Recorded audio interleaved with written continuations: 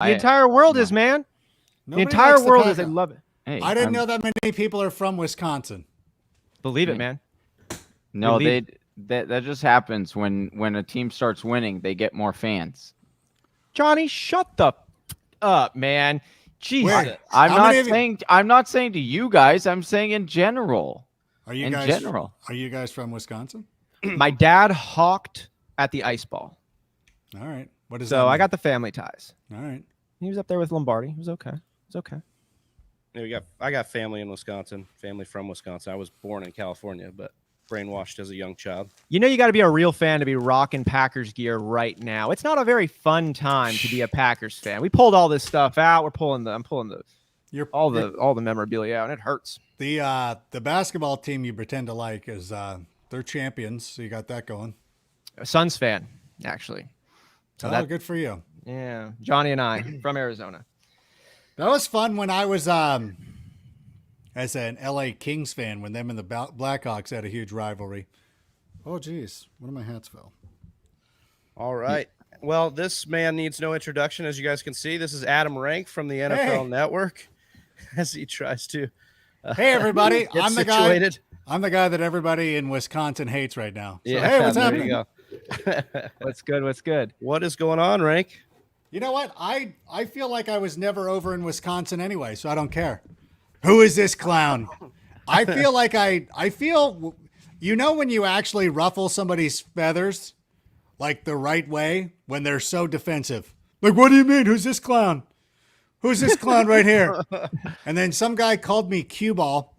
And I'm like, bro, you get one chance before I mute you. And you went with cue ball. You couldn't even be like, it's not even mean enough. Like, whatever.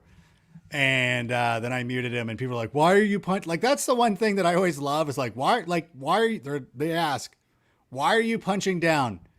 And I go, I don't know. Are you allowed to just come in and say whatever the hell you want about me? And then to no reprisal? They're like, yeah, but everybody liked this. And I'm like, of course, you people are from Wisconsin. Like, you don't have any concept of good humor. So, of course, you would find the cue ball reference smart. So I should have read the room.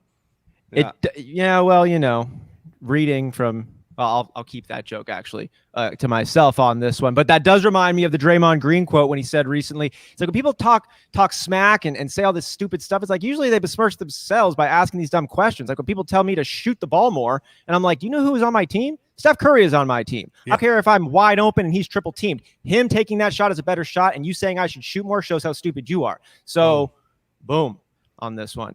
Love it. Man, it's so good to have you back. This is year 2. Yeah, buddy. We've had you back to back here.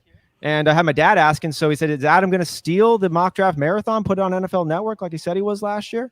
I said it's in the works. We kind of did. I don't know if here's the thing with the NFL Network and anything that goes on with NFL media is that you go in with a pitch, and legitimately, I was like, we should do something similar, and we'll bring in guests and we'll do all this thing and basically lifting this idea.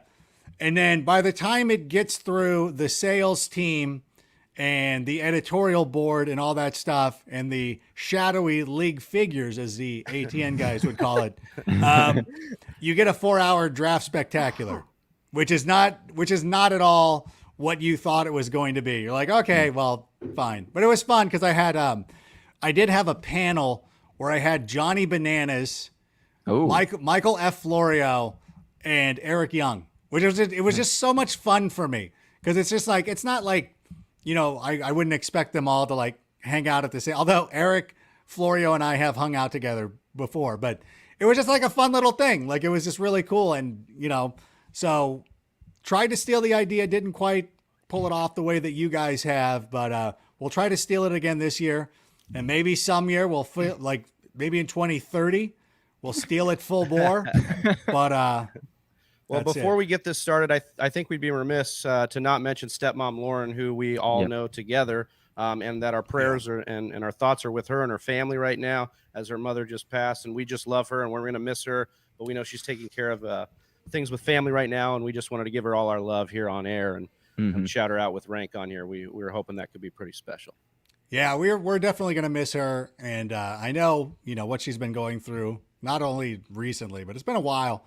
So with a heavy heart that we're going to miss her for sure. And That's all I got. Yeah, we're just let's make her proud. We're good things. Yeah. All right, Rank, we're gonna start this thing. So as long as you're ready, I'm gonna get it going because you're one. It's on my phone. You're the 101. The dot tells me. Okay, there it is. I just wanted to make sure. So I was oh cool. So that's how quick that goes. So I'll be able to follow along on the screen. If I'm not addressing the camera directly, I apologize. That's fine. I think they're used to it. We're 6 hours in. We're all over the place right now. Yeah, so that's okay. Austin's not even looking at the camera. Who's talking? Yeah, exactly. My voice isn't recognizable. It reminded me one time, one of the school moms was, I was talking to her, during drop off or pick up, one of the ones. She was like, "Hey, do you get recognized like regularly?" And I'm like, "Well, it's a little bit different now with the masks and everything. It's not as prominent, but still, because my voice is a little, and she's like, annoying. I said, "Yeah, that's exactly it." Oh, that's exactly what I was going for there. Hey, annoying. At least Travis is a witness to this. As we've been in the same room many of times with people, and they're like that have heard our podcast and stuff, and they every time that this is their thing, they'll say, "Oh, Travis, we just love your voice. It's very soothing, very easy to listen to." And then they'll like just look at me and they'll be like, "Yeah, John, unfortunately, I can't say the same thing about you." And so it's like I was thinking that your voice isn't great. No, it isn't. It's not a podcast voice. Well, mine's not great right now. I'm dealing with some stuff, but I just always feel bad. It's cringy, Rank, when we're in the same room and his friends say that, because what am I supposed to do? What are you gonna do? Yeah. You could I'll just keep using my sultry that skills. Yeah. Well, that happens because I get it. I understand that too, because like if Marcus and I are out doing something, people are like, "Marcus, what's up? Like, you're great. We love all your advice. You're so smart." And then they're like, "Oh, hey, Rank." And then that's it. That's where that ends. And you're like, "Oh, okay." And they don't know what to say. And they're looking down and it's like, "Oh, I understand." I can read it. I can read a depth chart. It's understood. By the way, is this I should have looked at the rules. Is this a Superflex? Yeah, this is Superflex. God damn it. You guys snuck in a Superflex. I knew it. Yeah. Right when I saw Mahomes go. First of all, Christian McCaffrey is still not a bad pick, but bro, do not take Dalvin, Kamara. Don't take any of those running backs over the quarterback. What is wrong with people? Although I do, I'm just kidding. I did feel like this was a super flex league because in all the super flex leagues that I've been doing, am I talking too much, by the way? I'm sorry. No, you're talking not enough. Am I being an asshole just like coming in? Oh, by the way, can I work blue? I haven't heard anybody else cuss. I usually wait till I hear the first curse word. Johnny says I can't use the F word. We lose monetization abilities, but you can say other words. No F words. Okay. Listen, I'll clean it up. I don't need it. I don't need to cuss. Be the Will Smith of this podcast. You know what? Yeah. There was I always go with the Brian Regan. Brian Regan, yeah. He is like legitimate. Like, is there anybody funnier than him? I don't think so. And so. Oh, you don't want us to throw out Dane Cook? I'm just messing with. Just kidding. I would like you to throw him out. I'm just kidding. By the way, Dane Cook, I had a friend who toured with him, was like the nicest guy. Like Dane Cook took care of my friend. Like he had all these awesome photos of like the private jets, getting awesome seats for MMA fights and all sorts of cool stuff. And Dane Cook could not have been a more pleasant person. And it kind of sucks that it's fun to like poke fun at him, but it's like, he is legitimately a super nice guy. People find him funny. And you know what? Like, listen, some people think the Packers are a great organization. Oh, wow. I don't necessarily Some people know agree. that they're a great organization. Similarly, people feel that Dane Cook or know that Dane Cook is funny. Like, that's the way. You're the Dane Cook of NFL franchises. You don't think that Dane Cook was funny at the beginning ever? Listen, I will say this right now. Because he was like on top of the world there. Dane Cook makes people laugh. He is funny. Is it my particular brand of humor? I think some of his stuff is great. But again, it's like you're there to make an audience laugh. Like if you go if you're at the Improv and if your goal is to crack up the 3 a-hole comedians sitting in the back of the room, then you've lost your way. Like you never want to be that person. Like it's cool. You got street cred. You can go to the Comedy Cellar and hang out and they will all love you. But if you can't make the mass audience laugh, and if you can't sell tickets, then what good is it? And so Dane Cook goes out there and does an amazing job. And it's the same thing like Carrot Top. People roast Carrot Top all the time, but it's like he's been a Vegas headliner for well over a decade. And believe it or not, if you went and saw his show, I know it's prop comedy and all that stuff. It's always current. It's always based on something that's happening now. So he's always writing jokes. So that is one of the biggest misconceptions. Like Carrot Top is not doing jokes from the 80s. Like he's making references to Biden and whatever's happening in the world today. Again, he makes audiences laugh. Say what you will. And I understand it might not be my way, but they're very successful, and they're very successful for a reason. Know your audience, right? Don't write for writers. Write for your audience. 100%. God damn, do I have to? Sorry. Yeah, you're going to have to take Justin Fields right here in the second round. Now I'm going to take Stafford. Oh, that's a good one. Do I want to go and then Fields. So it makes you feel better that you took Fields in the third as opposed to second. I mean, I get it. Honestly, hey, reach for your guy. Reach for him. Who's the 0 wide receiver guy? Is that Kluge? Yeah. Like, who is the guy who's been talking about it all summer? Yeah, I'm inadvertently doing tomorrow it. Morning. Like I'm going to inadvertently do it because I'm going to take Austin Eckler. It's too much to pass up. Now I know that I'm spoiling this because there are people in here that are part of my draft room. One of the quarterbacks that I would like. Let's just do a little strategy session here. Fields might not make it down to me. Baker Mayfield, maybe. Cousins, Wentz. Dude, how far do I have to go down? Yeah, okay. 2 quarterbacks I would be looking at the turn the next time that I draft. Just realistic guys who are going to be there. I'll look at episode 9 for sure. I know a lot of people are afraid of episode 9, but I will take him. And I love that you guys don't know who I'm talking about. That number 9. It's a joke. It's a joke between Stephanie Smalls and me. Oh, okay. And is it Danny Dimes? Yeah, it is Danny Dimes. Yeah. And I'm also looking at Zach Wilson next time he comes around. I don't care. Zach Wilson has a nice schedule. And of course he has the Canada arm. The Danny Dimes stuff, I think if people don't realize how sneaky upside his rushing ability is. Yes. And then the fact that they have all these weapons. I've commented several times on Stephanie Small's stuff because she absolutely loves Danny Dimes. And I'm with you guys. I think that people have gone a little bit too far. We all thought he was going to break out last year, and he didn't. And then what do you have, like 11 touchdown passes? Yeah, it was nothing pretty. But they have a lot more offensive weapons. And we've talked about it once before on this mock draft, but Kenny G, I think, is going to do a lot for a guy like Daniel Jones. Yeah. Daniel Jones has never really had any real weapons, right? We're looking at Evan Ingram. We're looking at Darius Slayton. We're looking at Sterling Shepard. I mean, these guys are players. They're in the NFL, of course, but are they difference makers? Are they going to do him any favors? You got a point. Well, they were supposed to be difference makers. I'll just say that. You know, like Evan Ingram was supposed to be the new news. Sterling Shepard's supposed to be the most underrated wide receiver ever. And his routes at Oklahoma were so amazing. Yeah, that's fair. And Saquon was hurt all of last season. Like, it's crazy. I was writing about this in the State of the Franchise about the Giants. And, you know, because we were going over the research and you're like, God, like, it is so ridiculous. And I know it's the most obvious thing that you can think of.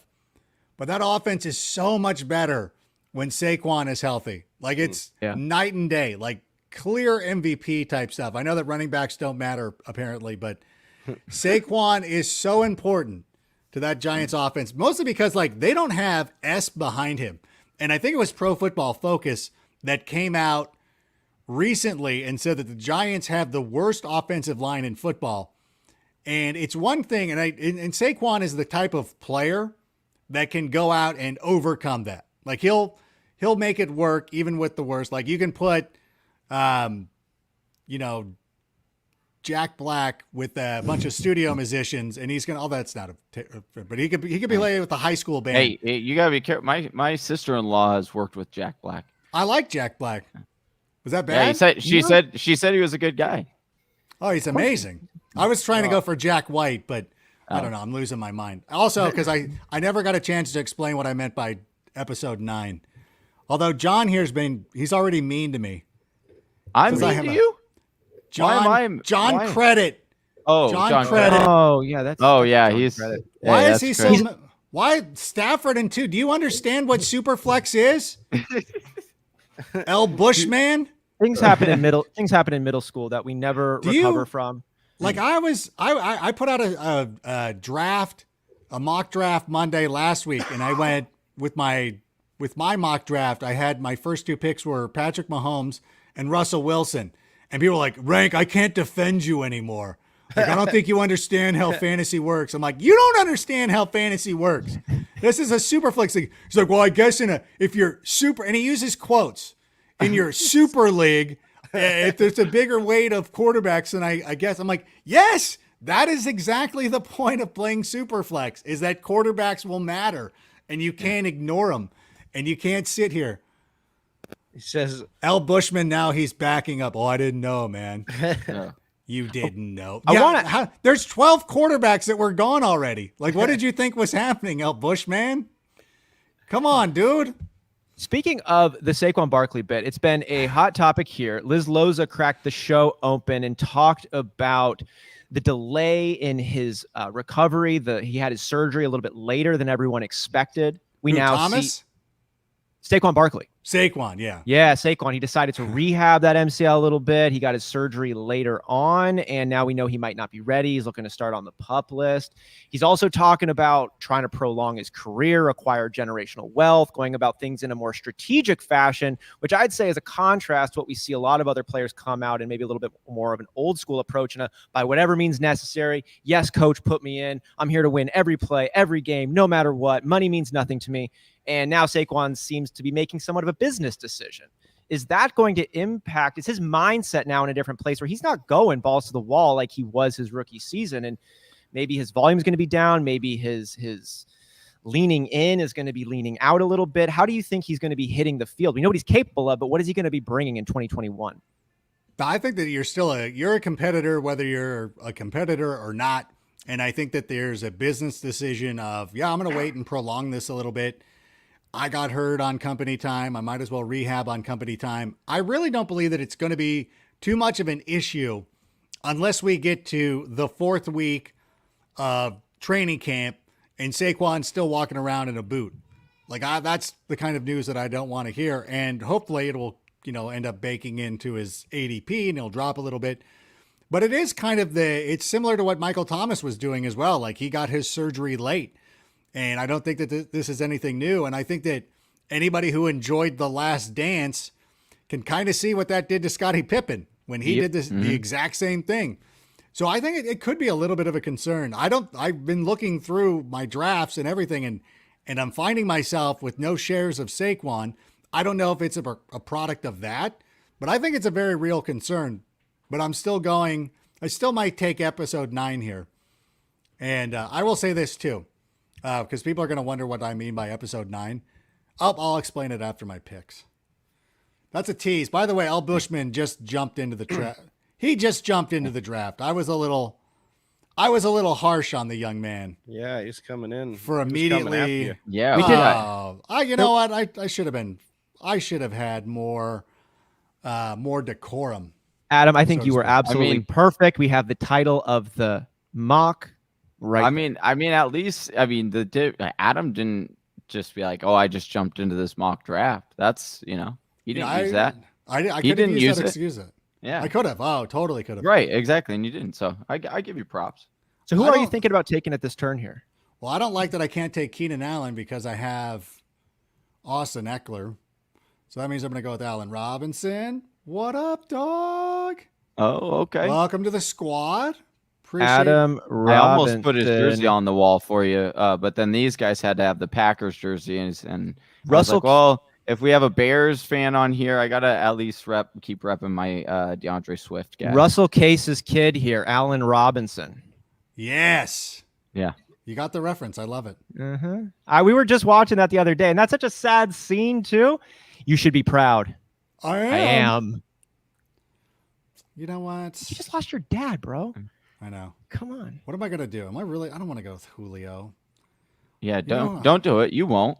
Wait, hold on. I'm not. Hold on. Yeah. Well, you got 16 Hold on. seconds. Don't let the Damn pressure it. get to you. You know who I really want? The guy that's on Maybe my you team. want to auto draft. Maybe that's what you want. You wanted David Montgomery, but I took him. I know. Fuck it, I'll take. Excuse my language. You take Michael Tom. Oh, No. Why did you take Daniel Jones right behind me? Who took episode 9 right behind me? You know why? Well, his name is NYG Noah, so yeah, he's He got to was be. so He's far definitely- down the list. Why is he doing that? Rank these got that. RBs: Dobbins, CEH, Swift, Gibby. Oh, by the way, here's the thing. Here's what I think about Daniel Jones. Watching Daniel Jones to me is a lot like watching Star Wars Episode 9. I kind of like what I'm seeing. There's some stunning visuals. You know, watching the lightsaber scene and the fallen Death Star and the moon of Endor. Very nice.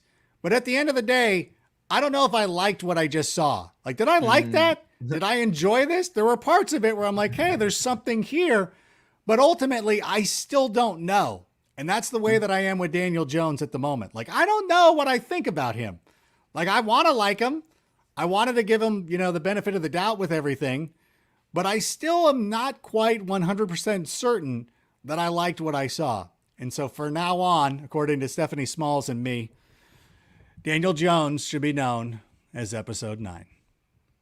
I will say, Rank, that's one of your specialties is to draw some great comparisons, great you. comps. Yeah, it's definitely it's just like a character piece for you that I really like, whether it's a pro wrestler or some sort of comedic jab.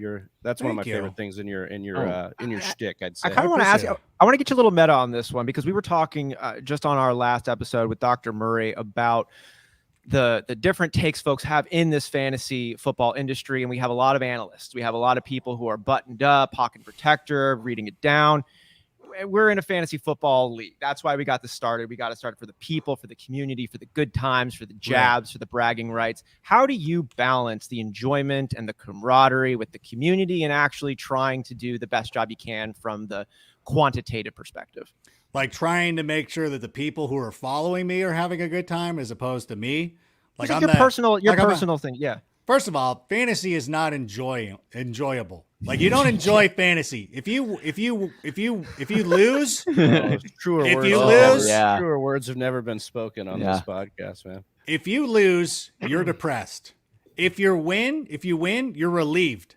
There's no joy in winning. You're just relieved. Like, thankfully, it's like when you hit a good and you golf immediately shot. look on to the next week. You're immediately looking next week. It's like, yeah, you can't sit there and stare at the app. You got to be the one who, you got to be looking, as you said, on to next week, on to Cincinnati. Here's my thing. I'm kind of like a bartender in that my job and my position is to make sure everybody else is having a good time.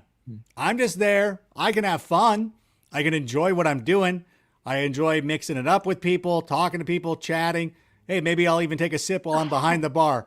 Ultimately, my job is to make sure that you have the best time possible. And that's the one thing. And that's like, I always talk about this too, even when I'm doing my own drafts.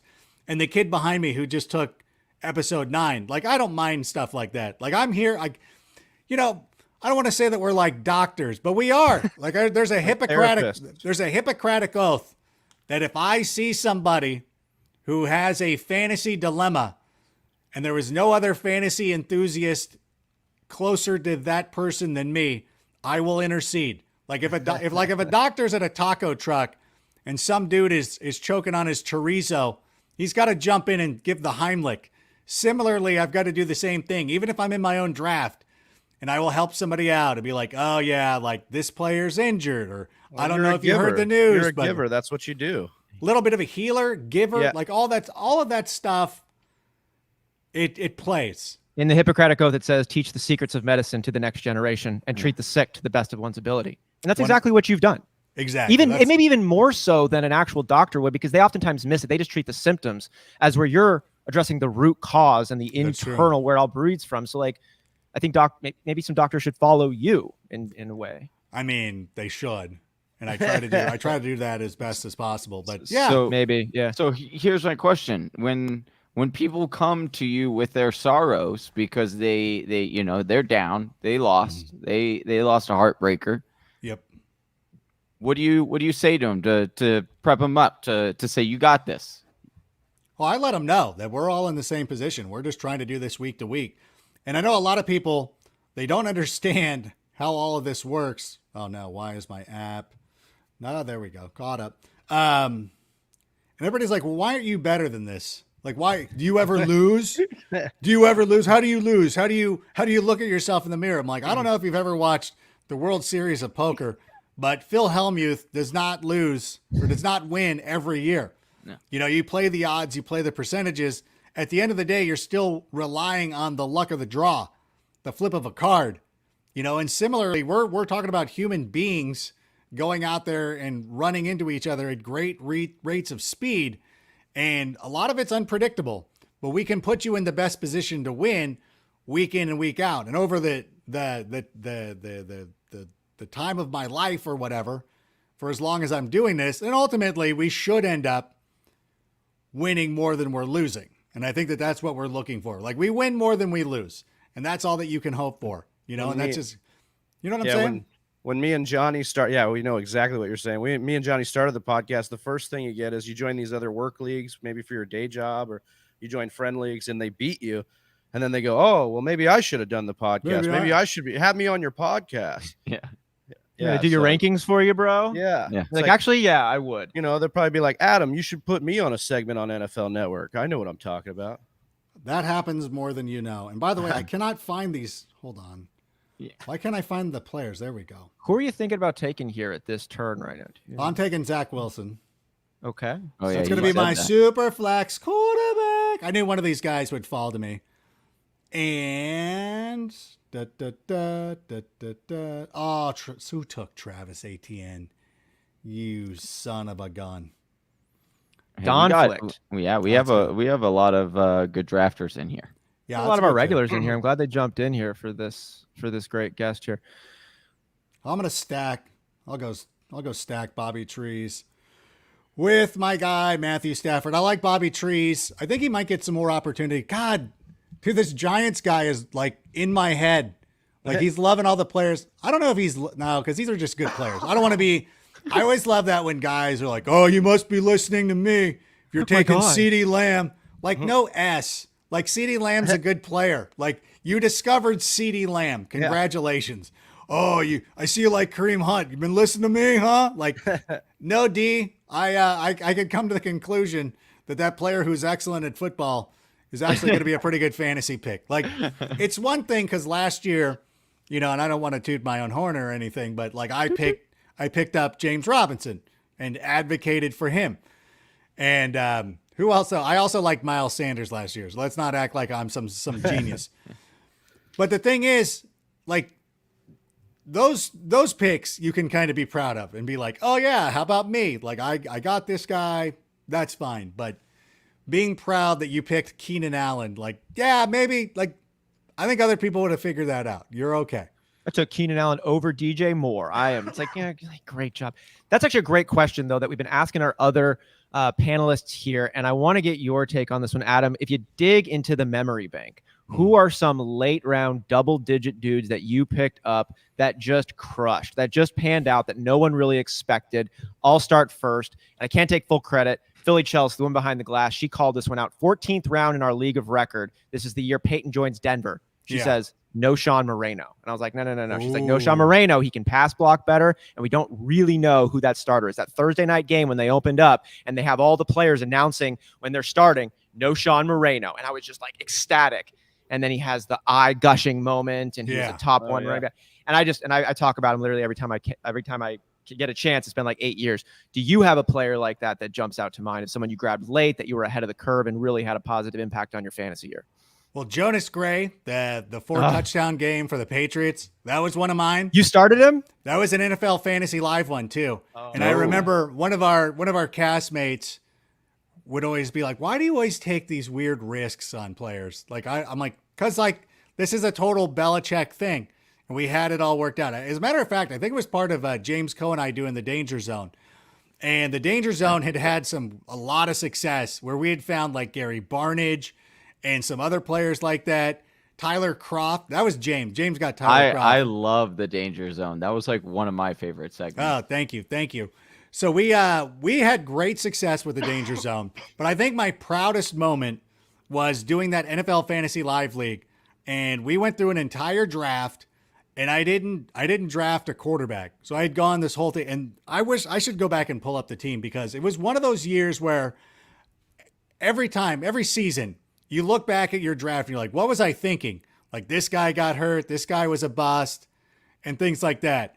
And for me, this team that I had picked, 11 of the 14 guys had made it to the final week of the season for me, and were solid players, and were out there and they were crushing it, and it was amazing. And so I was like, this is one of the best drafts. Like, I'm trying to like tell our producers, like, can we go back and revisit this? Because this is like one of the best drafts ever. And they're like, who cares? Like, nobody cares about this stuff. I'm like, do you even play? Like, the guy who's like, no disrespect to our showrunner, but like, he's a baseball guy and a boxer guy, but like, no disrespect. But my last pick, so everybody has now noticed that I do not have a quarterback. So Matt Money Smith is picking right in front of me. And he's like, hey, Rank, I know who you're going to pick here. So now I'm going to screw you over, and you're not going to have a quarterback. I'm taking Phillip Rivers right here. Good luck to you, son. You got no quarterback to choose from. I don't know who you're going to go with. And I go, I was looking at him, Money, but I think I'm going to go with this guy. I know it's his first year starting, and he's in his second season, but I'm going to go with Patrick Mahomes and see how this works out. And so I had a draft where I hit 11 of the first 14 of guys who contributed, were on my roster at the end of the season, and topped it off with Patrick Mahomes being my 15th round quarterback that I took instead of a kicker. And I was just like, thank you very much, everybody. I think I went undefeated. It was a laugh. And I think it just calms me on the inside when you hear as good of a one like that. Like, Patrick Mahomes is the best one. That Travis, I remember when you spent half your WAB after game one, I was like, oh, it's a little excessive on that year. No one had drafted him in ours. So well done on that, Adam. You just kept saying he had blown his WAB all over for Pat. That was so fun to give you crap for 6 days until we watched him do it again. Yeah. Oh my God. Yeah. Well, it's like we had the NFL replay, and I just kept looking at the film, and I'm like, he's making some crazy throws. I'm just going to invest here and see what happens. Of course, I've done that a million times, like guys like Paris Campbell last year, and you're like, watch a bunch of cut-ups, and you're like, Paris Campbell was such a heartbreak. I was so mad when you got him off waivers. I was like, this guy, and I knew you were the one I had to clear in order to get him. And so when he went down, I won't lie to you, a little bit, a part of me, like the competitive person was like, good. Ooh. That's what he gets. But yeah, I'd not like in actual, I was not happy that he actually got hurt because I had picked him up in other leagues. But Adam, we just saw Darrell Henderson coming off the board, and we're in the 8th round. I saw you had put together a really great video here on NFL Network discussing Darrell Henderson during that stretch. We had 16.8 points per game last season. Cam Akers is done now. How good do you think Darrell Henderson's really going to be? What's his opportunity load, and how high do you see his ADP climbing come Labor Day? Well, it's difficult because the super flex kind of pushes him down a little bit, but to me, he is somebody who should be going in the 3rd or the 4th round. I still think that the Rams really like him. Hold on, let me make a couple of picks here. Yeah. I'm going to take James Conner. Gross. Oh, that was gross. Really? Why don't you like James Conner? Defend yourself. Why do you like James Conner is more like the question. First of all, Chase Edmonds is not going to, no, he's not a thing. Johnny's ready to throw down. James Conner was playing behind one of the worst offensive lines last season. And I know he's been battling some injuries, but now he's got an opportunity to go to Arizona to play in that offense with Kyler Murray. To me, the opportunity here in the 8th round, I don't know how you would pass him up. I think that everybody's going a little too hard on Chase Edmonds. I don't think that he's going to be the guy that everybody thinks that he's going to be. Why do you doubt that? Why do you doubt that? We've seen enough. Like, Chase Edmonds is who he is. Like, it's when you have like an actor who is a co-star in a bunch of movies, and then they're like, you know what? You should be the lead person. We're going to give you the starring role here, thinking that he's going to be the next Tom Hanks. And then he goes out there and you're like, okay, we're sorry. You can't, you're a fine number 2. Wait, Andy Richter left Conan O'Brien and thought he was going to go out there and be some big superstar. And then by the time that the Conan O'Brien show wrapped up, he was back there sit next to Conan O'Brien in the spot that he should have been in all along. And I think that's just Chase Edmonds. Like, don't try to make him a number one. He's fine where he is. He's a complimentary piece. His side, like, he's Angels and Airwaves. It's fine. It's not Blink 182. Angels and Airwaves. Wow. Boxcar racer. It's Boxcar racer. I think people are just forgetting. We'll take a stroll down memory lane. Like the player you just described entirely, his name isn't Chase Edmonds. It's James Conner. James Conner. Yeah, he did the exact same thing that you're saying, where Le'Veon Bell sat out. They had a guy behind him that, this guy can do it. And he showed us he had one whole season and he was great. And then since then, he hasn't done anything. The fact is that James Conner and Chase Edmonds James Conner had over the last 2 years, he's had 2 more RB1 finishes than Chase Edmonds. But the fact is he's been the starter the whole time and Chase hasn't. Chase has been that secondary guy. And I know that we had talked about this on the first hour with Liz Losa because she asked me the same thing. And I don't buy into us getting James Conner. Like the whole entire team, from the GM all the way down to Kyler Murray himself, have all said it's going to be Chase Edmonds season. And then you have a guy who comes in, and if they are so sold, because this is the last year for Chase Edmonds here, and I'm on the clock here. It's okay. This is the last year for Chase Edmonds on that contract. If they were so sold that James Conner was such a great running back, they would have signed him to more years than just one on a $3.5 million contract. Like they would sign him to 2 years or 3 years at that cheap. So when they're coming all out and saying, hey, Chase Edmonds is our guy, we're going to give him the whole first crack at taking this, and beat reporters are saying the same thing, I tend to believe him. And is it a possibility there's 2 Andy Richters on that team right now? Could be. By the way, I think you know what? You've convinced me. Give me Trey Sermon. I'm pissed. That's why I hate drafting on phones.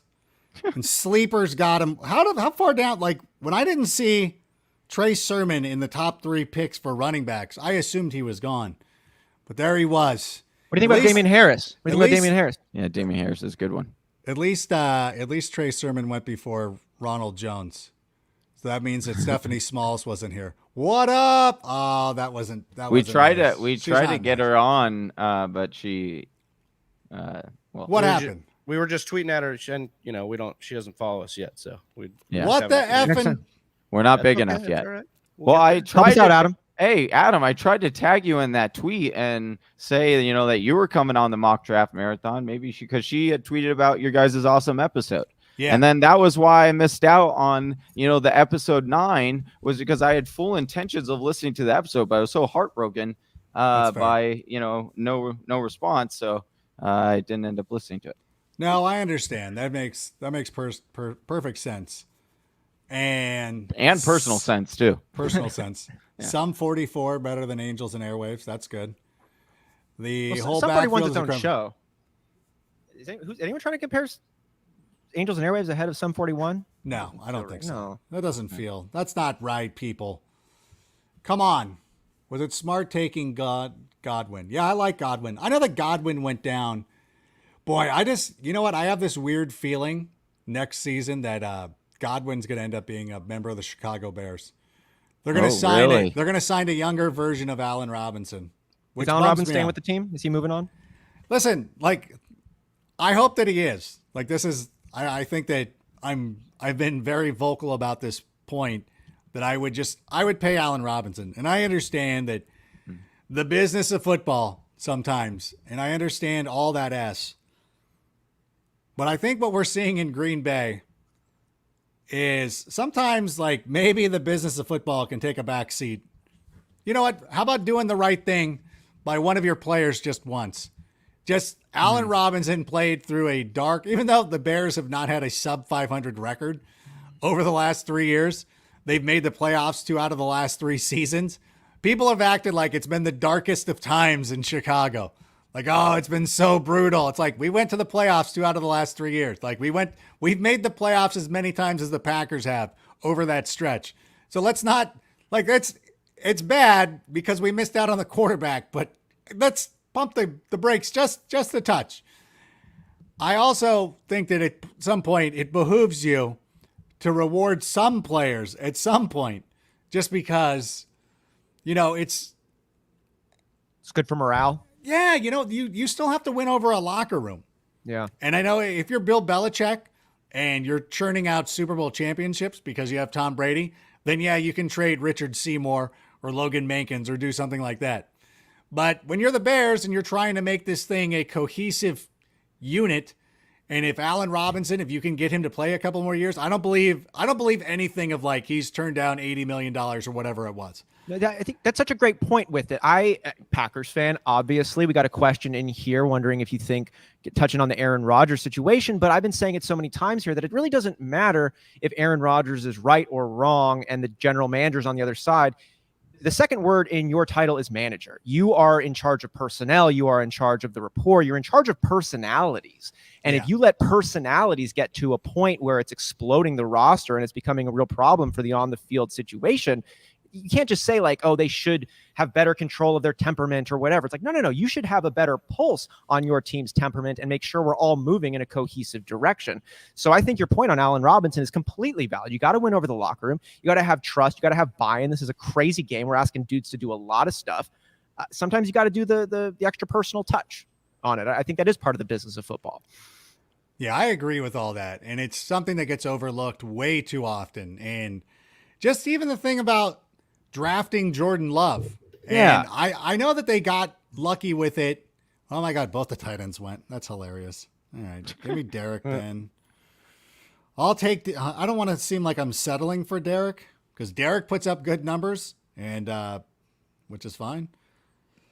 People want to He does really put up some good weeks. I was really surprised looking because when Scott Fishbowl, a lot of people were talking about Derek Carr and grabbing him because he has sneaky upside. And so I started doing a little bit more research on him. I'm like, wow, yeah, this guy is actually has some really good upside on super flex weeks.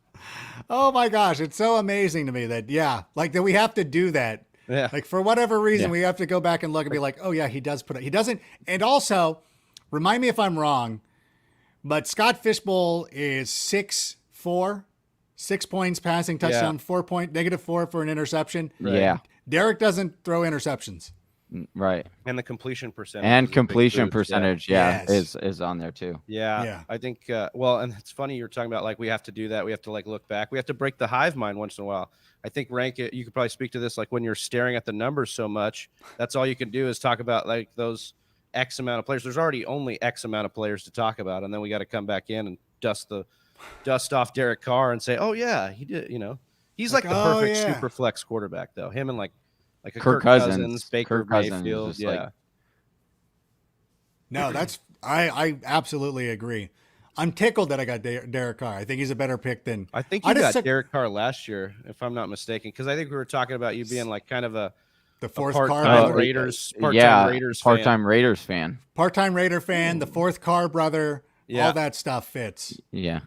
I'm a huge Derek Carr stan, and I'm friends with David, so that there's some bias there. Name drop. Yeah, just name drop here. He's my coworker. Yeah, like it's not that big of a name drop. Yeah. Believe me. Don't worry. We say the same thing about you, Rank, to our friends. We're just like, hey, we just have Rank on our show. Let me tell you something. This is something that George Clooney once told me, and I took it to heart. He said, Adam, never name drop. And I've always remembered that. In that same vein, though, I really do want to know about this, Adam Rank. It's with all the back and forth and all the fun stuff, it's a real privilege to get to talk to somebody with your experience, and get to see the evolution of the NFL, your role in the industry, the different personalities and analysts and just folks you get to surround yourself with and sharpen your knife against, mental knife, that is. What are some of the things that a casual fantasy fan might be surprised to know about that goes on in some of the more professional orbits of the fantasy world? What are some things they might be on the outside looking in, but if they were on the inside, they'd be like, whoa, I didn't expect to see that. Anything come to mind that would be surprising from a casual fan looking into a professional circle of fantasy football personnel or analysts? Man, that's a great question because I feel like being with the NFL, it's always so surprising to me at times of how much we still have to sell fantasy football to the people inside of our own building. We're like, hey, do you ever notice like people really care about fantasy football? Like it's a really big thing. And like producers and like executives and all that stuff, they acknowledge it, but then they don't like acknowledge it. They're like, yeah, that's a great idea. And then that's as far as it goes. Are they rooting against it? They're not rooting against it. I think they don't understand it. I think there's still such a old school mentality of the way people do television and the way that people follow the NFL and all that stuff, and still having to go in and make the case of like, hey, you know what? In week 13, and there's a Jags Titans game on Thursday Night Football. You want to know why they're watching this game? Burner. You want to know why they're watching this game? Why? Is because they have Derrick Henry on their fantasy team. Right. Like, this is why people are watching these games. I don't understand. Like for Thursday Night Football, like why am I not like why if you have the guy that you throw to, whether it's Mike Pereira or Stedator or the other guy, like they always go to those people. Like, why do you not have a fantasy person at the ready just to be like, hey, Raheem Mostert, I know it's like a little bit poor taste to be like, hey, this guy's getting carted off. Who's his backup? But like, it doesn't have to imagine be. that. It and after that gruesome injury, the Aircast is out. Now, here's Adam Rank to tell you the fantasy implication. That's how does this make it fantasy relevant? That's an extreme example. Was a man who's taken the Hippocratic Oath, or even above it, he would never. But I think like if it's a Thursday Night Football game, and let's say that Lynn Bowden Jr. is having a monster game, and Joe Buck was like, "Hey, Lynn Bowden Jr. there just caught his 8th pass for 114 yards. We're going to bring in Adam Rank right now to talk about this for a moment. Like, hey, for their fantasy people out there, is this a 1-week trend?" And you're like, no, Joe. Like, as a matter of fact, like Lynn Bowden has been the most targeted receiver for the Dolphins for the last 4 weeks. Even with Jalen Waddle, it has been Lynn Bowden. He's scored touchdowns in 3 out of his last 4 games. So if you didn't pick him up before today, well, you're going to be out of luck. But on Monday, you need to go in and make him your top waiver wire claim. That's it. That's such a great idea. And Johnny and I, we went ahead and ran back an experiment. You can go ahead and steal this idea as well because it's solid gold. Is we've seen a lot more broadcasting options suddenly emerge. Amazon gives you multiple selections. You had, the Troy Buck and Troy Aikman. You could switch over to the female broadcast section. They have different selections there. We went ahead and broadcast a Monday night game from the fantasy perspective. Every single time there was a play, a 10-yard play, that's 1 point in fantasy. Here's how many total points that player now has. And to basically look at the game through the way fantasy players are looking at the game. Yeah, you love football. You're watching it for football too, but you're really watching it for fantasy. And you could call the entire game through a fantasy lens and I think capture an entire new audience that's watching for just that reason. We pitched that a couple of years ago, and we were going to do that. And we were going to have split crews of like, you 3 are going to be the first half, and then you 3 are going to be the second half. I think it was when we had our NFL Now app, and they killed it. They were like, no, we don't want to do that. We don't want to take away from the broadcast or whatever what was happening. And it's like, but these broadcasts always screw it up. Whether, like, no offense to Booger McFarland, but Booger McFarland, like these segments that people like religiously hate, if you tie it into their fantasy rosters, people are going to love that. Well, not only that, but like you're adding a whole audience that you would not have otherwise potentially gotten, right? Because they would rather, like to case in point, we would rather listen to the fantasy side of things of like, Chris Godwin just caught a 15-yard pass. That's, added to his total. He's now here. And like, if we could listen to that, I mean, we listen to podcasts all the time. Like we would listen to that as we're, watching it, or you'd bring in people. I don't know. I think a big part too. I think it's going to open up. It's going to be just even more viable because the players today have all played fantasy since they were kids. Like it's not the older generation. It's like, what's this fantasy stuff? It's nonsense. Like, no, Joe Burrow is a fantasy football fan, and I don't even know if he is. Probably. But of course you are. Yeah. You know what I mean? Yeah. I mean, Austin Eckler is a huge fantasy football fan. Hopefully we'll have him on next year. But have you had Austin Eckler on your show? Not yet. Not yet. No. You We probably, want I to, mean, though. but it's fun to see like some of the shows that he's been going on. Yeah. That's Like why he it's really pops up cool. on these podcasts, and I'm like, what a cool, like he's so awesome. Like I want to draft. Did I draft him? I did draft him. But that's Oh, part of, now Adam Rank's gonna go on and get out and Eckler, and then next year he's gonna brag about, that found- time when I went with Eckler and we talked for. I found Austin Eckler for you guys. Let me tell you what. Here's a guy you should be keeping an eye on for. Yeah. Oh, I love this one. Well, Adam, we're coming down to the end of the draft here, and we're hoping that you could go ahead and just kind of give us the rundown on your squad. Break it down for us. Let us know what you like, what you might have shifted now that we've gotten to see pretty much a whole package put together. Well, John's really talked me off James Conner. That's one of the great things about these mock drafts is I'm not going to be so pig-headed into like I'm 100% right, but obviously gave me something to think about. I'm going to go back and re-examine my position on James Conner. I just, I thought that there was an opportunity there for him, but I'll go back and we'll re-examine it. Like we're not infallible. The mistake I would have made there is I really would have taken Trey Sermon because I think that he's going to end up being the number one running back for the San Francisco 49ers. I think that he does it all, and he just has that ability. And I think that, even though Kyle Shanahan has worked through, Raheem Mostert and Jeff Wilson Jr., and we've seen a lot of players come in there and have a lot of success, I think if they could find one guy who could be that alpha male in the backfield, they would stick with him. I do. So I really do like Trey Sermon. And I think I picked James Conner, I would have been better off taking Trey Sermon. Again, this is why we do mock drafts. Okay. This is not going to be a draft. This is not a roster that I have to live with. I'm happy to take a risk and be like, that's a good point. Thank you for pointing that out. I think this is a good opportunity. Taking Christian McCaffrey, 1.01 in a mock draft. This is the first time I've done it. Instead of taking the quarterback, I really don't like it. I like Christian McCaffrey. I really wish my quarterback situation was a little bit better. I don't mind Stafford. If I had Mahomes and Stafford, I would feel a lot better than going Stafford, Zach Wilson, Stafford, Derek Carr, even losing out on Christian McCaffrey. I would have gone Eckler. I probably would have taken I would have gone with a different, what running back? Chris Carson. You could have gone, well, no, I couldn't have had Chris Carson. No. But Travis Etienne. Oh, I'd love Travis Etienne. Javonte Williams.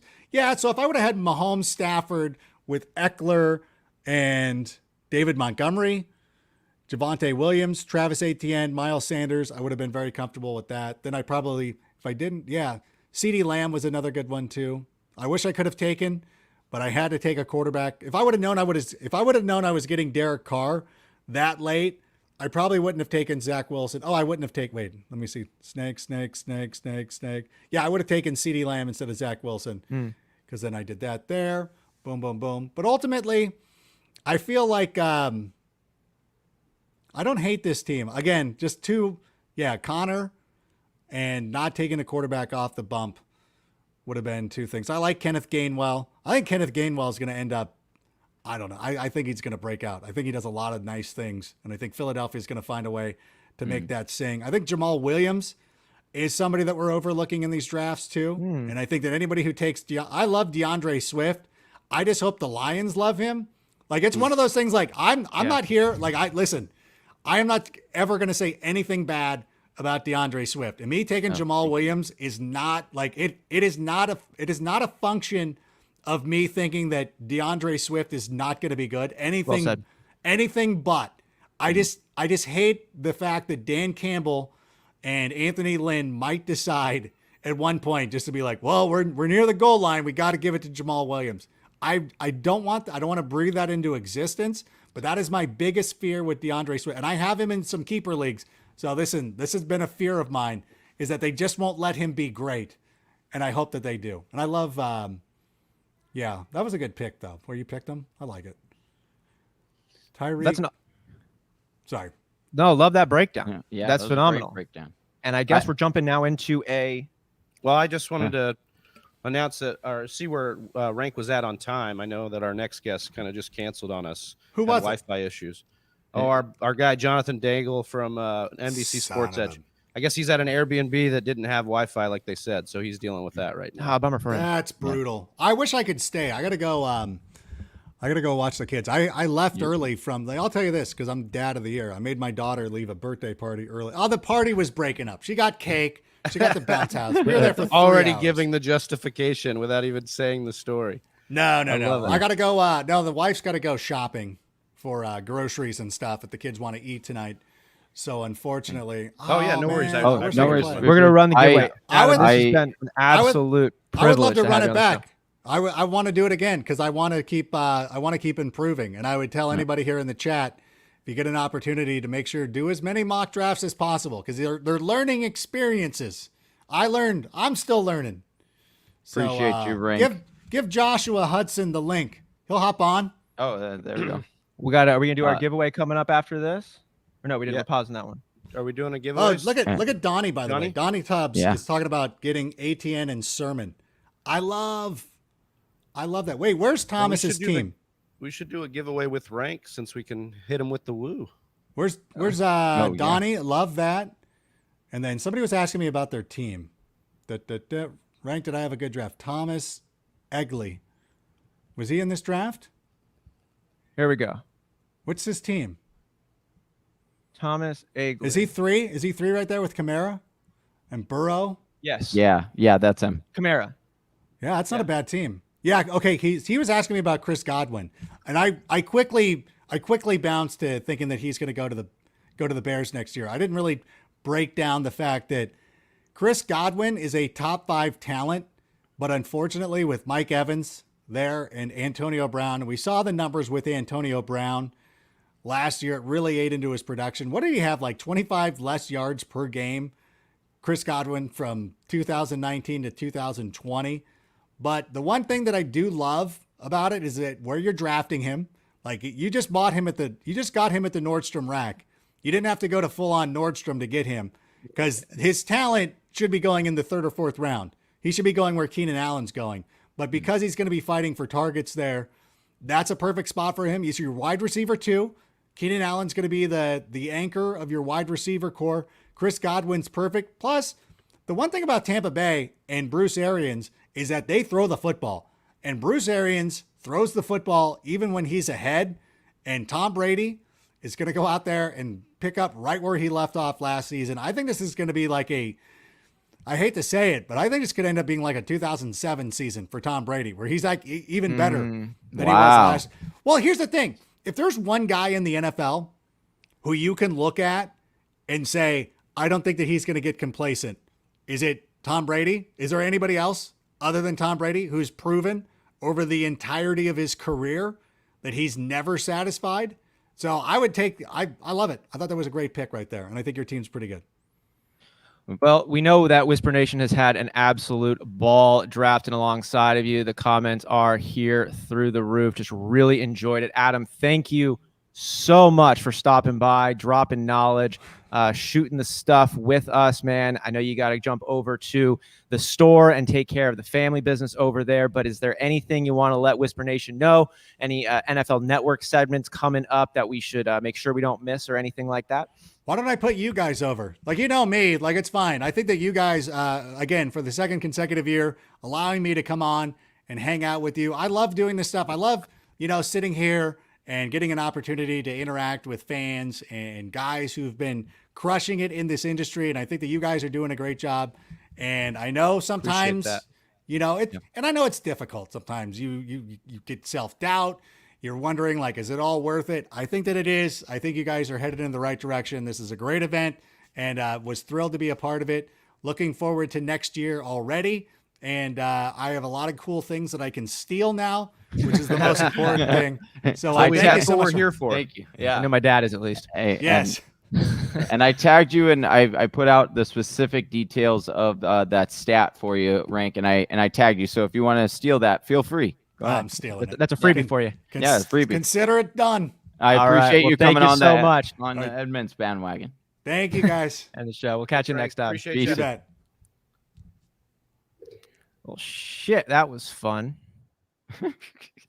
What's up, Josh? Oh, he's got him muted. Hold on.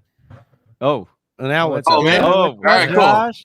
What's up, guys? Josh? What's up, up, brother? dude? We appreciate you being ready and willing. Hey, man, I got this. Let me get Hey, this one. Got you guys. Still the same sleeper room, right, brothers? Yeah. So Yeah. I got a All right, so what are we doing here? Whisper- 12 team, half PPR. All right, I got this. So what Whisper Nation? I guess okay. So we were supposed to have John Daigle on the show, but he had some From issues with NBC his Sports internet. Edge. Yeah, but he had some technical difficulty glitches. We gotta love technology. His Airbnb's got no Wi-Fi.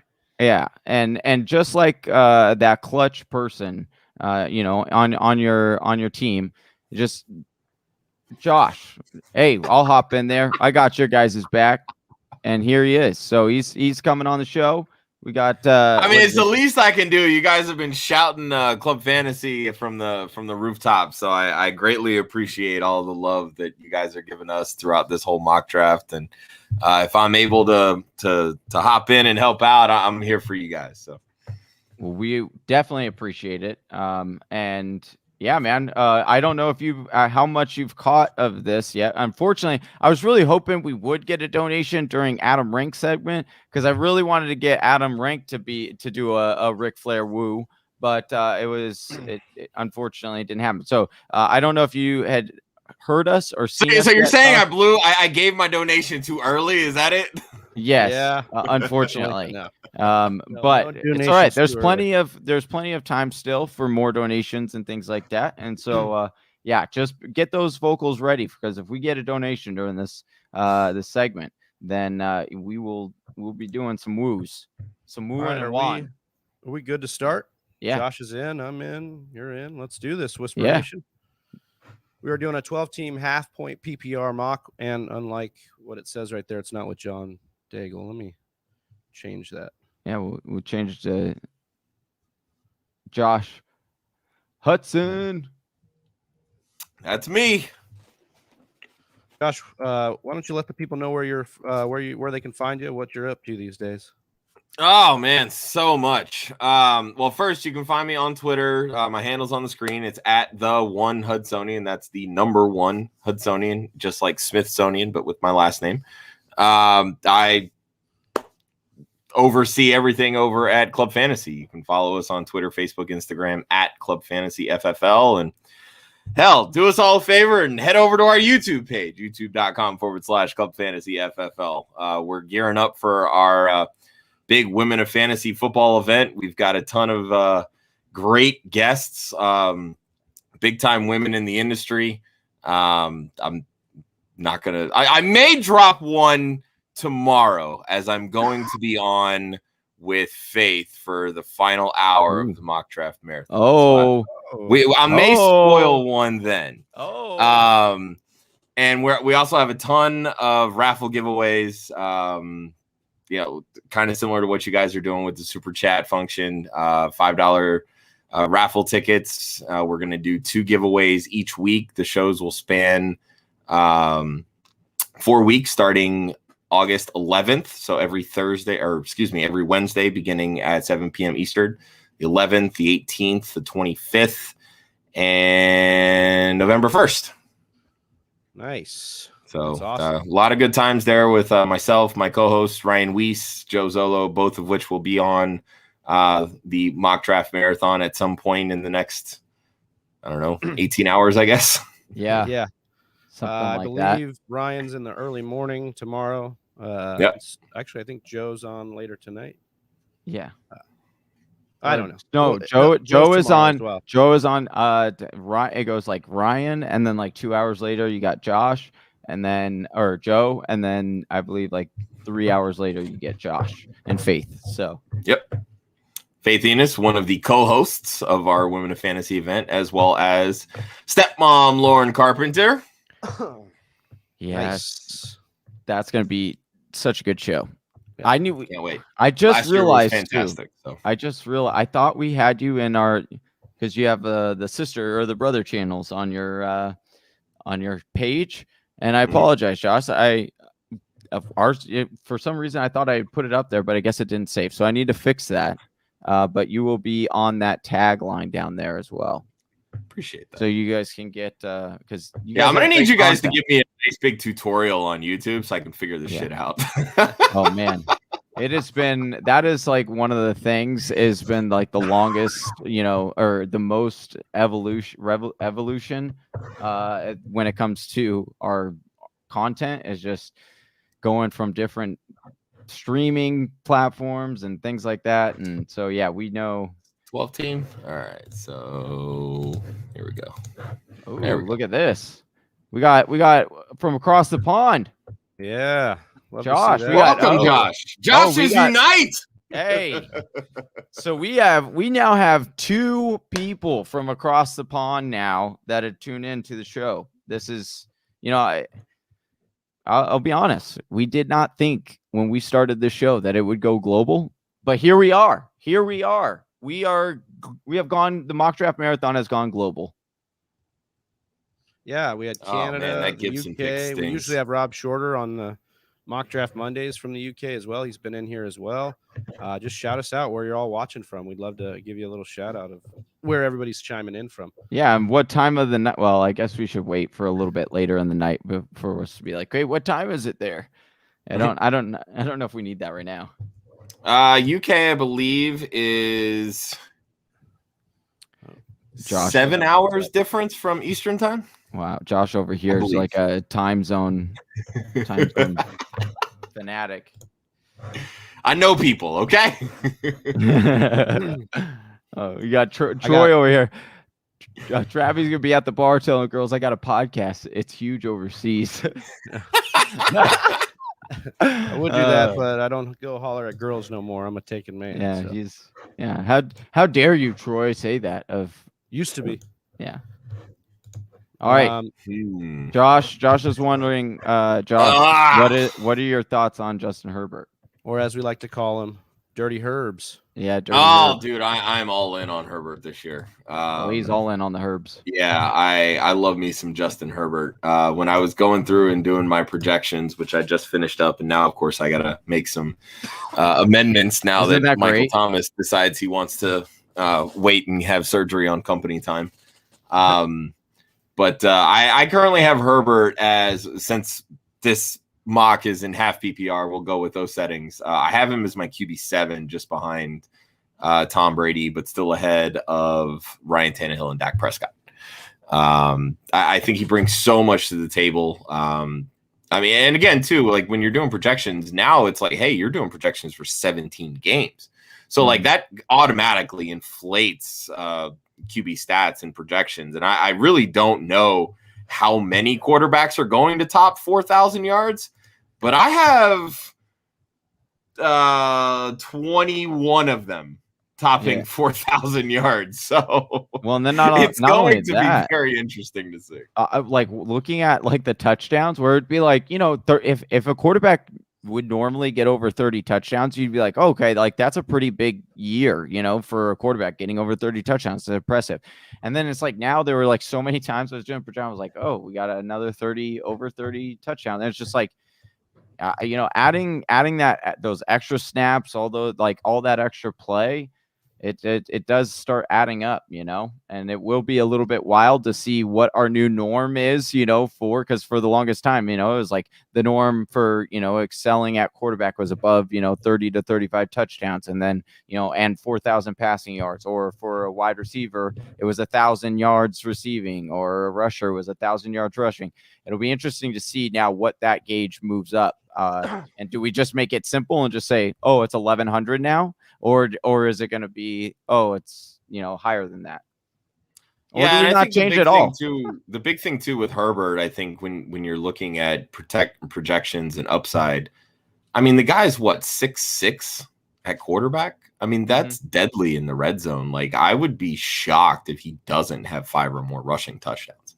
And that, Really? especially, yeah. Oh, absolutely. I don't see why he can't. I mean, Austin their Eckler. offensive line got better. Let's be honest here. They didn't have And Austin Eckler. Eckler's not really a red zone guy. He's not built for it. They were using I'd like Kelly to see you very say that early in that to role. his face. Hey, I love Austin Eckler. Are you kidding me? I think he's one of the better all-around running backs in the league. But just looking at his red zone production, which I'm literally going to pull up right now so I get this correct and I don't feel like I'm slandering his good name. He's what, 5'9"? With cleats? Yeah, I mean, just looking at last year. Hold on, I'm going to go to play profile here. 5'10". All right, so looking at last year, he had 1 red zone touchdown on 18 attempts in 10 games. Kalen Ballage in 11 games had 23 attempts and 3 touchdowns. And we're talking about Kalen frickin' Ballage here. Okay. I do agree with that. But what is Kalen Ballage, though? I just got to say, I'm not going to dig too deep into it, but Kalen Ballage was weird last year. Yeah, and Kalen Ballage sucks at football. Joshua Kelly, he was the worst football player ever. Yeah, he's terrible. That's what. But Joshua Kelly in 14 games had 22 rushing attempts inside the red zone, and this is inside the 20. I'm not even looking at inside the 5, where Eckler had all of 2 attempts in 10 games. That's why. Here, Walker Base right here. Wasn't that due to Anthony Lynn or whatever the coach's name? And Nick Sirianni. He was the offensive coordinator. He is no longer the offensive coordinator. Nick Sirianni he was in Indianapolis but he's in Philly now, correct? Right. Or sorry, but who's the now I'm getting the offensive Joe Lombardi's the new offensive coordinator for the Chargers, but the offensive coordinator that was for the Chargers last year and the last 2 years is now the offensive coordinator for Philadelphia. Steichen, yeah. Yes, Steichen. There we go. That's the name I keep thinking of. Steichen. Anyway, so I think it's a good point, though, in saying that when you look at like how many rushing – I'm going to look that one up too right now. How many rushing touchdowns did Bridgewater have in 2019? Because Teddy Bridgewater, I don't believe, had nearly 5 rushing touchdowns in 2019 when he was the starter for New Orleans. And then last year when he was a starter for Carolina, he did have a grip of rushing touchdowns. So I don't think... Yeah, but again, you're talking about 2 different quarterbacks. I mean, I understand the logic behind it. Like, coaches are stubborn and stupid and don't know how to cater to their players. Right. But when you have a guy that's 6'6", that... I mean, this is what everybody talks about. Oh, he had a great Rose Bowl on the ground. He couldn't throw the football to save his life. Like, Justin Herbert is a very athletic quarterback, and his ability, because of his height in the red zone, can play to their favor. Now, I'm not saying these are going to be called plays. Like, they're not going to go out of their way to call sneaks unless Josh Kelly can't punch it in, unless Justin Jackson can't punch it in, unless Austin Eckler can't punch it in. You're going to see a situation, I think, very similar to Josh Allen, where Allen gets these rushing touchdowns not because he's the first option, but because they weren't able to punch it in on first and second down. And then they utilize his height and his ability to get over the goal line just by standing and reaching. I mean, the quarterback sneaking is for sure when you're standing over the goal line and doing that. And let's be honest, wasn't that a staple of Drew Brees? That was a point. And Joe Lombardi comes from that New Orleans system. So correct, I mean, if you want to play the apples to apples comparison, right? And so, but what do we see more oftentimes than not? We saw him either run it with his, their big bell, like they're not bell cow because Alvin Kamara was that, or they put Alvin Kamara in and it was a pass to him. I just think that, and I mean, looking back at Herbert in college, he didn't have anything wild as far as rushing. Like, he had 161 rushing yards in 2016 when he broke out. He only had 2 rushing touchdowns then. He had 5 rushing touchdowns his sophomore year. He had 2 rushing touchdowns his junior year. He did have 4 rushing touchdowns his senior year, but he only had 50 rushing yards that year. So I mean, you could be very much right, Josh, in that it's something that he's used to. I haven't necessarily particularly watched that Rose Bowl game in a while, so I don't strictly remember him, running a lot in order to, maintain. But Well, yeah, and that's the thing. He's not like running because they're designed runs. But I mean, you talk about not a ton of rushing yards in college. He had 234 rushing yards just last year. So like, and that's kind of the point, is that he has that ability. I'm not saying he's going to go out and put up 500 rushing yards. I only have him projected for about 284. But that ability enhances his fantasy floor. Right. And that's really what I'm getting at, because that's what you want from a quarterback, especially in leagues that are only 4 points per passing touchdown and not 6. Those rushing yards and rushing touchdowns, that gives you an advantage. And Herbert has displayed that ability to provide that. I feel that. And where's I'm on. Oh my gosh, I got auto pick Josh Jacobs, and that sucks. How horrible! The power of the Josh zone. Josh came in and distracted you with Herbert talk from the other Josh on Facebook. Who I had a whole plan. This is draft like Josh All right. Screw it. I'm gonna do it. I don't won't. usually go this far, but I'm gonna do it. Wow, dude. All right. It's a mock. I don't care. On the Josh Jacobs, let's play with some strategies here. I don't know if it was Adam Rank on the last one or the guest we had just before that, but it finally did shift my perspective on Josh Jacobs. And I realized I've been looking at Josh Jacobs' floor this entire time, which I think we all agree is decent. But the ceiling is really not there. Like we thought that it could be when he was drafted, first running back off the board. Jon Gruden's getting really plugged in, all this stuff. But now there's no reason to think he's going to do better than he's done in years past. We've seen his elusivity. We've seen the yards per carry. We've seen all these things drop. I'm not going to call him touchdown dependent, but he is opportunity dependent. And there's no reason to think he's going to be getting more opportunity than he has in years past. So I feel pretty safe to say his ceiling has been discovered, which is putting him in the spot that he's in right now.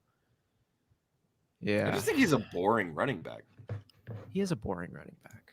Like we know what we're getting, but for somebody that was a first round pick that we're like, oh, this guy's going to be great, and you average still taking over Myles Gaskin though. I'm taking him over Gaskin. Also, Travis is really lucky that I got auto picked Josh, because Henderson would not have been there. I would have taken Henderson in the third round. Really? You're that high on Henderson? No. I'm saying in the 4th round, I would have taken. I wasn't planning on taking a running back. Okay, even in the 4th round. I need to hear some talk about Henderson, because you now have give or take 6 weeks before the start of the season. All right, do we honestly think that the Rams are going to go into this season and say we're going to give Darrell Henderson the football 250 times? Yes. You honestly believe yes, I do believe that, because let's hear it. I'm not on that narrative at all. Okay. There were 2 reasons he didn't play significant amount of snaps last year. One was he struggled in pass blocking, right? And then obviously they had drafted up to select Cam Akers, which was a better athlete. And we said that on our show. We were like, you can check the tape. I was all about Cam Akers. I was not on Henderson last year. But what do we know about this system? Well, we know that he has guys where Sean McVay plugs and plays. And if you produce, you will stay on the field. Well, what did we see when Cam Akers went out with the rib injury? He was minimum an RB2, and he had like 2 RB1 weeks. And so when you're looking at, is he a pass catching guy? And I could see you can level him down a little bit, and because it's half PPR. But the reality is he is going to get 55% rushing share. And so that will be about 15 to 18 touches per game. And they will give that to him. Is his receiving work there? No. Big Travie made a great point the other day by saying he never had more than 3 targets in a game.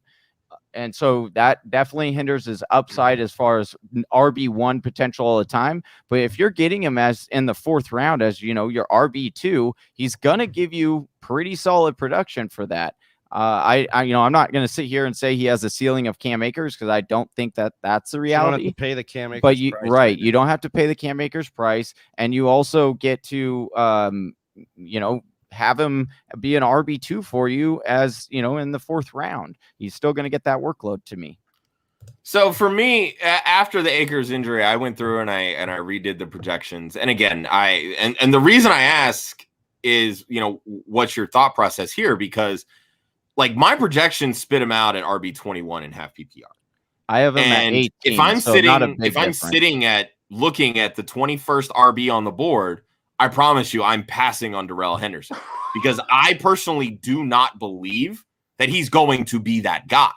Like, again, there's so much that can change between now and the start of the season. And this is a guy that has shown he can't stay healthy. And I understand he's still going into his 3rd year. There's still a lot that he can learn and build upon, et cetera, et cetera. But I also went higher on the receiving touchdowns. Like I gave him 4 receiving touchdowns, what I think is probably more of his ceiling than what in actuality he will be.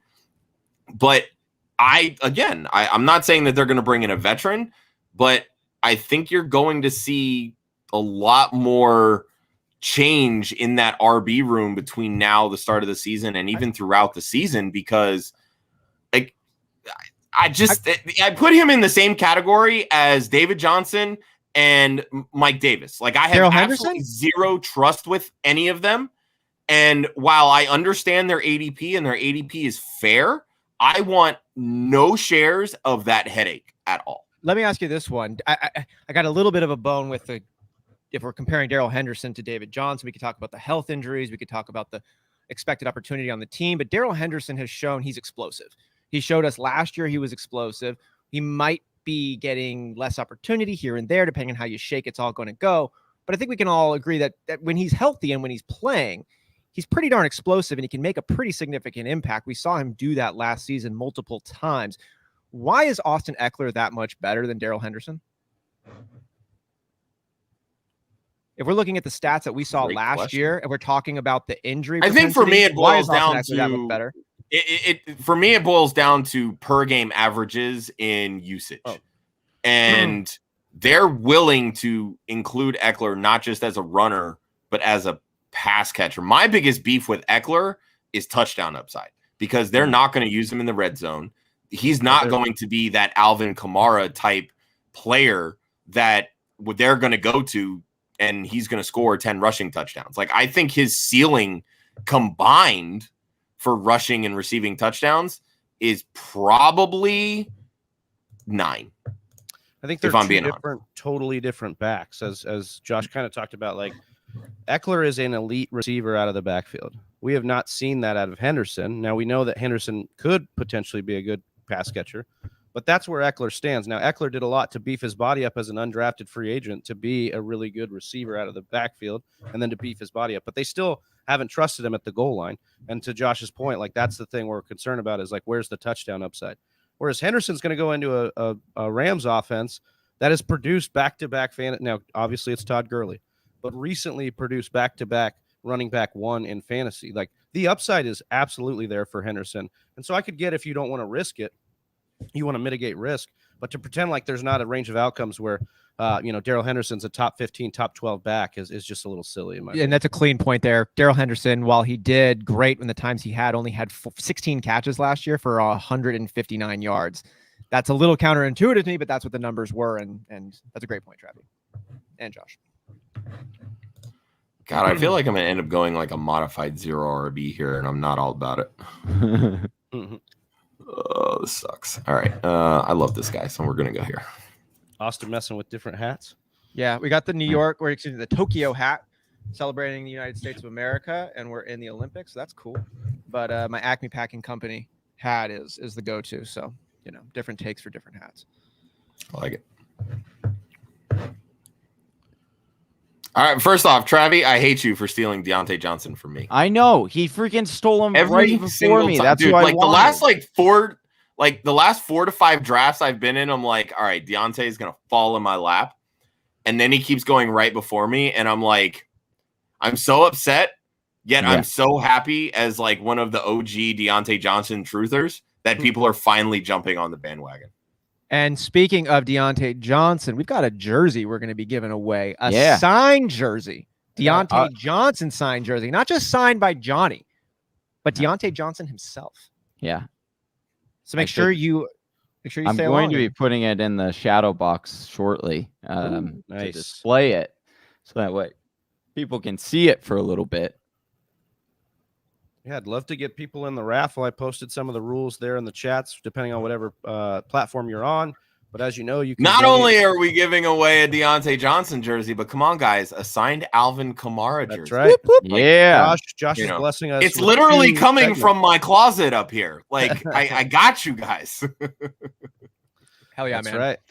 Oh, that's going to be a good one. So in order to enter the raffle to get both of those jerseys, make sure you're in the super chat and you donate at the $5 or $10 levels. That will be 1 or 2 tickets, depending on how you donate.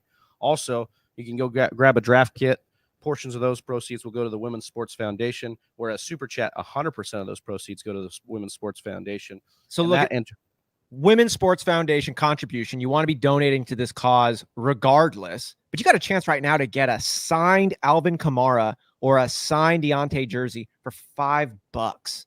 Like, that's a real deal on this one. We're growing our platform, Whisper Nation. If you haven't liked and subscribed, please do so. But you got a real shot at winning this. Like, I don't want to undersell where we're at right now, but you could go ahead and, you drop $20, $10, whatever, get a couple of tickets. You got a real good shot at landing one of these elite jerseys while the money is going 100% to a great cause. Yep. So there's another one little plug there for that one.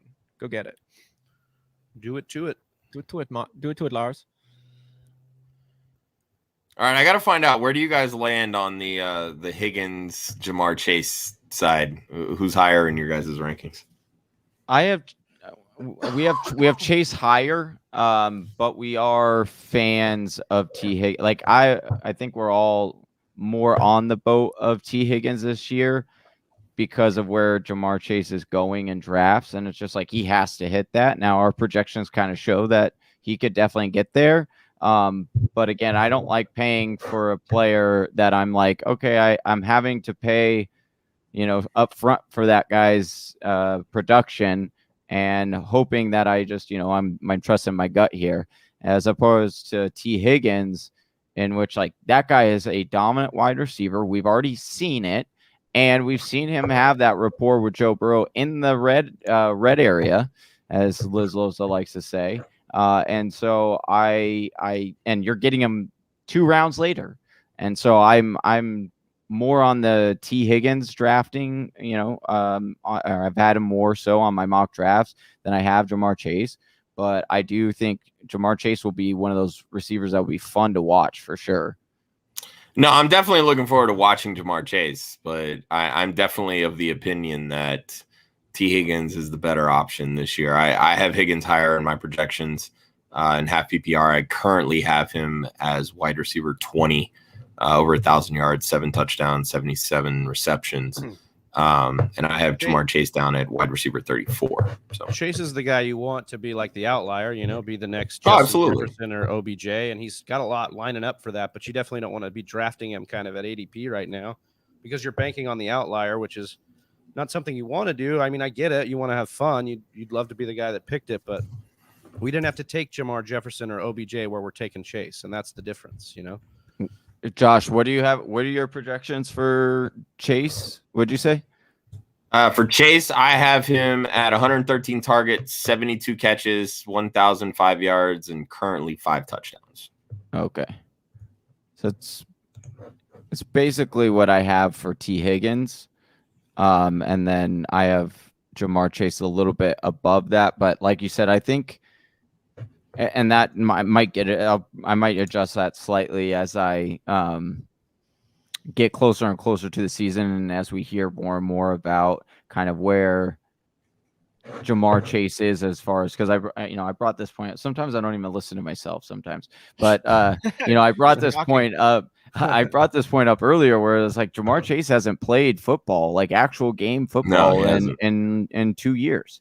And so to come in and think that from day one, he's going to be able to. Now, I understand being in shape, but there's so many people out there that they'll say there's a difference of being, the best shape of your life and then being in football shape. There's a huge difference. Well said. And so I think that with that said, I might bump him down a little bit and possibly give T. Higgins that bulk of that share there.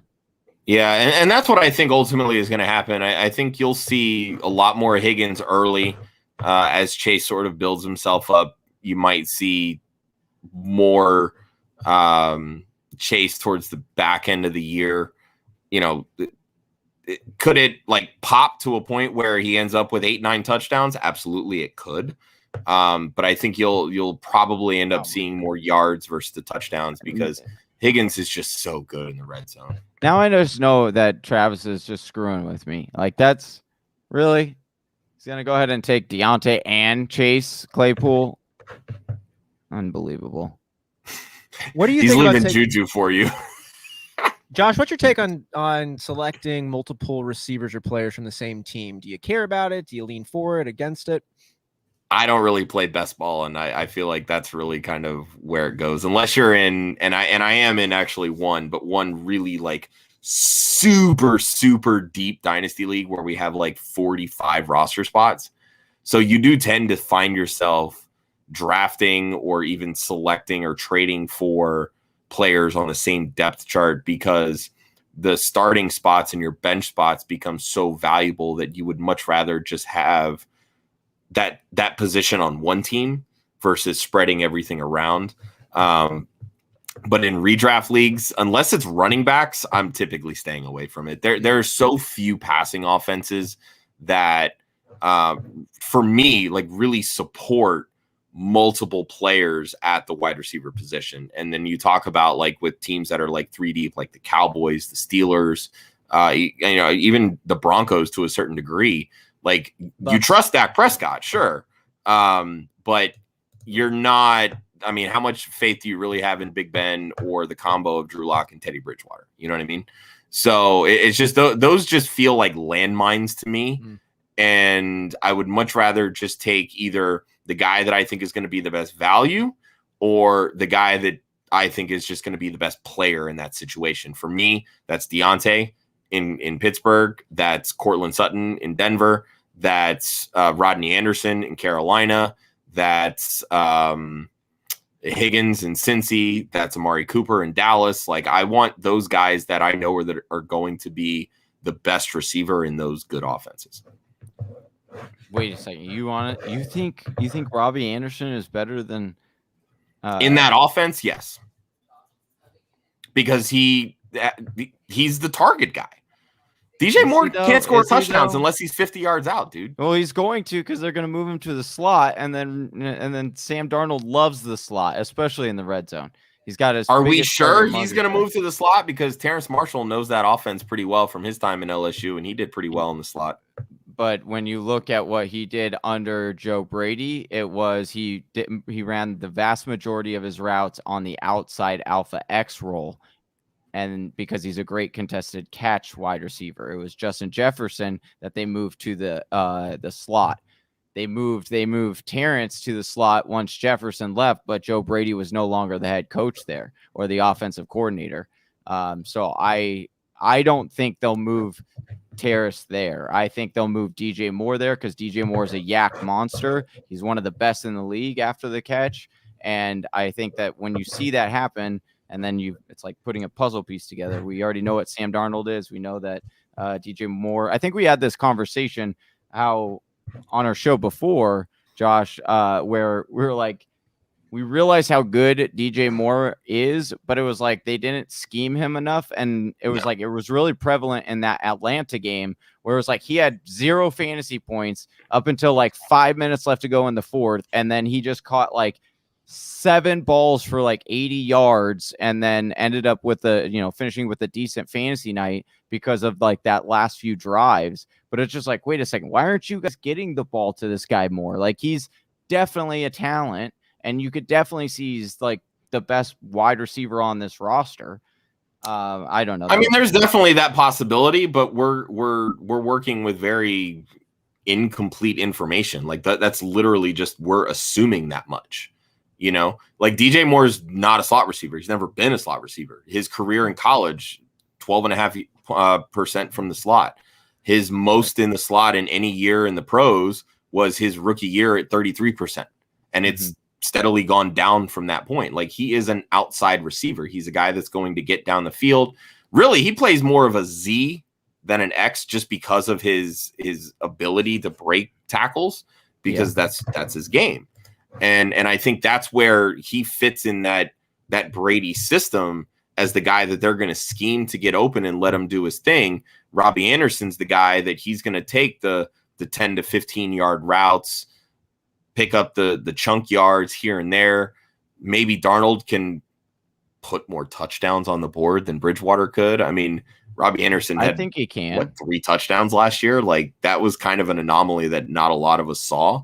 And again, like Terrace Marshall being that kind of bigger bodied guy that has experience running in this system from that position, you don't feel the need to have to train somebody else to do it when you already have somebody on the roster that already knows how to do it. Darius Rice in here, hashtag Whisper Nation Strong. What up, guys? We've got almost 30 What's people up, Darius? watching. Hit us with a like and subscribe if you can on any platform you're watching on. And that thumbs up button too for this particular link. Yes, sir. We did so good at pushing the original link out, and then we switched over now to YouTube. Forgot that we've got a fresh link. Whisper Nation gives you another chance to like it. Whoop, whoop. I'm gonna go do that right now, actually. Make sure we do that.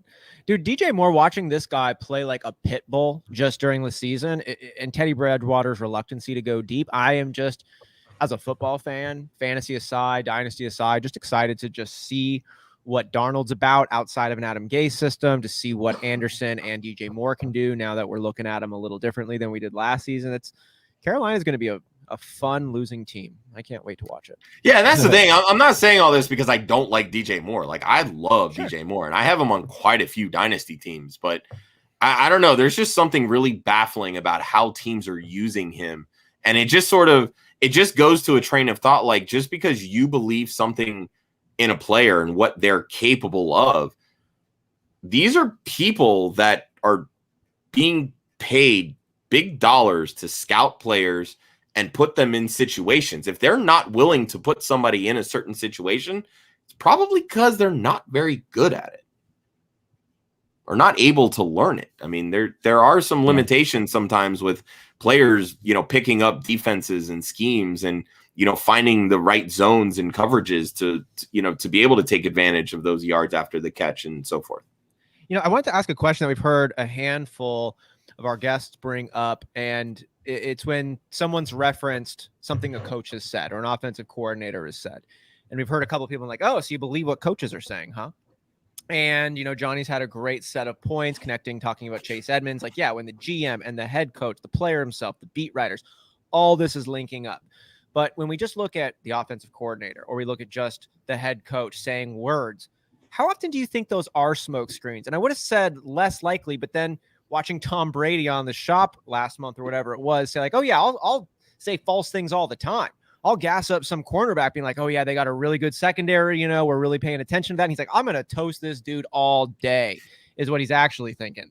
So what do you guys think? How much sincerity should we take what a coach says, and how much should we caution what's going on as possibly a shadow game? I don't know who wants to start here. I thought that was on Josh. Oh, you want me to start? Okay, cool. Yeah. I believe coach speak when it fits a narrative that I have on a player. That's pretty much when it works in my favor. Yeah. That's probably the right answer, to be honest with you. Like, that's Thanks what for it the is. Unfiltered because I feel like Honest. when it comes to coach speak, if you're going through and you're taking everything verbatim and you're saying, all right, time to adjust the rankings, your head is going to fall off because it's just going to spin and spin and spin. And then you don't know what the hell to believe. Like, I feel like gullible people are the ones that really buy into that kind of stuff. At the end of the day, you're trying to get in, like, when you're putting information out, it's no different than during draft season. Like, you're going to have a team's going to have an opinion on a player, but they're going to have sometimes pretty innocuous comments.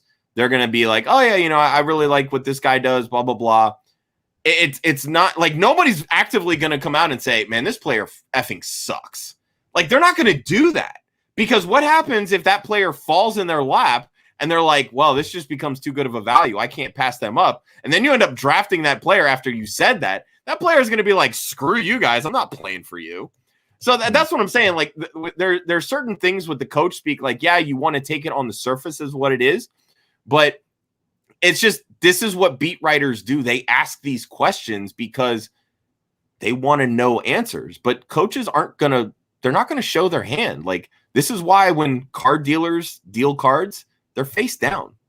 They're not showing you what's on top. You have to get it out of them, and you've got to earn it. They're gonna see it on game day. Yeah, I think that's a wise Dang, thing. you just got me fired up, Josh. Yeah, that was actually talking about they don't show you their hand. Like, dang, dude, you coaching ball right now? You should be right now. Jeez, dude, I was ready to put the pads on for. I was like, when he said you got to earn Let's it. go. Yeah. I don't know if I just need it. We're like almost 8 hours in, and I just needed it right there. Winning is about running a race and sprinting, regardless if you know how long it is or not. Yeah. There you go. Yeah. Wait, who's my tight end here? Oh, I got Mark Mandrews already. Oh, I'm right back on the clock. It's all right. No, not yet. Josh's speech. Yeah, I know. And when he said like you have to earn it, I was about to be like, okay, what do I got to do, coach? Man. Like you got to not draft Deontay Johnson ahead of me. That's how you earn it. Damn it. Knock if you're with me. not gonna be with me. Yeah, he did that to me too. And then again when he took Chase Claypool, like. Yeah, I really don't know what to think of Claypool this year. Like I heard somebody on Twitter that was talking about how, and I can't remember who it is, otherwise I'd give him credit for it, but that Claypool was a glorified Martavis Bryant. And I really started to think about that. And I was like, I mean, honestly, they do play very similar roles. But my biggest thing with Claypool, like he had this pop in touchdowns last year. But when you look at how they were using him, they were basically using him as a move tight end. So it really kind of makes me think like, okay, now they've gone through, they spent, I believe it was a second round pick on Pat Freiermuth. They still have Eric Ebron, who we know can't catch a cold in Alaska. And now you bring back Juju on a 1-year deal. So how does this offense really shape out? Because to me, the only guarantee is Juju's going to get his because of his rapport with Big Ben. Deontay's the target monster because he's the only one that can actively get open on the drop of a hat. And then lies everybody else. Now you've spent a first-round pick on a running back who obviously you expect to have 300 touches, whether that's 50 in the passing game, 250 rushing, or whatever that variable is. So where's the rest of it? And that's where I'm just kind of like, I really don't know what to think of Claypool, but I do know that at his current ADP, I am out. You have a couple things here. Sorry, Johnny. Chase Claypool is on a short list of a bunch of players that scored 10 touchdowns in their rookie season. So you could say it's fluky, but also those players are like Randy Moss. Those players are like OBJ. It's like they're big time Mike Evans, big time players. Okay. He also did that. Like we're averaging 60% snap share. So, and he almost touched the other guys in targets, right? So 144 for Deontay Johnson, 109 for Claypool. So not like he got over 100 targets is what I'm getting at on that 60% snap share. I just think the upside alone is worth it for Claypool to invest in, because you could say Martavis Bryant all you want, but he's not even close physically. He's way more of an alpha than Martavis was. And Martavis was fun enough to be drafting as a guy that we wanted to see the mystery box, but he couldn't stay on the field for all sorts of other reasons. So Claypool is a guy that I think only Tomlin got in the way of him getting on the field. Now, I just think he projects as an alpha, and he's worth a shot to me at ADP right now, because the upside is wide receiver 1, and I think the upside is he overtakes Deontay Johnson in target share. That sure ain't happening. Well, Deontay's just had problems, man, like with the drops or just like whatever it is. Like drops are a byproduct of volume. Here's the thing with me. Like, I don't understand why everybody is like bashing Deontay because of the drops. Yet everybody's so high on CeeDee Lamb, and he was top 3 in the league in drops last year. That's a fair point. And a lot of people aren't bringing that up at all. Like Tyreek Hill had 9 drops last year. Yeah, DK. Why aren't we talking about that? Because he plays with Patrick Mahomes, and again, high target volume. Like, this is what happens. I understand that they're like, some of these drops were very egregious. I get it. But again, drops are a byproduct of volume. T.O. dropped a crap ton of passes, and he's a Hall of Fame wide receiver. I mean, that's the stat we need instead of like just drops is quality of drop or like drops per target, drops like per whose catch. fault was the drop? We needed. Well, and that's why when I look at drop stats, I'm typically looking at Pro Football Focus because a lot of their drops, they put into account like what's catchable. Like their targets are, it's not a target because it was a throwaway that just happened to be in the direction of the receiver. Right. So the drops are, hey, did this hit their hand? Did it literally like drop? Or was it like so far out of reach and they got like a pinky tip on it and they dropped it, quote unquote. You know, so I feel like when it comes to quantifying that, PFF does it a little bit better than like a Pro Football Reference, where I feel like a lot of people get their stats. I don't have the numbers straight up here, but when I hear you talk about drops being a byproduct of volume, I hear folks talking in the basketball world about turnovers being a product of opportunity. And it's like sometimes it is, but it's like, you know, you can get there's a difference between a Russell Westbrook going crazy and getting 6 turnovers and a Chris Paul having 0 turnovers in a game. And it's like, yeah, they are a byproduct in some ways, but the people who are really careful with the ball, whether it be pick a sport, like they should have an extra oomph to him. Like Larry Fitzgerald, for instance, like that dude's gotten a lot of volume, but what's the stat? Like he's got more tackles than he does drops or something crazy like that. Like he's just been on an interception and had more tackles and he has drops in his like crazy career or something like that. So it's like there are some dudes though who stand out as having special fingers, you know, special hands. And all right, so I'm going to throw some names out for you. How do you guys feel about DK Metcalf this year? Pretty high on him, right? I mean, I like his physicality, is like his speed. I like what he's able to do if he actually catches the ball. 10 drops last year, 3rd in the league. How do you guys feel about Calvin Ridley? Once again, like these are guys that are drafted with high draft pedigree, unlike Deontay Johnson, who was not drafted with high draft pedigree. So as far as a specimen at wide receiver, that's probably why you get them like discounting the drops that they have. Okay. How do you feel about Mike Evans? He's been in the league a while, right? Yeah. Once again, guy 8 drops. Averages 1,000 yards. He's a physical specimen at wide receiver. I get the argument you're trying to make, but Deontay Johnson is not that wide receiver. He's not Mike Evans. He's not who else? DK Metcalf. But he's being force-fed targets. That's the point. I mean, nobody was talking about Antonio Brown. He was a 6th-round target with a rookie on 60% snap share. But now when that rookie is going to overtake him as the number 1, it's very similar to DK and over there, because now Chase is actually the physical guy they want to have the ball. That's the argument I say you would make for Chase Claypool. That I took Deontay where I took him because I think I was playing a little bit more floor. But I don't mind taking Claypool either at ADP because I think the upside is there. I think we're going to learn a lot about Deontay Johnson this season. I think. Absolutely. I 1,000% agree on that sentiment. His 3rd year, we have seen the rapport. We've seen the monster games. We see him still figuring out. I mean, Juju Smith-Schuster is a name that I don't even know if we have a real read on what he's actually about. I still can't believe he didn't sign in Kansas City and took a 1 year. Oh, crap. I just realized I got auto pick. God damn it. You did it to yourself. Yeah, I was looking at drop stats. It is what it is. How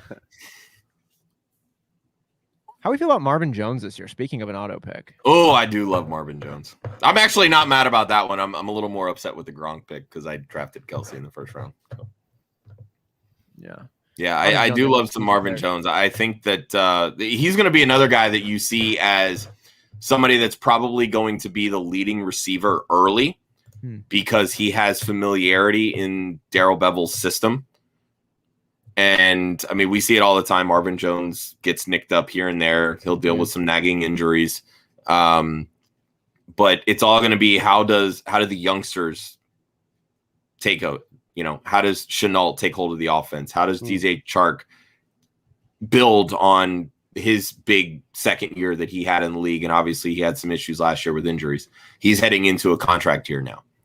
We want to see a big year from Chark, right? I know he wants it because he wants to get that 2nd contract. So, now it becomes, does Marvin Jones just say, hey, I'm just going to be the guy because I've been the guy? Or, all right, let's see how I can help these young kids. It's going to be interesting to see. Well, Whisper Nation's helping us out. Almost 30 people watching here right now. If we could get those likes up on whatever platform you're watching, and then consider subscribing. Donate to the super chat. Yes, so donate to Super Chat. Get yourself a raffle ticket. Yeah, get yourself one of Yes. those nice And jerseys that help Josh should talk support about. a great cause in the Women's Sports Foundation. Josh helped us getting linked up with them to donate some money over to them for a good cause. Josh helping us out with a Alvin Kamara jersey that is signed. Where the hell would we be without Josh, man? I know we wouldn't. Oh, we you wouldn't guys would have be him right just now. fine without me, I promise. I don't know, man. We feel better with you though on our team. We feel I better being on appreciate your that. team as well. Yeah, we appreciate you. Yes, sir. Dude, Mecole Hardman to me is like, is he? I've been giving Johnny and Josh in our Dynasty League a hard time about him for years because I've been pushing Sammy Watkins because I've wanted to believe. But Mecole Watkins is Hardman, good in week 1. That's it. yeah, I know, right? Gets that early pop. But Mecole Hardman, like, is this going to be a real piece coming in, or is Byron Pringle actually, and maybe Robinson? I think to me, this is going to be the year. This is Hardman's make or break year. Yeah. And it really, because what we've seen from him has been when he's playing, it's either I'm the deep threat or I'm doing Tyreek's job because Tyreek isn't playing this week. Like, Right. I mean, we all saw Kansas City drafted him because they thought that Tyreek was going to be out. Like, these are very similar players. They have very similar skill sets. So it doesn't make a ton of sense to have both of these guys on the field doing the exact same thing. So he needs to be able to diversify his skill set. So this is now going to be the year because they don't have Sammy Watkins. Demarcus Robinson has been kind of not really anything. Byron Pringle, not much of anything. They don't have anybody else with any decent draft capital outside of Hill and outside of Hardman. Yeah. And this is why dynasty managers keep holding on to Hardman because A, the draft capital, but B, because he's tied to arguably the best quarterback in the NFL in Patrick Mahomes, and they want a piece of that offense. So this is going to be the year that we see, are the Chiefs going to incorporate a wide receiver too? Because this offense in the passing game is Kelsey, it's Hill, and the next player is lucky to see 70 targets. Mm-hmm. And then they just kind of divide everything up from there. So if Hardman can put together a season where we actually see 90 targets, you're going to have people say, all right, I'm in on Hardman, and then he's just going to disappoint us for the rest of his career. I reflect Wow. on Mecole Hardman and our dynasty startup draft like literally every 4 days. I was so close. I forget which round it was, but I was like Mecole Hardman or JJ Arcega-Whiteside. Mecole Hardman or JJ Arcega-Whiteside. And I went with the latter because I thought Whiteside actually has the ability to become the number 1 in Philadelphia. And that was actually looking like a good deal when Carson Wentz was supposed to be a good quarterback for the Eagles. And then that all went away. I like how you say supposed to be. Thank you. You're for right. that. I mean, yeah. And That hurts my soul, but thank you. I know we got a lot of Eagles fans around the house here, Philly, Chelsea right there too. But then, yeah. So I now, knew I liked Chelsea. yeah. And so now I don't even know if Arcega-Whiteside's in the league. He's certainly not on my team anymore. And I just keep watching Tyreek. Oh, no, Hill he's get still 1 on year the Eagles older. depth chart somewhere. Yeah. And it just hurts, man. I just wanted to have that Patrick Mahomes number 1 target locked up for the rest of my lifetime. But I think I like grabbing Mecole this year. I think he's a great dart throw. me too. I think Because I just think the upside is there, and again, they're reports, so read them as you will. But reports are so far this summer that he's really worked on his route running, and he's looking much better at that. And so, we know this guy can take any catch to the house, just like Tyreek Hill can. So and he's playing for Pat. What was it? 2 years ago, he averaged 20.2 yards per reception. Oh, Anthony Miller to the lines. Texans. We got breaking news. Hey-o! News. Anthony Miller Miller to the Texans. What does this all mean? What does it all mean, Basil?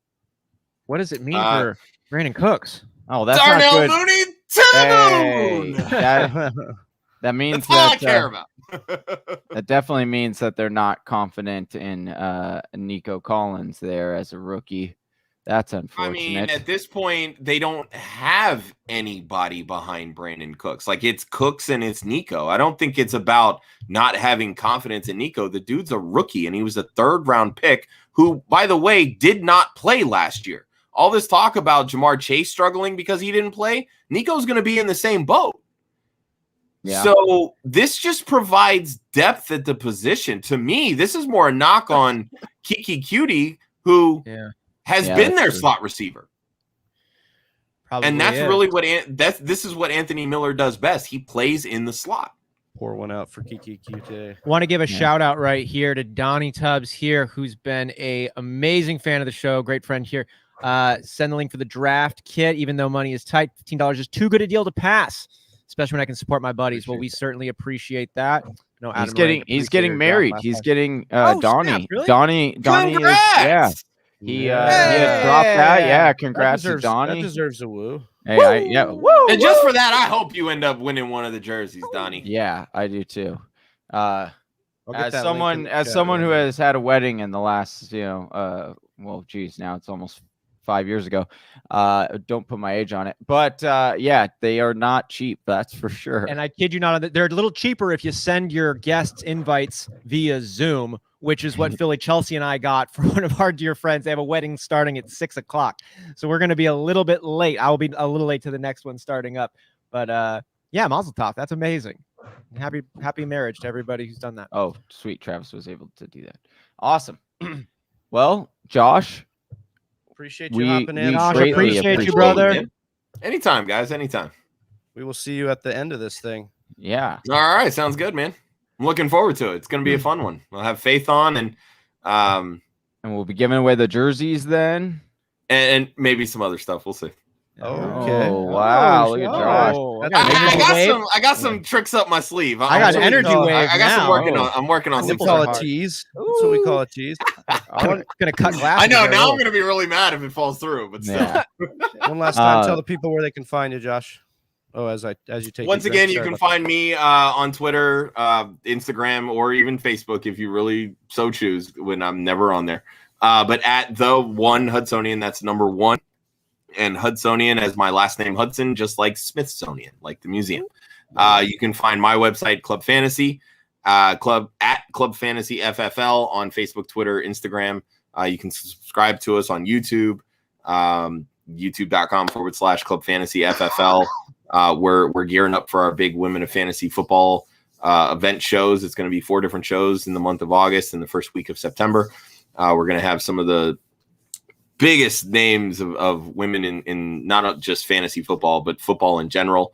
And we're doing a lot of big raffle giveaways to raise money for the Women's Sports Foundation. Last year, we raised over $1,500 during our event. And our goal this year is to hit 3,000.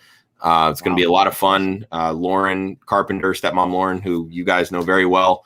Lauren, we love you. We're thinking about you. Hope everything's going okay today. And I'm around if you need to talk. And Faith Enos, who will be joining me for the final hour of the Fantasy Whisperers mock draft marathon at 12 p.m. Eastern, I think. That's right. And then 9 a.m. Pacific for you guys to do one more mock draft and talk more about our Women of Fantasy event and everything that we've got going on. And shout out to my co-host, Joe Zolo and Ryan Weiss, who will be on with you guys, I believe, early Sunday morning. And everything that they do, it just makes everything with Club Fantasy better. I'm just a guy that talks on a podcast, really. So they're the brains behind everything. So well, we appreciate you, Josh. Appreciate you, Josh. Clutch, and we'll see you at the end of this thing. Appreciate you coming on. Sounds good, guys. Take it easy. Keep rocking. And I'm enjoying watching this while I learn my way around Adobe Photoshop tonight. So. Good luck, buddy. Good luck. Hey, we'll be Thanks, up. guys. We'll be up if you need some company. Always. Appreciate you guys. All right. See you. All right. We got Mac in here. What's going on, Mac? There he is. What is going on? And just like that, we're ready to get right into another one.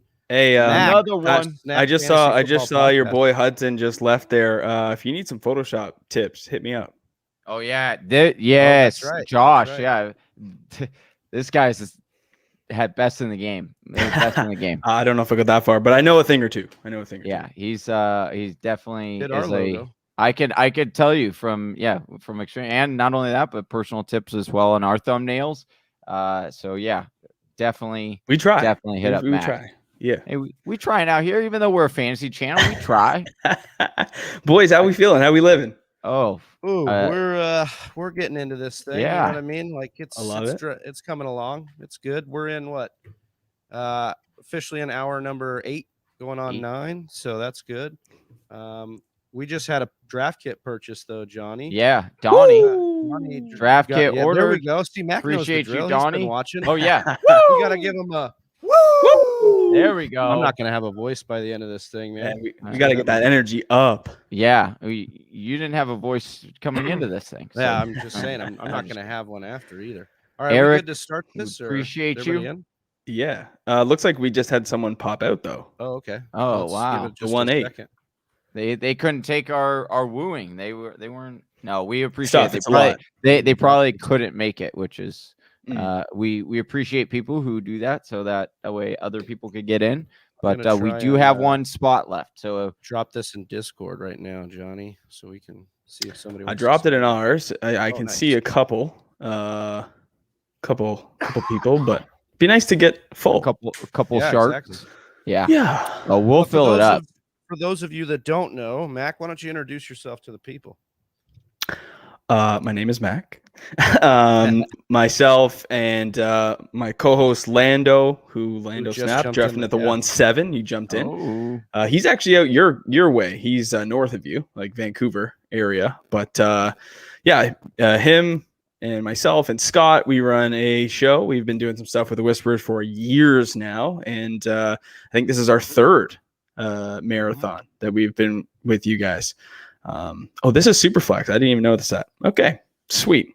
Right. The same thing happened to Adam Rank, so it was all right. Okay. Beautiful. And it turned into a big ordeal. Yeah. I actually, there was a very different start. Okay, cool. Well, Don't get scared now. Don't get scared. No, not at all. Heck no. Josh is upset he didn't Wait, get to give anybody the Ric Flair woo. Woo. Oh yeah. Let's go a little bit different. I mean, we'll get you. We'll get Sure. some wooing, especially that final hour, Josh. We'll have everything on display. It'll be pretty, and we'll get people rolling in there. We'll get it This rolling. morning. I'm glad we're doing a super flex though, because if it was just like a 10-team 1 QB, it's like, my team's going to be, everyone's team's going to look so great. But now it's there's a little bit of fun here. Challenge. Because of that earlier, Say Mac. challenge. Earlier because of that, Mac, because I knew it was just a 10-team single quarterback. I went 3 straight tight ends. I was able to grab Waller, Whoa. Kittle, and Kelsey in the first 3 rounds. And I'll tell you, Didn't hate it. I didn't hate it at all. I actually really liked it a lot. And so I tweeted out, I was like, yo, if I'm in a 10-team league this year and I get presented with this, I'm definitely gonna really consider going that way, because it was cool. I liked it. Hell yeah. Again, something we would have never found out if we weren't doing this mock draft marathon. So we appreciate everyone here. We appreciate all our guests, our analysts, especially Mac for hopping on here with us. Yeah. So Yeah. Derek, sorry, Mac. Derek saying someone went Allen in the 3rd. Yeah, it's a super flex league, so that means we're starting 2 QBs. That's why he was drafted so high. Starting 2, you probably want 3, which in a 10-team league shouldn't be too hard to grab. But are there 30 starting quarterbacks? That is the age-old question in a super flex, and the answer is no. I know there are 32 No. Oh, you didn't teams. even tease that. You went right in. Spoiler alert. But no, there's not. Which how'd you guys like Scotty Fishbowl? I was glad to see you guys got in this year, which is awesome. But so what was the jacked. experience like? Walk me through that. Well, I'll just say it was kind of a trip, but what I did try to do was listen to a couple podcasts, right? Yeah. And figure out what the scoring was going to be. I mean, it's some Right. wild scoring. You got to wrap your brain around. But it was nice to kind of pick up things where I thought I could see some value. We'll see what happens with our boy Aaron Rodgers, but grabbing Devontae Adams where I could was a nice value in there. We'll see. I think they both play this year. They're both playing. And so I'm feeling good about that. Some other ones I'm part of the Baker Mayfield and Justin Fields club. Okay. So and we talked about that a little bit with Rank, like how completion percentage is weighted a little bit more, and oh man, like you interceptions less you or just more. don't realize, like, a guy like, well, we got Josh Allen as our first, and we were thrilled because of his rushing floor. But then you just don't realize a guy like Kirk Cousins or Ryan Tannehill are just so good. And Derek Carr, you brought up with Adam Rank. Like, those guys are sneaky good in that format because they don't throw in interceptions. They're very accurate, 70+% completion. Like, those are guys that you want that are sneaky good. Right. That was the one time I was considering taking Deshaun Watson this whole entire offseason stuff. Because I just don't want to root for him now. Yeah. And that's just a personal thing. But Sure. It was like when I looked up the completion percent, like that dude has been one of the top completion percentages for the last few years. And I was just like, oh my goodness, like he is just so good. Yeah. And so I went with I also got now, geez, it's hour 8, everybody, hour 8. All right, here we go, pumping it up. Let's go. All right, restarting. Okay, I got Baker Mayfield as well. I'm in that bandwagon, and then I grabbed Tua because a couple of rounds later, and then I had to swing for the fences, and so I did get Jordan Love. I rewatched some tape on Jordan Love, and I was like, oh, this guy could actually be good. Like we always just joke around and say because he's, it's Aaron Rodgers MVP, but there was a time we said that about Aaron Rodgers once Brett Favre left. So, Travis and I have talked about this a couple of times, just like off air, that it's oddly weird how, now it's hard to get in the mind of Aaron Rodgers because he is kind of very manipulative in what he does, his actions and things. But we were saying, like, what if the reality is he knows Jordan Love is good, and so he never wanted to give Jordan Love that opportunity to be seen, because then fans would be like, oh, well, because if he were to wait and hold, like, if he really thought Jordan Love is trash, they're going to see Jordan Love and realize, like, they need me to win, then they're going to, come and ask me for extension, like all this stuff.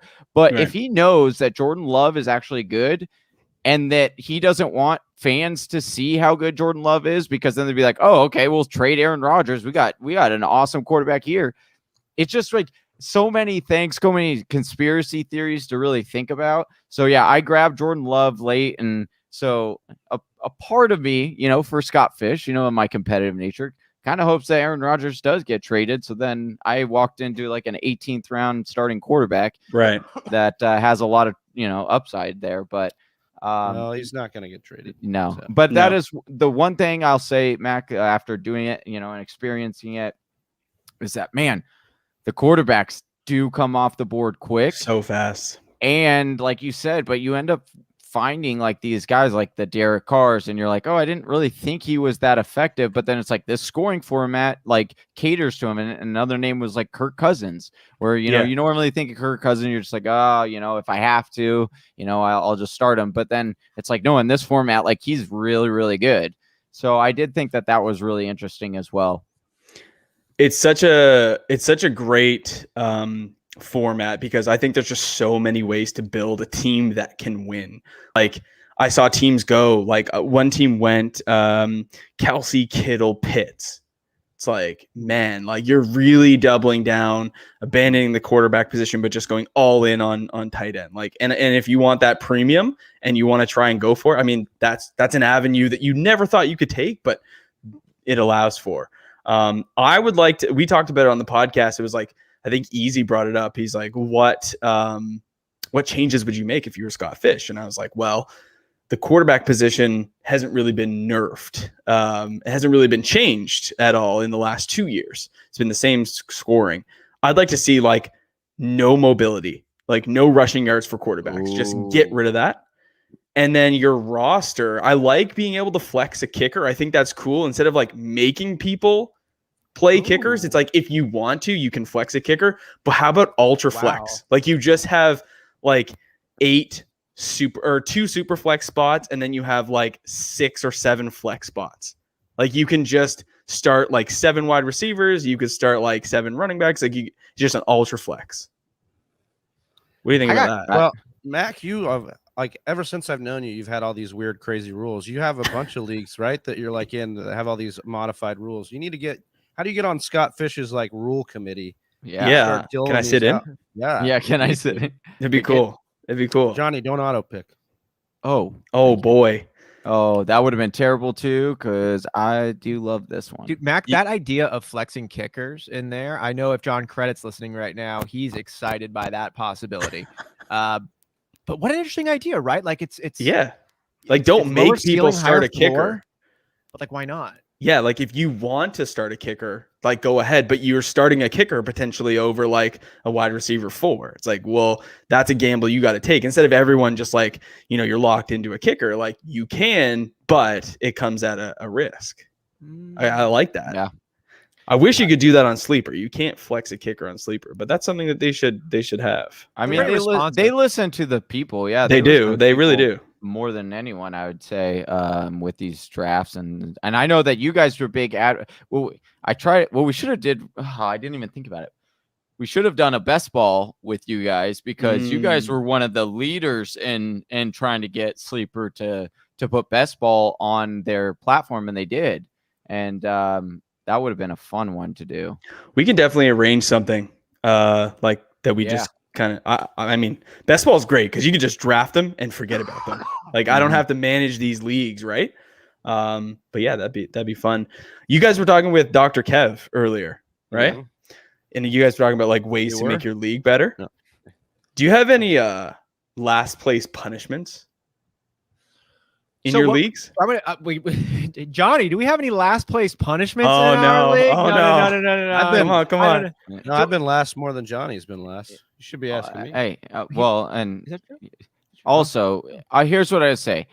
He can ask me that because I have been actually one of the advocates of being like, yo, we need to get, you bring like, up all the time. Yeah, you like I was poking at you just a little bit, but you bring up different types of punishments all the time. And we as a league got to be like, no, we're good. We're good with what we currently do. I see what you're saying. Sorry. So ours is not necessary. Ours is like kind of just it's annoying because you got to plan the dinner for the Can I draft present this weekend. one? Yeah.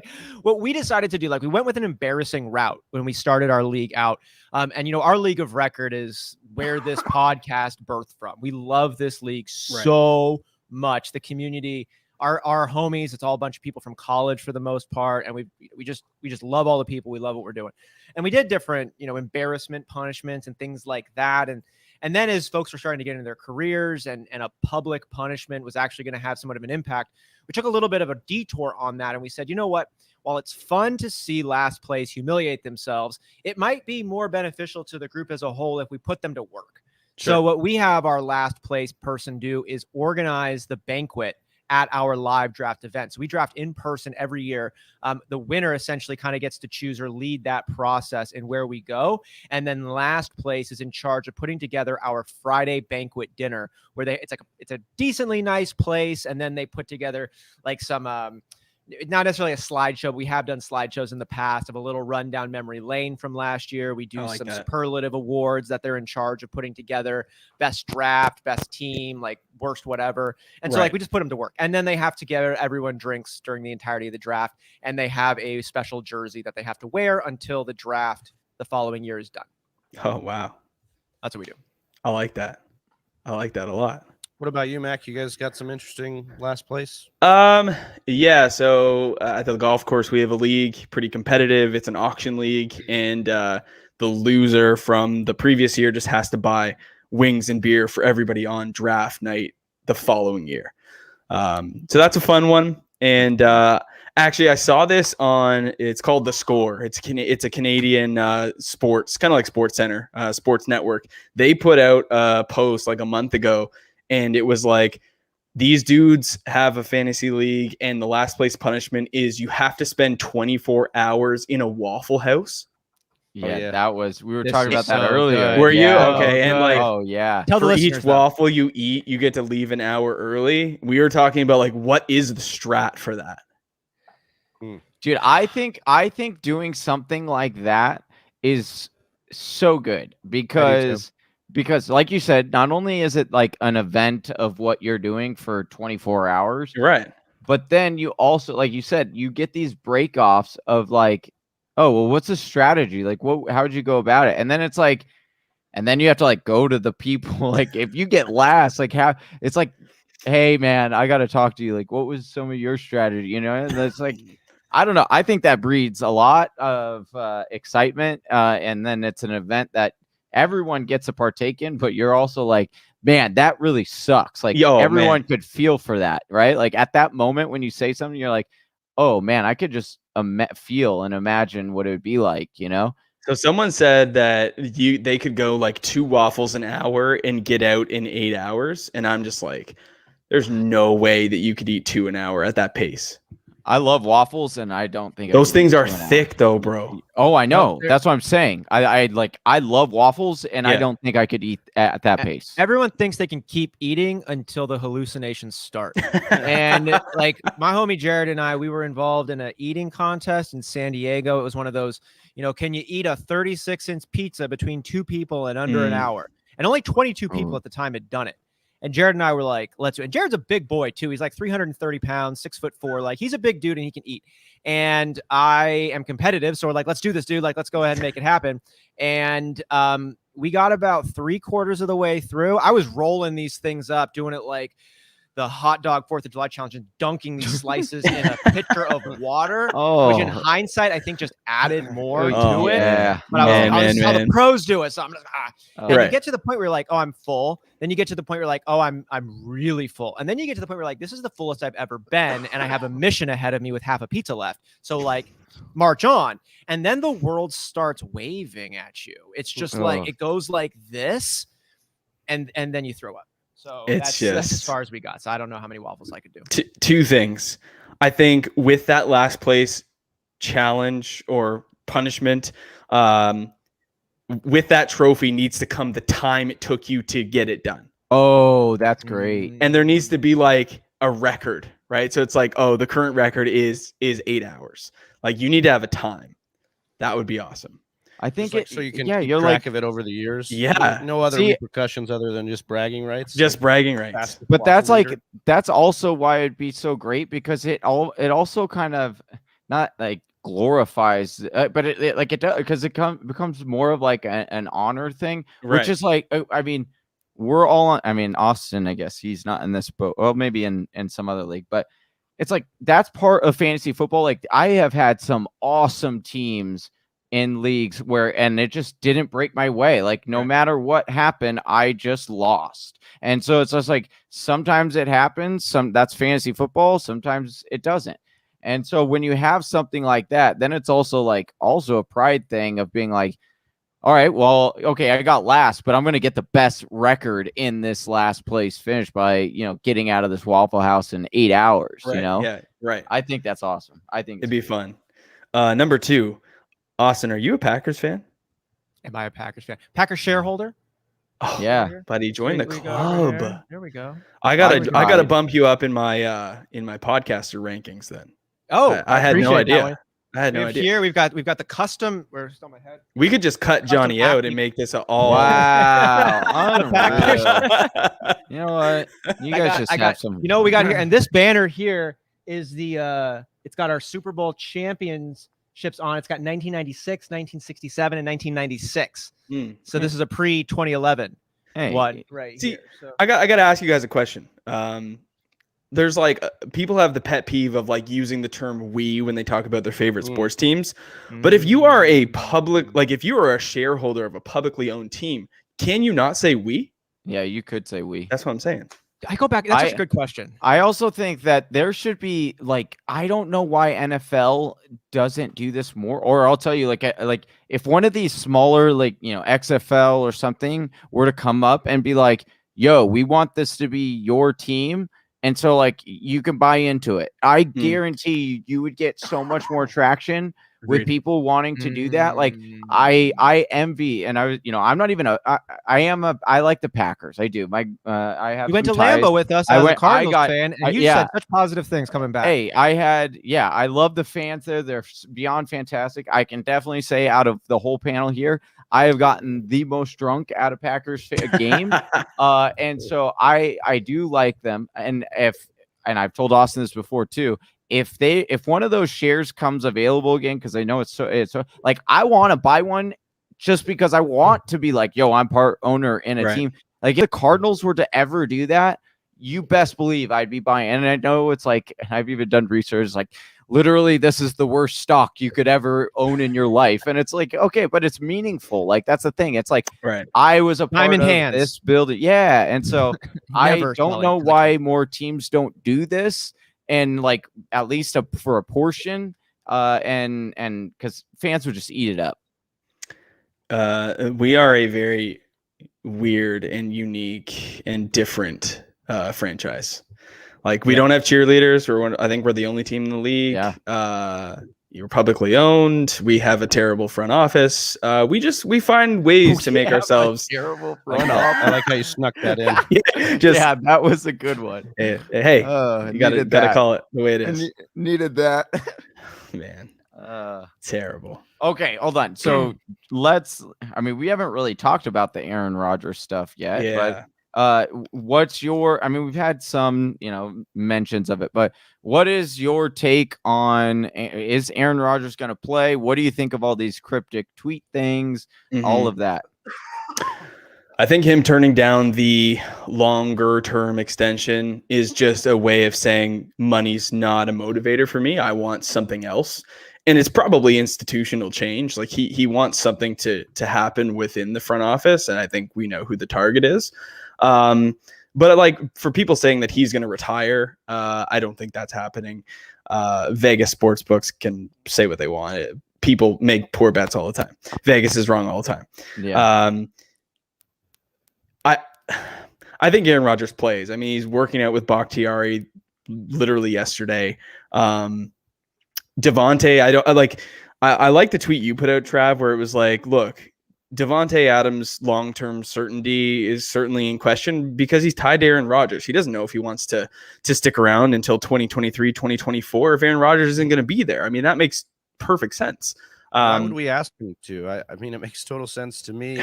Right. He's already commented about Derek Carr, like reuniting with Derek Carr, which is kind of like if Rodgers would to leave, then maybe I go do my own thing. Yeah. But yeah, I just think they were college teammates, right? Yeah, exactly. At Fresno, yeah. So yeah, I don't buy that that Aaron Rodgers is going to retire. I find it highly unlikely that he would be moved. Him not opting out really just takes a huge chip out of his hand. And I basically say at this point, it's probably just a waiting game, but he'll be in a Packers uniform. I'd say 90% at this point. Lando hopping in here. We just got a view into the late night rabbit hole. Johnny goes down in the late hours. #John. Yay. Yeah. Be right. I say this in like the good way, I guess, if there ever was a good way.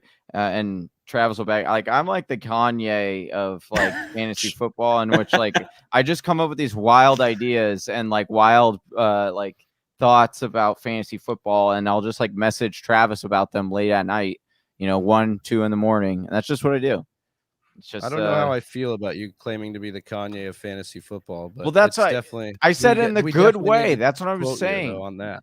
Well, that's why I preface it again. I want to preface that I preface that statement with preface. Yeah, in a good way. I like in hour 9. We preface the preface hour 8, wherever. Whatever. We'll positive regression coming your way. So you guys started at 9 a.m. your time?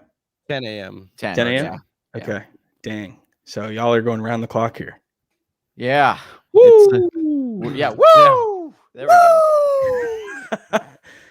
I will make a promise to you that when I get up at probably 6:30 my time, which will be 3:30 your time to feed the child, I will jump back on and give you the old Ric Flair. Right. Woo! We need to congratulate you. Yeah. Thank you. Yeah. That's something new from last year to this. Tell Whisper Nation. It's been quite the ride, man. An adventure to say the least, but I don't know that I would trade it for anything. Ooh, that's what I like to hear. The perfect dad answer there. Yeah. I've been practicing. Yeah. If she ever, looks back on this and is like, what did my dad say about me? We got to keep it legit. No, it's great. I mean, it's certainly a challenge, but I wouldn't say it's the same as like having a dog. But if you've ever had a puppy, you know, like the first couple weeks, like it's sleepless nights, it's hectic, like they're going to the washroom inside. Like there's just all these like uncertainties and nuances you never knew about taking after something. And then with a child, it's like just totally different, but kind of the same. It's just hectic and crazy. And but it's great. Like their little smiles are so cute, man. Yeah. Between you know, Big Travie, me and you, and you know, and Whisper Nation, and all the millions and millions of people around the world watching this, how many times has she already been on the golf course? 0. What?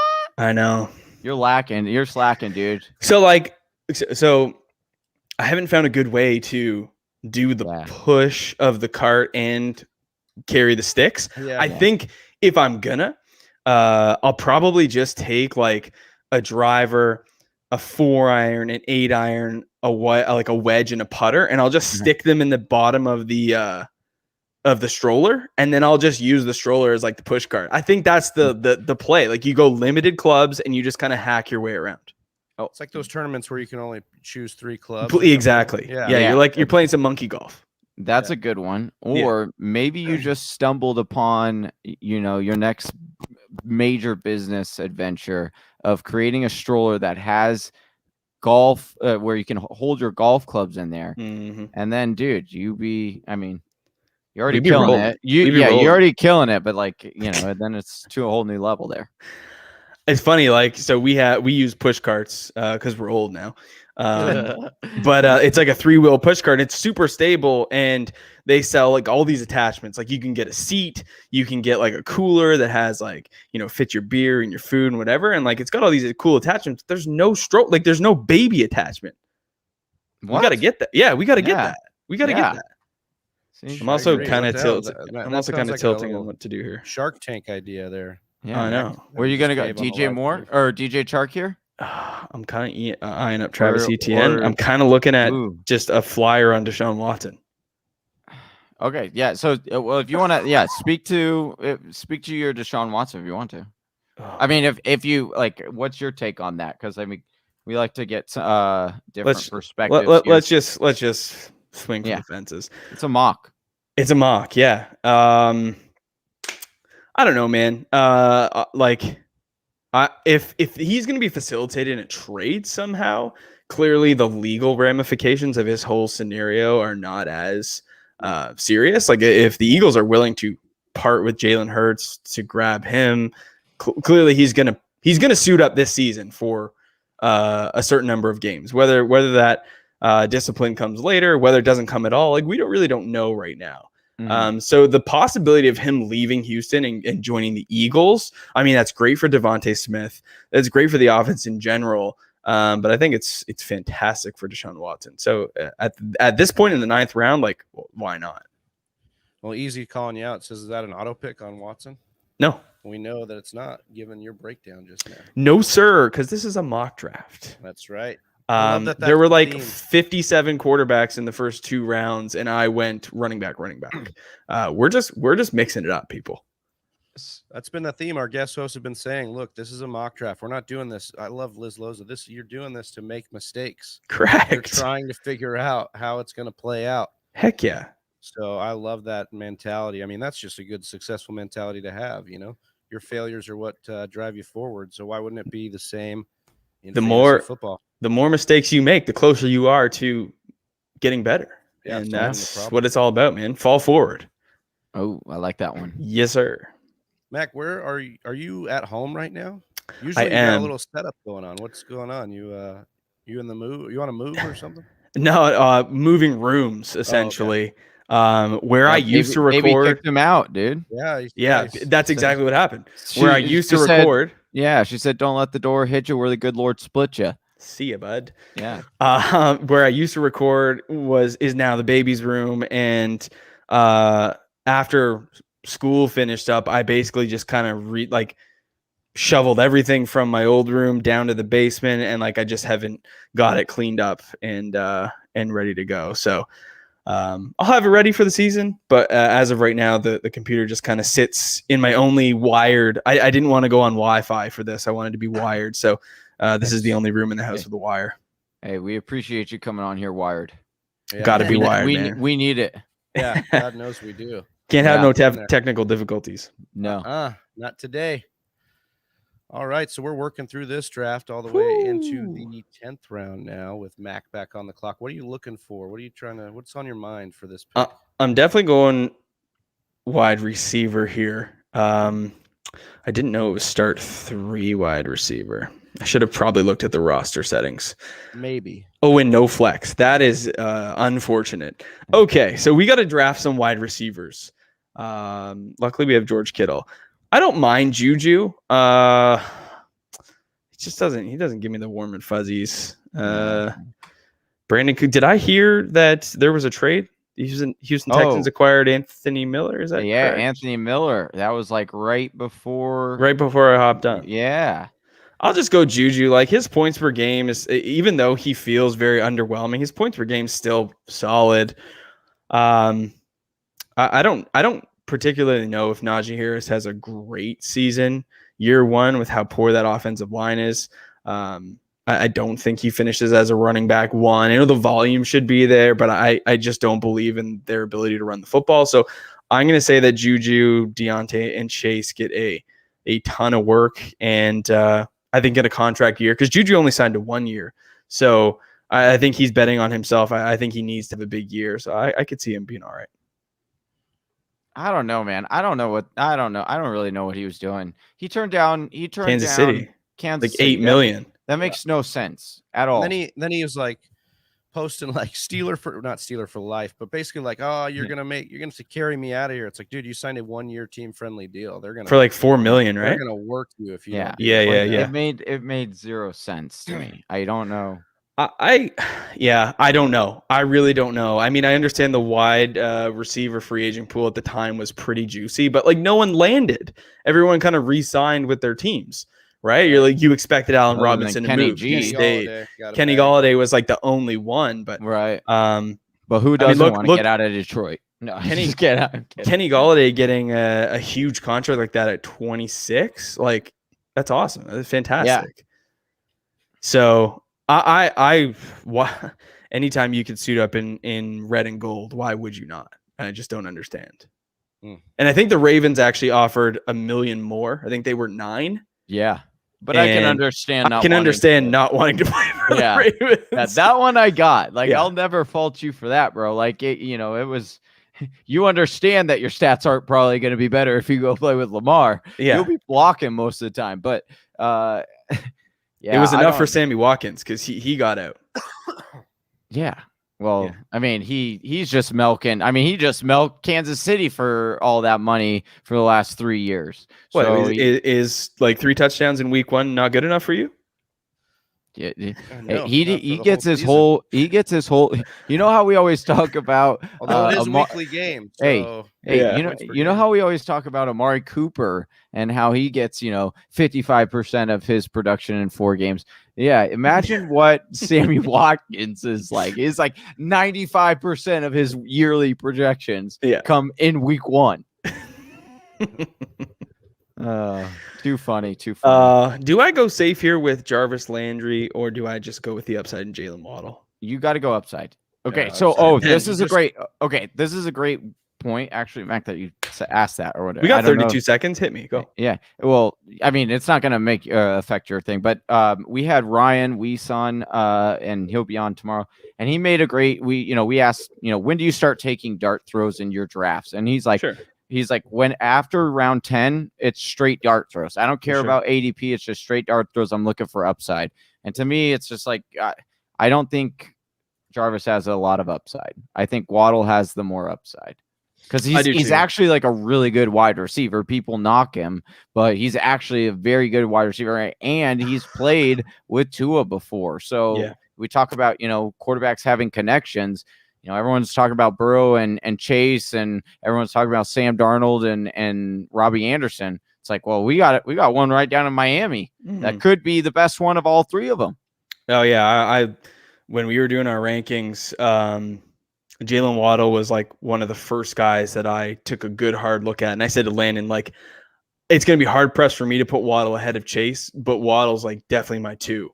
Like, and I understand he has some injury concern, but like, given a healthy Jalen, like that, he's so special. He's so fast, and he'll make an immediate impact just returning the football.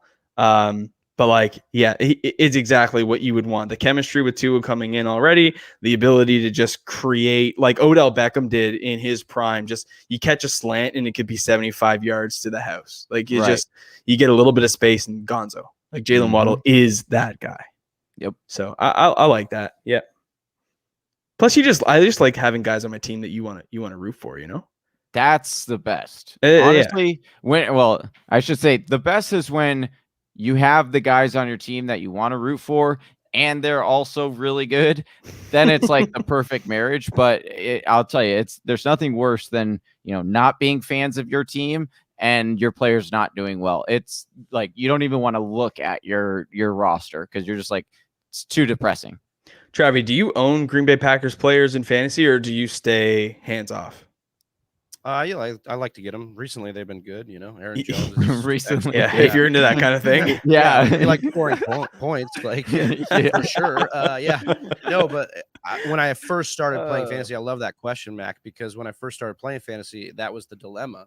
Right. It's like, am I supposed to go draft a bunch of these guys? And then you do, and you're like, actually, I've had a good experience because Rodgers, most of the time in the beginning of my career in fantasy, was the number 2 quarterback in all of fantasy. So like, you paid for it. Yeah, you paid for it, but he was there. It's tough. Like this year's going to be tough, obviously, but I'm betting maybe a little more with my heart, but I am betting that they play. And I think Aaron Jones, I talked about it, we did a TFW 50 and 50. And one of those was Aaron Jones, and the discount we're getting right now because of Rodgers is tremendous for a guy that's been top 5 the last 2 years in PPR. So I love to draft him. I'm going to be interested to see, in Dynasty, I was interested in Amari Rodgers, so there's some players that are, but I've been burned by MVSs in the past and for sure Finleys that just don't ever pan out, Who am I going to pick? Ooh, I like that right there. Oh, that's a good one. You like that? Sir. I like that. Ooh, I had a good question. What was I going to say to you, Trav? Just escapes me at the moment. I had it, and LaVisca Chenault stole my attention. He's just so shiny. How like Mac comes on here, and like normally, with all the other guests, we're hammering them with questions, and then Mac's just like, I'm gonna get ahead of this. I'm just gonna ask them all the questions. Because you guys have the answers, man. That's why I need it. We appreciate that. We appreciate everybody watching right now on YouTube, YouTube, Twitch, Twitter, and Facebook. Make sure you guys are liking and subscribing on all those platforms and helping us out and grow the channel. Heck yeah. We are big fans of Mac and what Snap Fantasy Football Podcast does over there. Lando in this draft as well in the chat. You guys have, our brother podcast over there doing big things up north. Family. That's right. Big fan. Let me see what Lando's been doing here. Yeah, rip them apart. Not bad, dude. Not bad. Very Landon team. Not gonna lie. The very Lando team. Classic. He would say the exact same thing about me. Actually, no, he wouldn't, because I would have went quarterback. I would have went like Dak at 105 probably would have been what I would have done. Herbert just seemed too early, and that's why I was like, well, I'll go Dalvin and see like how far this quarterback run extends itself. I mean, it went 8 straight, so that was probably not the best decision, but I'm okay with Baker and Fields, and it's back on me. Deshaun Watson, if he plays. Yeah, I mean, that's the thing. And that's the unfortunate part about the Scott Fishbowl bringing that up. Yeah, again, right. Is that if he does play, those teams that drafted him are going to have such an advantage. Massive. And so that was like the whole thing that I was weighing. I was like, okay, do I want to really play? Like, of course, like, yes, I want to win, but there was like, do I really, really want to win? Because if I really, really want to win, then I'm going to like take Deshaun Watson maybe a round earlier than where he's supposed to go.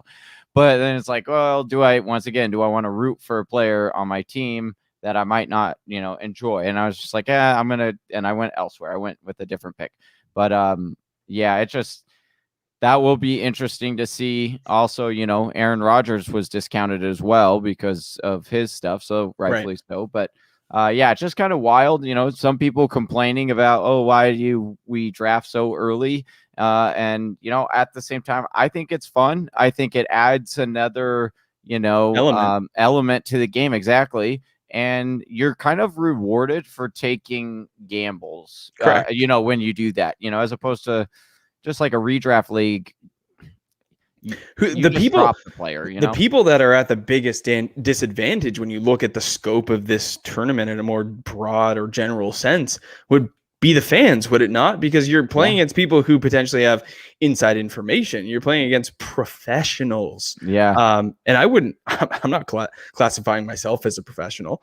I would say I'm more in tune than the average fan, but to take a shot on somebody, it's a risk, but the reward could be tenfold, right? And every draft is different. That's the coolest part.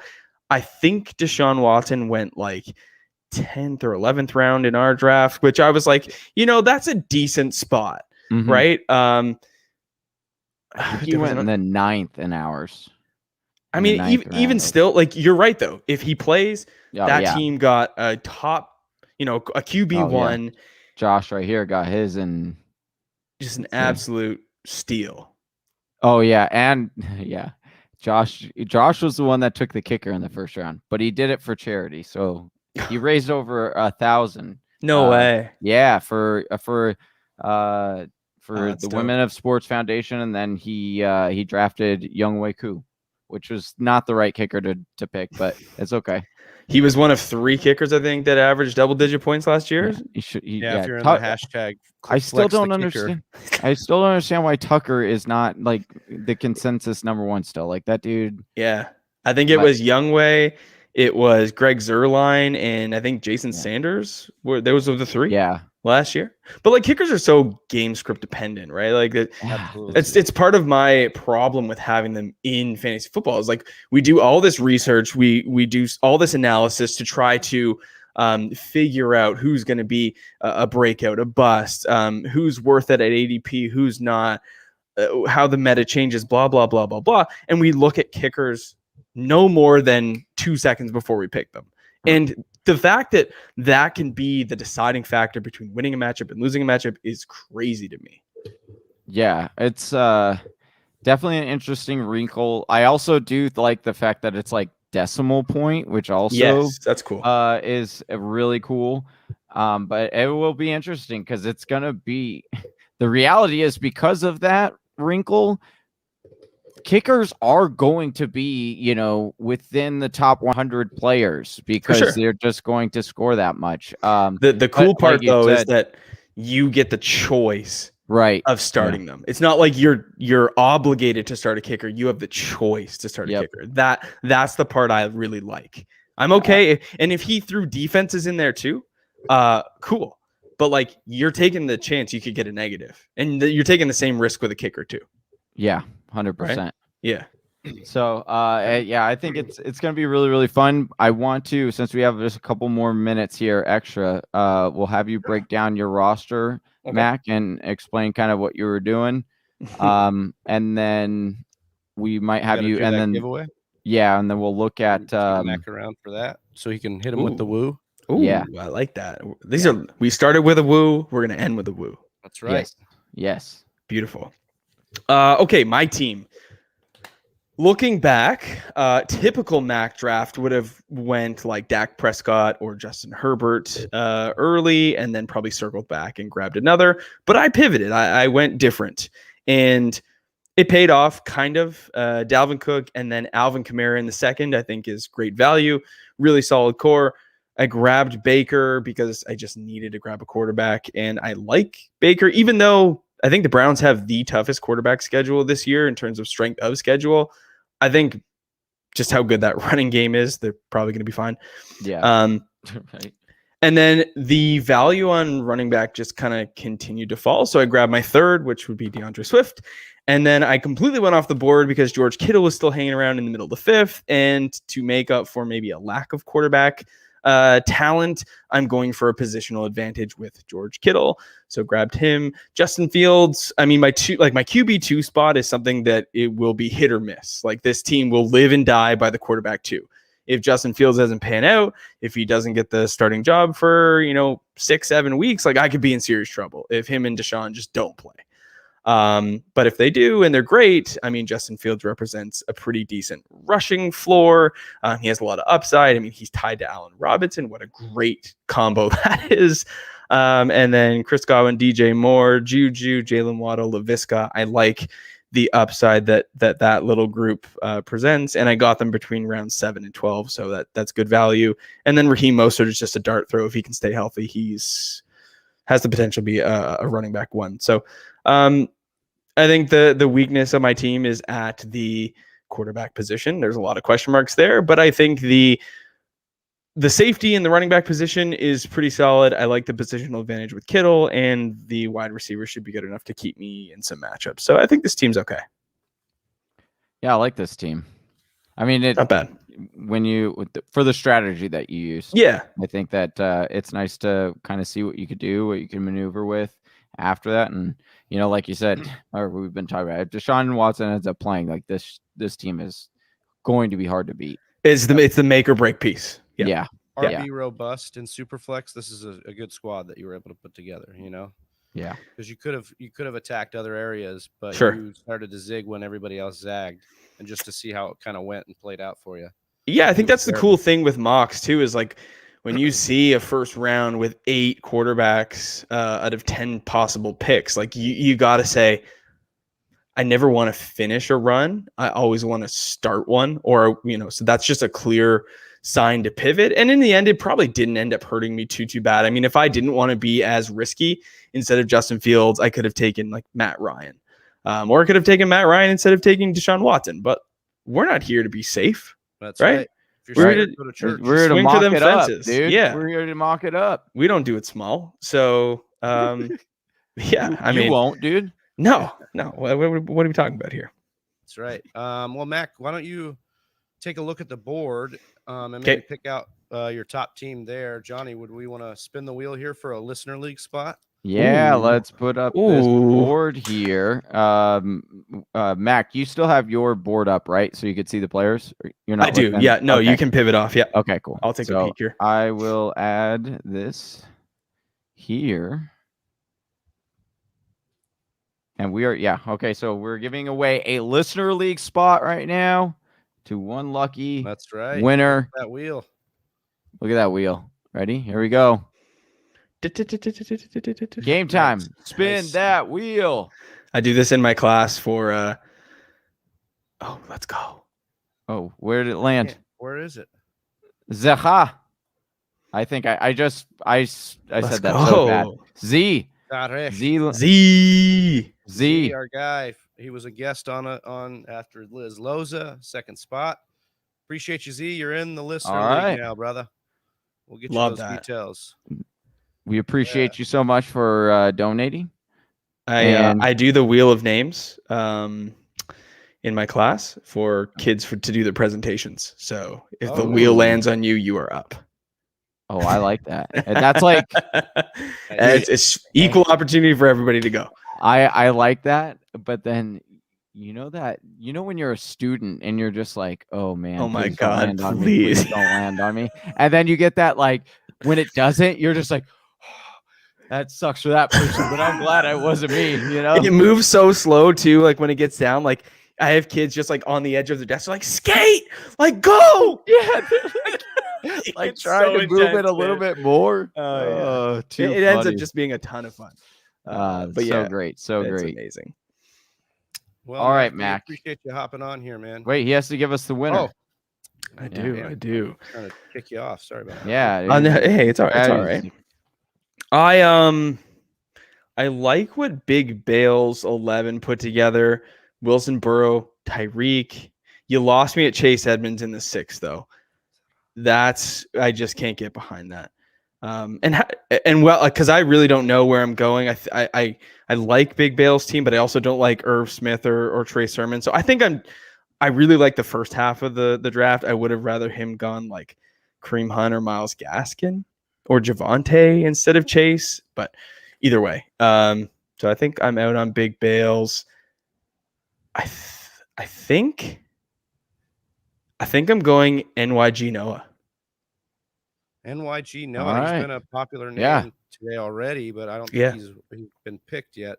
Mahomes, Lawrence, Zeke, Ridley, Waller, Lamb, Hunt, Davis, Claypool, Pittman, Drake. Yeah, I like it. Yeah, Awesome. that's a good team. Hard not like. How do you go wrong with Pat Mahomes, right? Congrats, everybody giving him love in the chat here. We appreciate everybody watching right now. Get us with that thumbs up, that subscribe, that like. And Mac, tell the people what you're working on and where they can find you. Where they can find the squad. So snap_fantasy on Instagram and Twitter. Right now, if you click either of those social platforms, you'll see a link tree.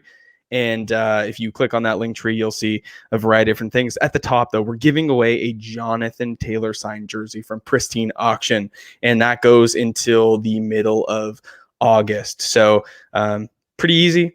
Just pop over there, follow us on socials. There's a list of things you can do to gain entries, and we're going to raffle that off in the middle of August. Costs nothing. We're just trying to get some more eyes on what we do. So if you want to grab that link tree, again, snap_fantasy. Boom. There you Awesome.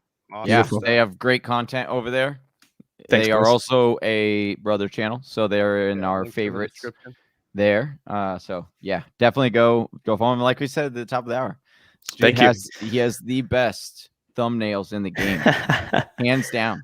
I will extend again to Josh. If you want to send me a DM, I'm happy to even jump on like a little Zoom and just kind of walk you through some of the basics. Just hit me up. We can certainly make that happen. And boys, thank you so much for having me. I speak for Landon when I say looking forward to what you guys are going to put together for this year. Hopefully we can do some collaborative stuff as always. And good luck through the night. I will be thinking about it. Appreciate you, dude. Thank you. Appreciate you. See you, boys. Take it easy. Peace. Ooh. Let's see. Hold on. There we go. It's just you and me, dude. You and me. We got a great guest coming up next, ladies and gentlemen. We have Jay the Plug, who has been on our show, Jay. And he's also bringing along a friend. Do you want to tell him who that friend is, Big Trappy? Yes, I do. It's former NFL coach Hue Jackson. Wow. Boom, coach. Voice is, that doing was me dirty right now. Hey, Hue Jackson will be coming in with Jay. So if you're wondering, those in the sleeper link wondering why Hue Jackson didn't show up in there, he's actually going to be drafting with Jay, a combined team. They're going to be drafting together. So they'll be on here shortly. We've got Austin back with us after a short break. How you doing, Austin? I'm doing good, man. My team member is getting married right now. Nice. And the Zoom world has opened things up. Yeah, they got a wedding Zoom. And it's a quick civil ceremony. They weren't planning on doing this anyways. The wedding is coming next year, but the family found out about it. They're just doing a civil ceremony, and they're like, now we got to do a celebration. So they got a Zoomer. There's just like direct family, but someone's on the camera running around the whole event, showing everybody. It's a riotous time right now. It looks so fun. See that, Travis? And we thought we were planning a lot here with this. I'm watching them live dance at this venue. Hey. This is great. It's crazy. This is great. Lando saying keep up the great work, fellas. Appreciate you. Really missed you on the stream. Next year we'll get you for sure. I'm going you guys want to set up the or put the draft board? What's the proper name for our next esteemed guest? Coach. I think it's always coach, right? Coach. It's coach. Just it's coach. Always coach. It's coach. That's what I was thinking too. Coach. Yeah. Nice. Tequila mogul, author, coach, Hue Jackson. Him and Jay doing the Pace League together. So excited to get them on here. I know that they're going to get in here when they have a moment. I want to remind everybody they can donate or help donate to charity, to the Women's Sports Foundation, who we are partnered up with for this event. You can donate via the Super Chat and the YouTube live stream using that $sign next to your name when you're chatting. And you can get $5 or $10 donation gets you 1 or 2 tickets. You can also go on over to patreon.com/the Fantasy Whispers and donate there. We will drop you some more links with raffle details. But the more raffle tickets you get, the more prizes you can win, like a signed Deontay Johnson jersey that we are going to be giving away, as well as an Alvin Kamara jersey that is signed that we're going to be giving away. Some T-shirts, some more draft kits, a couple more listener league spots. We're rolling through this thing, giving things away. Giving some really big prizes. And like, I know that we're on the show, and if you want this jersey, there is no cheaper, better way you have to actually picking this up than by donating right now. Money goes to a great cause, bringing more women into the sports industry. And you actually get a chance to get an incredible signed jersey for like $5. But that's not the only exciting thing we got going on. We got Jay the Plug now, who's in on the show. What is going on, Jay? What's happening, fellas? Y'all hear me okay? Yeah, we're doing good. How you doing? Doing great, man. Doing great. Love the hat. Seriously. Thanks, man. I appreciate you. Yeah. That looks like it looks like the Stetson of top hats on this. Like it's very impressive. I appreciate that, bud. I Yeah, appreciate that very much. Well, we How y'all been? coming Been on. going pretty nice today, huh? Yeah, it's been good. It's been a grind. It's been fun. We've had great guests. We've had some people donating to the charity. It's just been a lot of fun, like it is every year, man. We're excited, and we met new people in the industry today, and we're turning over more new followers, and it's just been a blast. It always is, man. I'm too tired to put on a fake face on this one, man. It has just been awesome. We get fresh takes from people. We get to hear all different kinds of commentary and insights and why people are doing what they're doing. And as we all know, people in the fantasy community, when you just really get to connect, it's a community unlike any other, as is really any sports space. And we're just having a ball. Heck Awesome, yeah. awesome, man. We've got Christian F says, "What's happening, guys? I've been tuning in and out for hours, and I've been able, and I appreciate you dropping knowledge." But we've got another very special guest about to join. Hey, look who it is. What's going on, Coach? What's happening? Oh, we got you muted on accident. Well, I'm good. What's going on? What's going on, Hugh? How are you? Good. You guys told me 9 o'clock. I show up on time. Boom. That's right. We appreciate My that. man. How you doing, Coach? I'm doing good. How's everybody else doing? We just got done with some Grand Leyenda over here. Man. That Yeah, means so you had a great tequila day. Yes, it does. Yes, Yeah. it does. So we thank you for that as well. Absolutely. Hey, did we already do our woo boys? We got Jacob Bley. Jacob Draft Bley, all live. Lie. We donate $10. So Coach and Jay, we have been doing the Ric Flair woo for every guest who donates to the charity. And so if you guys wouldn't mind doing your best Ric Flair impersonations, help us keep us going. On the count of 3, 1, 2, 3. Woo! Yeah. Yeah. Appreciate you guys for joining in on That's that. good. That one And hits different. That one does hit different. I like that one. All right. So we have a big mock draft here. We got a big we one do. going. All right. All right. We good to start her up? Everybody believe ready? So just a reminder, Coach Hugh, I think we had some technical difficulties, unable to get you your own team in this one before it filled up. But you'll be joining Jay and kind of bouncing ideas off and drafting your own team together, or your guys' team together. That sounds like a plan. Cool. All right. All right. I'm going to get it started. Yeah, this is a Christian super coming in flex. here. Remember that. Lifelong Browns fan and loves you, Coach. Thank you. Well, we get this one started. I know we're gonna have a lot of questions, Coach. I am just too excited to not ask you the question. We're preparing for the show, digging through some research, looking through your history on this one, from your coaching days at Pacific, Arizona State. Obviously, then your work in the NFL. You have been a professional coach for the running back position, the quarterback position, the wide receiver position, offensive coordinator, head coach, of course.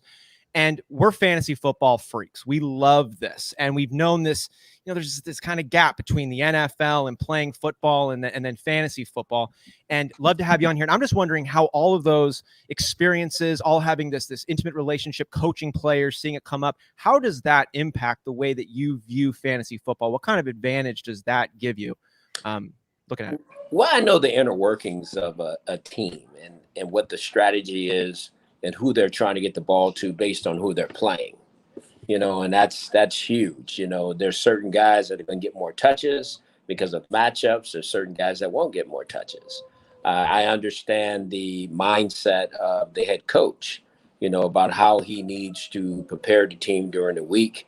If there's injuries that they have to deal with, who are possibly they're going to be bringing up or putting down, what the injury sounds like when a guy doesn't practice all week and then there's a thought that he's questionable, or doubtful. I have a pretty good idea where that's going to lead and what kind of player that guy can be on a Sunday or Monday or Thursday. So that you just have a little bit different insight, just being very honest. You understand some of the language that's put out there by teams a little bit more because I was sometime behind some of that language. So that's an advantage. Hey, Coach, we're on the clock here. We got about 25 seconds left. 0.5 PPR scoring. That means half a point per reception. Who are you thinking? Who are you thinking you want to grab here? Diggs. Stephon Diggs. Oh, okay. Okay. I'm gonna go with Coach. Oh, Here we go. I love that.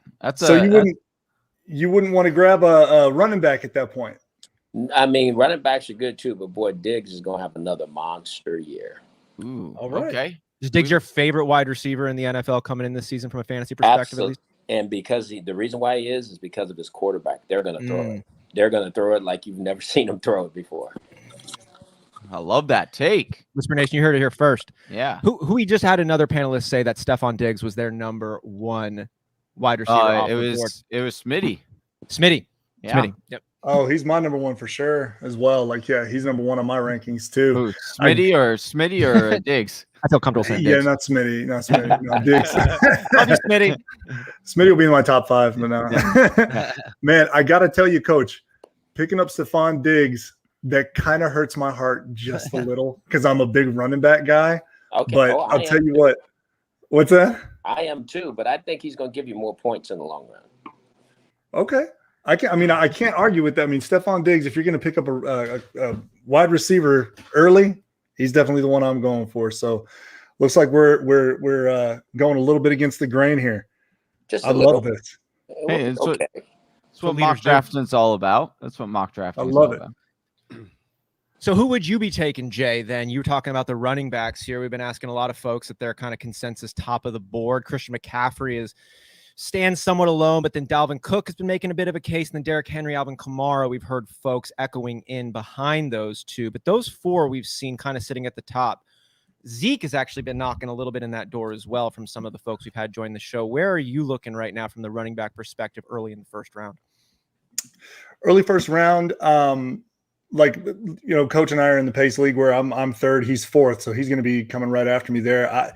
I'm looking at either, depending on who's going to be available at that spot, most likely going to be Kamara. Kamara being because, McCaffrey and Cook normally go first, but here we've got Henry going first, which is probably because it's a half point PPR. If it's a full point PPR, you see Cook and Kamara McCaffrey going first. I can actually make an argument for Kamara being in the argument for the number one spot now that Thomas is going to be out until possibly mid-November. Whenever Thomas is out, Kamara averages over 8 targets a game. And man, if you do that crazy math, I mean, you're at over 140 targets the entire season. So, I mean, and do you expect that to continue with the change in quarterback? Yes, I do. I really do. I don't think it's going to make a difference who's at quarterback right now or whenever they, decide.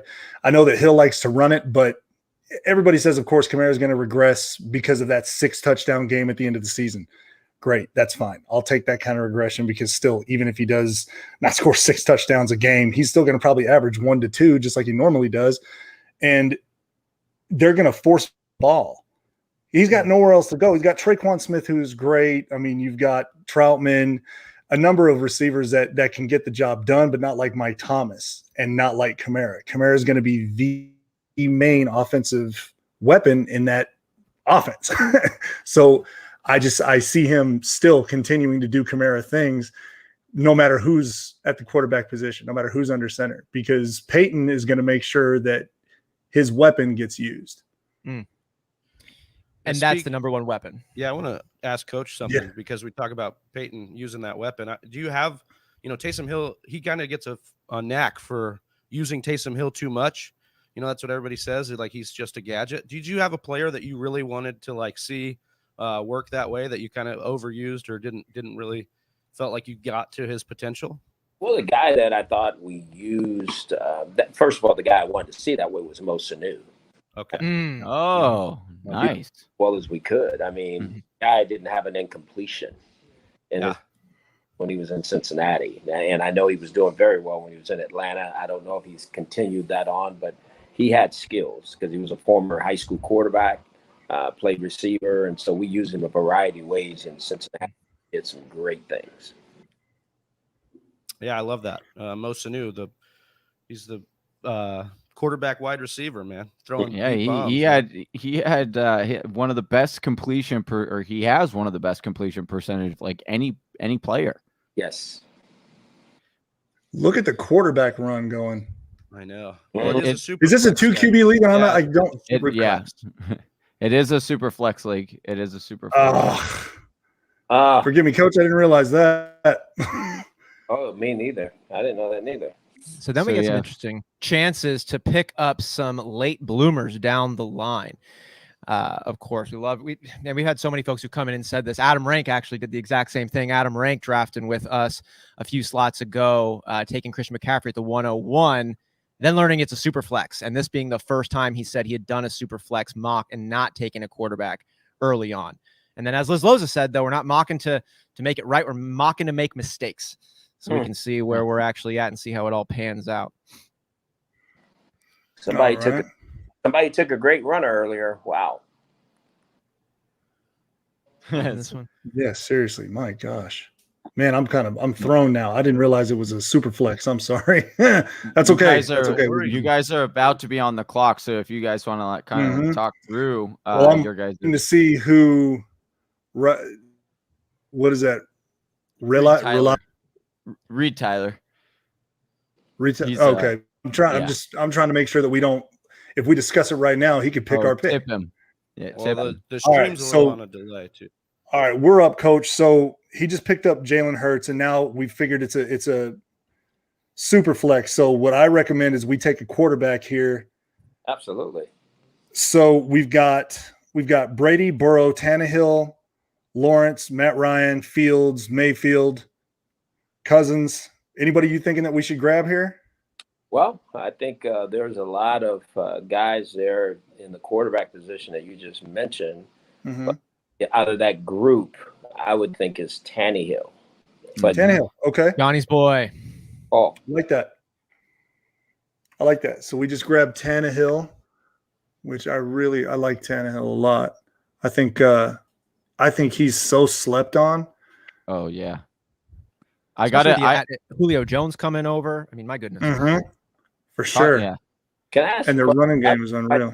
Justin Fields this high. What's that? What's that, Coach? Why would somebody take Justin Fields this high? Because of the rushing upside ability. I think that if and when he becomes the starter of that team, that he'll start running the ball a little bit more, get you the kind of what we call the Konami code or the cheat code in fantasy. Gotcha. Because it's only 10 yards, per rush for point. Doesn't start until like the 8th game of the year. Yeah, I mean, I think we'll see on that. I think that's what Matt Nagy said, but he's also tied to making sure they do the right thing to win. And wouldn't you say his job's a little bit on the hot seat here? Absolutely. Oh, for sure. Yeah. All right, Coach, we're on the clock one more time. Excuse me, gentlemen, to interrupt you. So I recommend we take a back here so we can at least get one of these top running backs. Absolutely. We've got Aaron Jones, Eckler, Mixon, Gibson, Najee Harris, Clyde Edwards-Helaire. Oh my God! God, who are you thinking? Aaron Jones. I'm thinking Jones. Yeah, Jones. There we go. Got it right at the buzzer. That's pretty good. We were just talking about coach speak a little bit, and we've had all of our guests, we said, well, this offensive coordinator or this head coach has come out in a press conference and said X, Y, and Z. And then we've had our guests say, oh, so you believe coaches and what they're saying. And we see the advantage in throwing up some smoke screens. And then sometimes maybe you're being truthful because you just feel like that. Coach, can you talk a little bit about when the media asks you questions and you're essentially divulging information? Is there an incentive to tell it truthful just because, honesty is the best policy, or is this an opportunity to try to throw off your potential opponent? We heard Tom Brady just recently on the shop say he'll gas up a cornerback saying, oh, they have a great secondary, when in the back of his head, he's thinking, oh, I'm going to light you up all game. How often do you use language as a tool, and how often should we take it seriously or really with the heavy dose of skepticism? It's a tool all the time, because whether it's a tool of we're speaking to your own team to make sure that they are in the right mindset, or if it's to speak to the opponent and the other coaches. So there's always a chess match there that you have to be able to use. Now you got to have the pieces to do it. Yeah. Tom Brady's Tom Brady, right? Yeah. Sure. You're playing with some guys who are junior midgets that can't play. You got to be very careful with what you say, because you might be putting more pressure on those guys than the other team. If I hear you saying it right, if I hear you right, it's always a tool. If it's truthful, that's coincidental, because it's not an intention. It's a tool to either throw off your opponent, or it's a tool to bring your team together, or to elevate one of the guys that you're hoping to see more from. Something like that.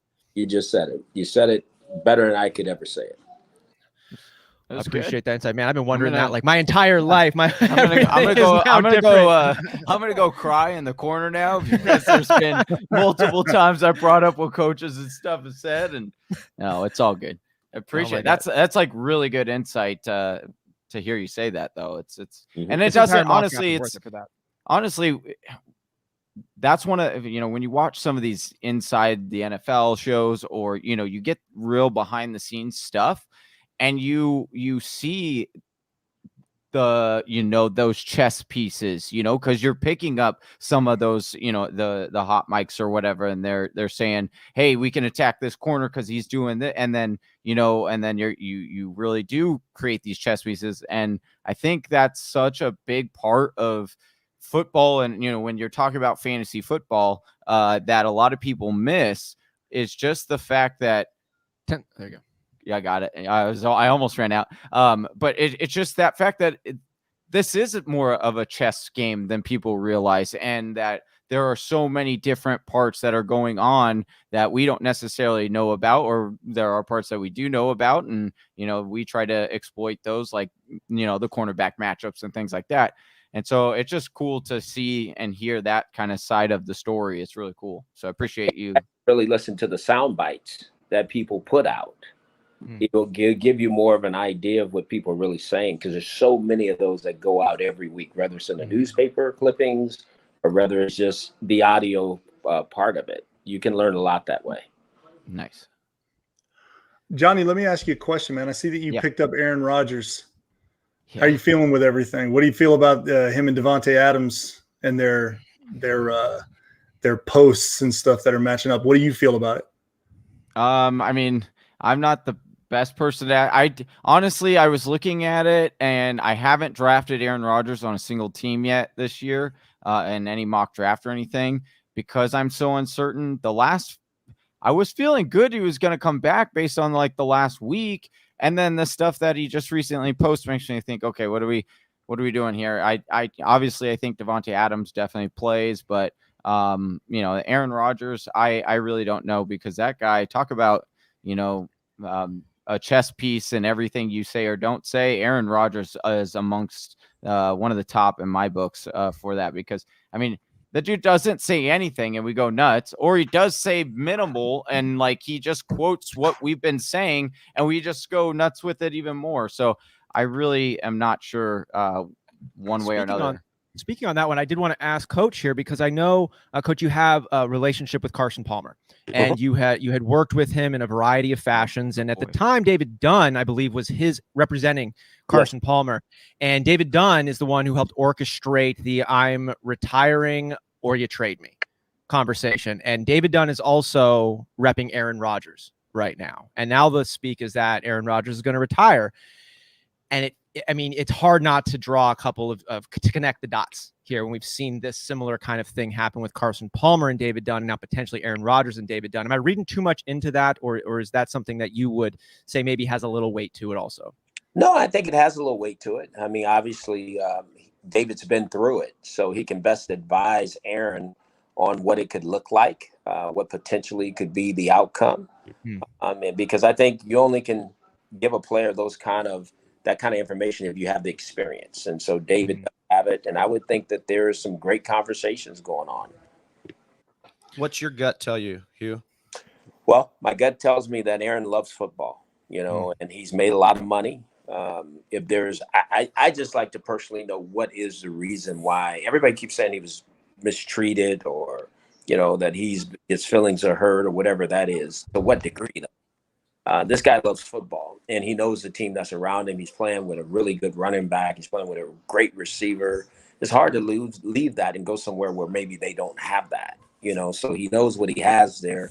So for this to be going on to this level, there's got to be something a little bit more personal. And I think that the Packers, if I'm the Packers, I get that worked out as fast as I could. Jay, I got a question for you. Earlier, you were talking about Michael Thomas, being out.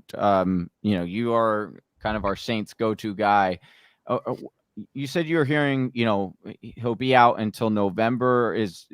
Like deep in November, or like in the beginning? Like, does it seem like he's more going to miss just 4 games, or is he going to miss potentially longer? And also, like, do you know why he waited so long to get this surgery?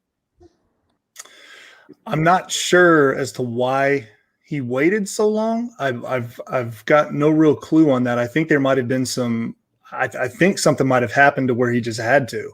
But from what I've heard is that it's mid-November. That's my buddy down there. I've talked to him this morning. He was saying it looks like mid-November is what they're giving him a timetable to. But who knows? I mean, some of these guys can heal a lot faster. Some of these guys take a little bit more time. As you can see, like last season, whenever he was hurt, they kept saying he was going to be coming back. And then at the last minute, they would say he wasn't. So, and everybody wanted to, chalk it up saying it was a diva thing or something, whatever. I mean, I really don't think that was the issue. I think he maybe had a couple words with some teammates and stuff during practice. I mean, who doesn't? We're on the clock. So, I know. I see that, boss. Who? What are you thinking? You thinking of a running back, a wide receiver, QB? I think another quarterback, if there's one we like. I agree. We got Cousins, Wentz, Deshaun Watson, Tua, Daniel Jones, Ryan Fitzpatrick. But I say we choose somewhere between Cousins, Wentz. I'm thinking more Cousins or Wentz, honestly.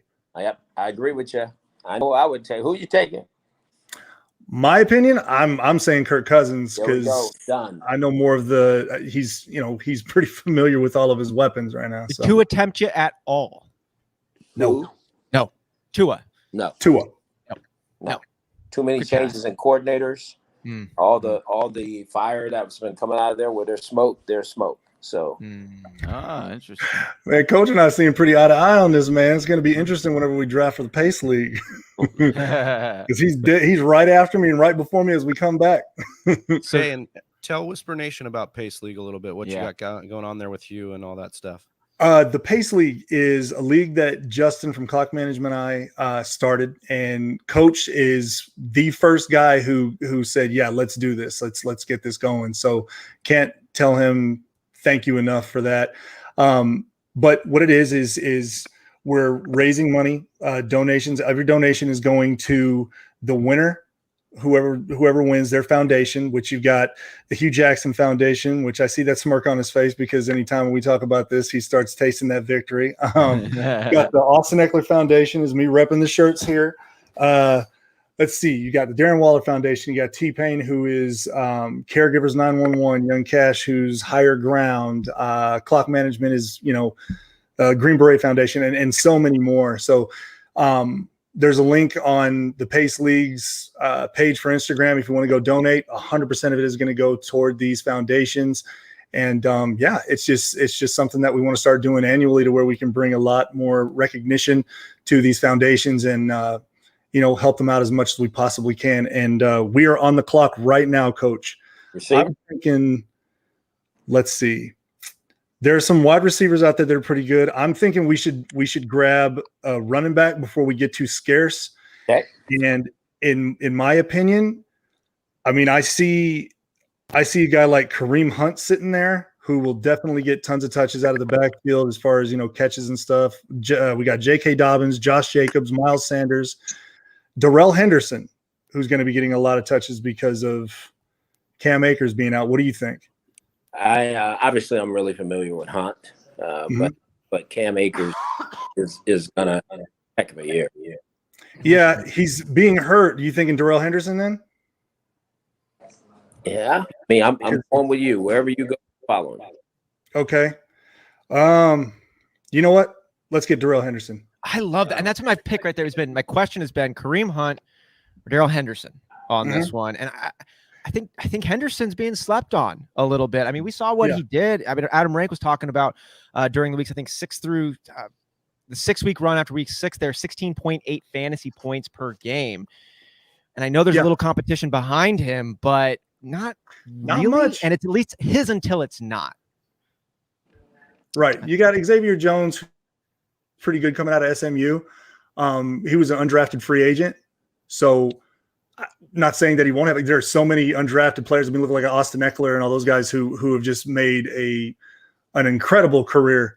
Not saying that he can't, but I mean, it's Darrell Henderson's until then. And just like Coach was saying, how Cam Akers started having an incredible year, he would have had an amazing year had he not torn his Achilles. So I'm thinking Darrell Henderson would be good. Kareem Hunt would have been my other one because of the PPR, but 0.5, it's not going to make that much of a difference. So I'm actually feeling pretty good about that draft pick, Coach. Mm-hmm. I see it. I mean, it makes more sense now. Mm-hmm. So we can touch on a lot of great questions. Oh, sorry, go ahead. No, go ahead, boss. Go ahead. We've gotten some great questions that's come up around, Kareem Hunt, Henderson, what's going on with Aaron Rodgers. But the real question that we got to know is from Morty here. Can we get your tequila in Canada, Coach? Yeah. We're definitely going to work on it. That's for sure. That's on the way, folks. A partner that I podcast with, Anthony Kay, and he's doing anything and everything he can to get the tequila there in Canada. Nice. Well, we recently learned we're international now, Coach. We've got some people across the pond in UK tuning in right now. We've got people up in Canada having our back. Whisper Nation that's awesome. Yeah, Whisper Nation is showing out strong. That's excellent, man. I love it. I'm looking forward to whenever he gets the Kroger deal for all, like in Atlanta here. It'll be a lot easier to pick up. You can go to what is it, Coach? Is it Country Wine and Spirits? Spirits, but right now they're all out. But Monday we'll be ready to go. People have been buying, and I'm so excited about what we're doing in that space. But boy, we're trying to really open this thing up and scale it to a whole different level here very soon. Isn't it the first organic? It's in my opinion, it's the only organic, 100% USDA organic tequila. There we go. Coach, and you said Country Wine and Spirits? Country Wine and Spirits, yes, sir. Okay, because Josh wants to know where can he get it. Country Wine and Spirits come Monday. Mm-hmm. Yep. And at Kroger in select cities, is that right, Coach? Absolutely. Definitely in Cincinnati, Cleveland, yes. Yeah, love that one. I'm waiting for it to get over to Atlanta. Stock up. MF Cowboy, first time someone upon y'all's page. It's pretty dope. 24 hours of mocking. We appreciate you for stopping by. Please consider hitting us with the like and subscribe. Really helps our channel grow. And welcome to Whisper Nation, I should say, too. As well, and we're putting in the plugs, and that's not just a pun for Jay the plug that we have here, but we'll jump over there in a second. We're also giving away some incredible giveaways during our 24-hour mock draft marathon. All proceeds are going directly to our charity that we've been supporting along with Club FFL. Trav, you want to tell us a little bit about the raffle and ways that they can be a part of it and what's on the line? Yeah, it's the Women's Sports Foundation. That's the charity that we're supporting for this mock draft-a-thon. You can donate via the super chat by hitting the $5 or $10 donation, and that'll get you 1 or 2 tickets respectively. You can also go to patreon.com and donate through subbing on Patreon, or you can download a draft kit at thefantasywhispers.com, and that's how you can enter for an Alvin Kamara signed jersey and also a Deontay Johnson signed jersey, among other prizes that we're giving away. Coach, I did just want to ask you and Jay kind of going back and forth on the positions, wide receiver, running back for fantasy. What was your favorite position to coach in the NFL? I was the quarterback by far. Okay. Because you were a quarterback yourself, right? Yes. Mm-hmm. It is the single hardest job in the National Football League for so many different reasons. And it's, it's a different level of intelligence to play the position. Yeah, that's I mean, they have to deal with so much. They obviously check all the reads, and then they've got to be the leader of the locker room, and then they've got to take all the brashness probably from the coach, I'm sure, take it all on the chin. So yeah, I can imagine that being. Could you tell us something that the casual fan might be really surprised about, hearing what goes into the quarterbacking position? I don't think anyone would be surprised to hear it's difficult. You know, it's hard to be successful at, but what's something that the casual fan really might be surprised to know of, maybe what goes into it, or what it takes, or just something that stands out to you?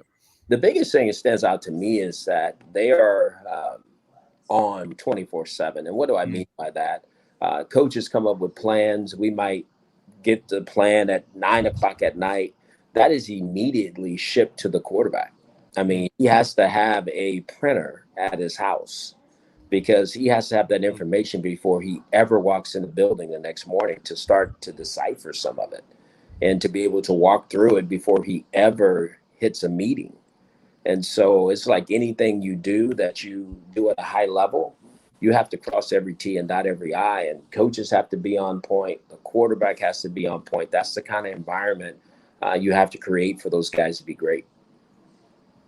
Coach, we know you mentioned winning the Pace League, but we mentioned your foundation in there. Can you tell us a little bit about the Hue Jackson Foundation? I sure can, but first of all, I'm going to dominate the Pace. Oh, okay. Okay. Yeah. Sorry to sell you short there, Coach. It is Didn't the mean to do Hue that. Jackson Foundation, and we are all about human trafficking. We want to truly impact and end human trafficking. We have a facility in Cleveland. We partner with the Salvation Army, the Harbor Light District. We have a residence there that house human trafficking victims. Oh, God bless that. Thank you. And we see here we'll drop the link to the HueJackson.org. Hue is the link to the Hue Jackson Foundation. Inspiration, you have the chance to donate, to learn more, to plug into some of the events and news that they got going on. So we'll get that dropped in our link. And Whisper Nation, go ahead and check that out and make a donation should you feel so inclined. It's for an incredible cause that we're all united behind. So let's help do this one together and help Coach out as much as we can. If you All right, Coach. Just let us know. Sorry. We are on the clock, Coach. I'm thinking a wide receiver here. Absolutely. Either a wide receiver or a tight end, but a wide receiver here. I'm thinking Mike Thomas is still available, but not just yet. I'm thinking Cooper Kupp, Tyler Lockett. Who are you thinking out of those three? In my opinion, I'm thinking Kupp. I think you just nailed it. Let's go. Yeah, boy. See? I'm telling you, man. We've been so excited about Matt Stafford over there, and we just feel like he's been a guy who's been slept on for so long, and he's going to get a chance to showcase really what he's about in this new Sean McVay system, new for him. How do you see that one shaking out right now? Are you as excited about it as we are? For sure. I'm sorry. I thought you were asking Coach. I'm actually looking forward to it very much. I think that Stafford's another guy who's been slept on big time. I mean, he's a great quarterback. He just didn't click for him with the Lions for some reason. I'm not sure why. He had Galladay, who did really well. He's been working with Kupp a lot. So I'm really looking forward to seeing what he's got going on with him. It sounds like they've got a really good rapport. They're clicking already. I mean, I'm just really looking forward to seeing what he can do with them. And I think Kupp is going to be definitely the main benefactor in that outfit, or the wide receiver core. Coach, we're up, my friend. I'm thinking we go with the tight end here. Yes. Either we've got Mark Andrews or TJ Hawkinson. My opinion, I'm thinking Andrews because he is the number one target. That's what looks for Andrews. Yes, sir. There we go. Man, it's easy. I thought we were going to have some issues here. I thought we were going to disagree on something. Man, we're Mark Mandrews right there. That was an easy one. I'm sure in that take, Jay, to round out that point, you think Cooper Kupp is going to be the main beneficiary. Now, Bobby Trees, Robert Woods has been just a model of consistency, either in Buffalo, over in Los Angeles, different quarterbacks, Tyrod Taylor, Jared Goff, now Matt Stafford. I like Cooper Kupp too. Do you think Robert Woods is going to be missed out on this, or a rising tide lifts all boats? You just think Cooper Kupp is sitting in a most advantageous position? You said it right there. Rising tide lifts all boats. I think Bobby Trees is going to be excellent. I think the whole team is going to take a step forward with Matt Stafford at the helm, so to speak. I really do. I feel like Cooper Kupp is probably going to be the main beneficiary, man, because he's a deep threat. He can slant. I mean, the kid can do anything from anywhere on the field. And I think Matt Stafford's definitely going to use him as a security blanket, so to speak, in that offense. I really do. Smitty from the Fantasy Football Show coming for Hue and Plug. He says, looks like a second place team, Plug and Coach. Oh, wow. Shots fired. Shots fired. That's why it's the mock draft. Give away no strategy here. It's all cool, right? So he's just telling. Oh, so really he doesn't. Nice. That's what I was thinking too. I love Before we it. hopped on here, I was like, Coach is gonna throw. He's just gonna be like, "Yep, let's go." Coach, I just think you leveled up Liz Lowe's on the response of what the purpose of mock drafts were. Now, she said mock drafts are here to make mistakes, learn for the future. You're saying now mock drafts are a tool to throw off your opponents. Oh, I love it. Hearing this. I love that, man. About what head coaches do, everybody better listen clearly. That's all. I love it. Coach speak. And I'll That never is hear it so the same ever again. classic, Comes bro. full circle. It's so classic because you just like replay all of the moments that you guys were drafting, and Coach was just like, "Yep, sounds great, love it, love that player." When we do the draft, we're doing the Pace League draft on the 29th, and when we're doing that, pay attention to Coach's team and see if it looks anything like our squad here. We're not doing a super flex, but yeah, you're streaming it. Are you guys going to stream it? Yeah. Oh, yeah, Warzone Sports Network is putting it on. We've got Fantasy Couch is going to do something on it as well. So Smitty's going to do something on his channel. We're going to basically be all over the place. Hopefully we can get as many people to join. I know Coach has talked about doing it. I know, but he's real busy being, coaching at Tennessee State and, doing all that stuff. But we're trying to do it at night on Sunday so we can try and get as many people as possible. We got Coach, hopefully, Danny Woodhead. Darren's going to try and join us, but he's doing all the, all the stuff getting ready for the season. So hopefully he'll be able to join us on screen. But it's going to be a blast. I can't wait to see how everything pans out. I mean, everybody is playing for second place behind the top hat. I'm sorry, Coach, but okay, that's just the truth. My hat's a little larger. That's all. Oh, I'm gonna tune into that because I'm gonna. That's gonna be. I can't even imagine what the trash trophy's talk a little bit is. larger, and my ring is a little bit larger. That's okay. That's something else. Ring, right? What's that? That's a fantasy ring, right? Oh, well, I mean, fantasy football, not make believe. I mean, it's shut up, Coach, man. that's probably the first time he's ever heard that. Jay's my guy. I love Jay. That's so I love how Jay says, "Oh, it's not make believe, but technically, I mean, it's not football make believe. Is make believe, but we're playing for a ring as well. We got Trophy Smack backing us, so I'm gonna get I'm gonna get the ring special made for the league, so that somebody have a little bit of hardware. It doesn't seem to mean much to Coach, but whatever. I think it's absolutely incredible that we got Hue Jackson here coaching, doing everything that he's doing, and actively a part of the Pace League and here. And it makes me wonder about the acceptance of fantasy football into the larger football lexicon. It almost felt like maybe a decade or so ago, there was a lot of resistance. It was a lot of like, that's, just keep that out. We've got two arenas almost. And now maybe it's because a lot of the players had grown up playing football or fantasy football, or just there's just more experience in that. It seems like it's a more accepted and welcome piece. It doesn't have such a hostile reception.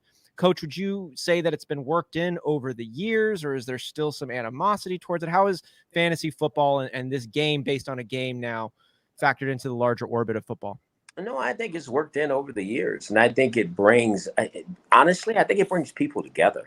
A chance to have some real conversations, not just about sports, but also about life. And so I think it's another tool for people to come together to a great game, which is football, have some real conversations and really kind of deep dive into some other things as well. So I think it's been accepted.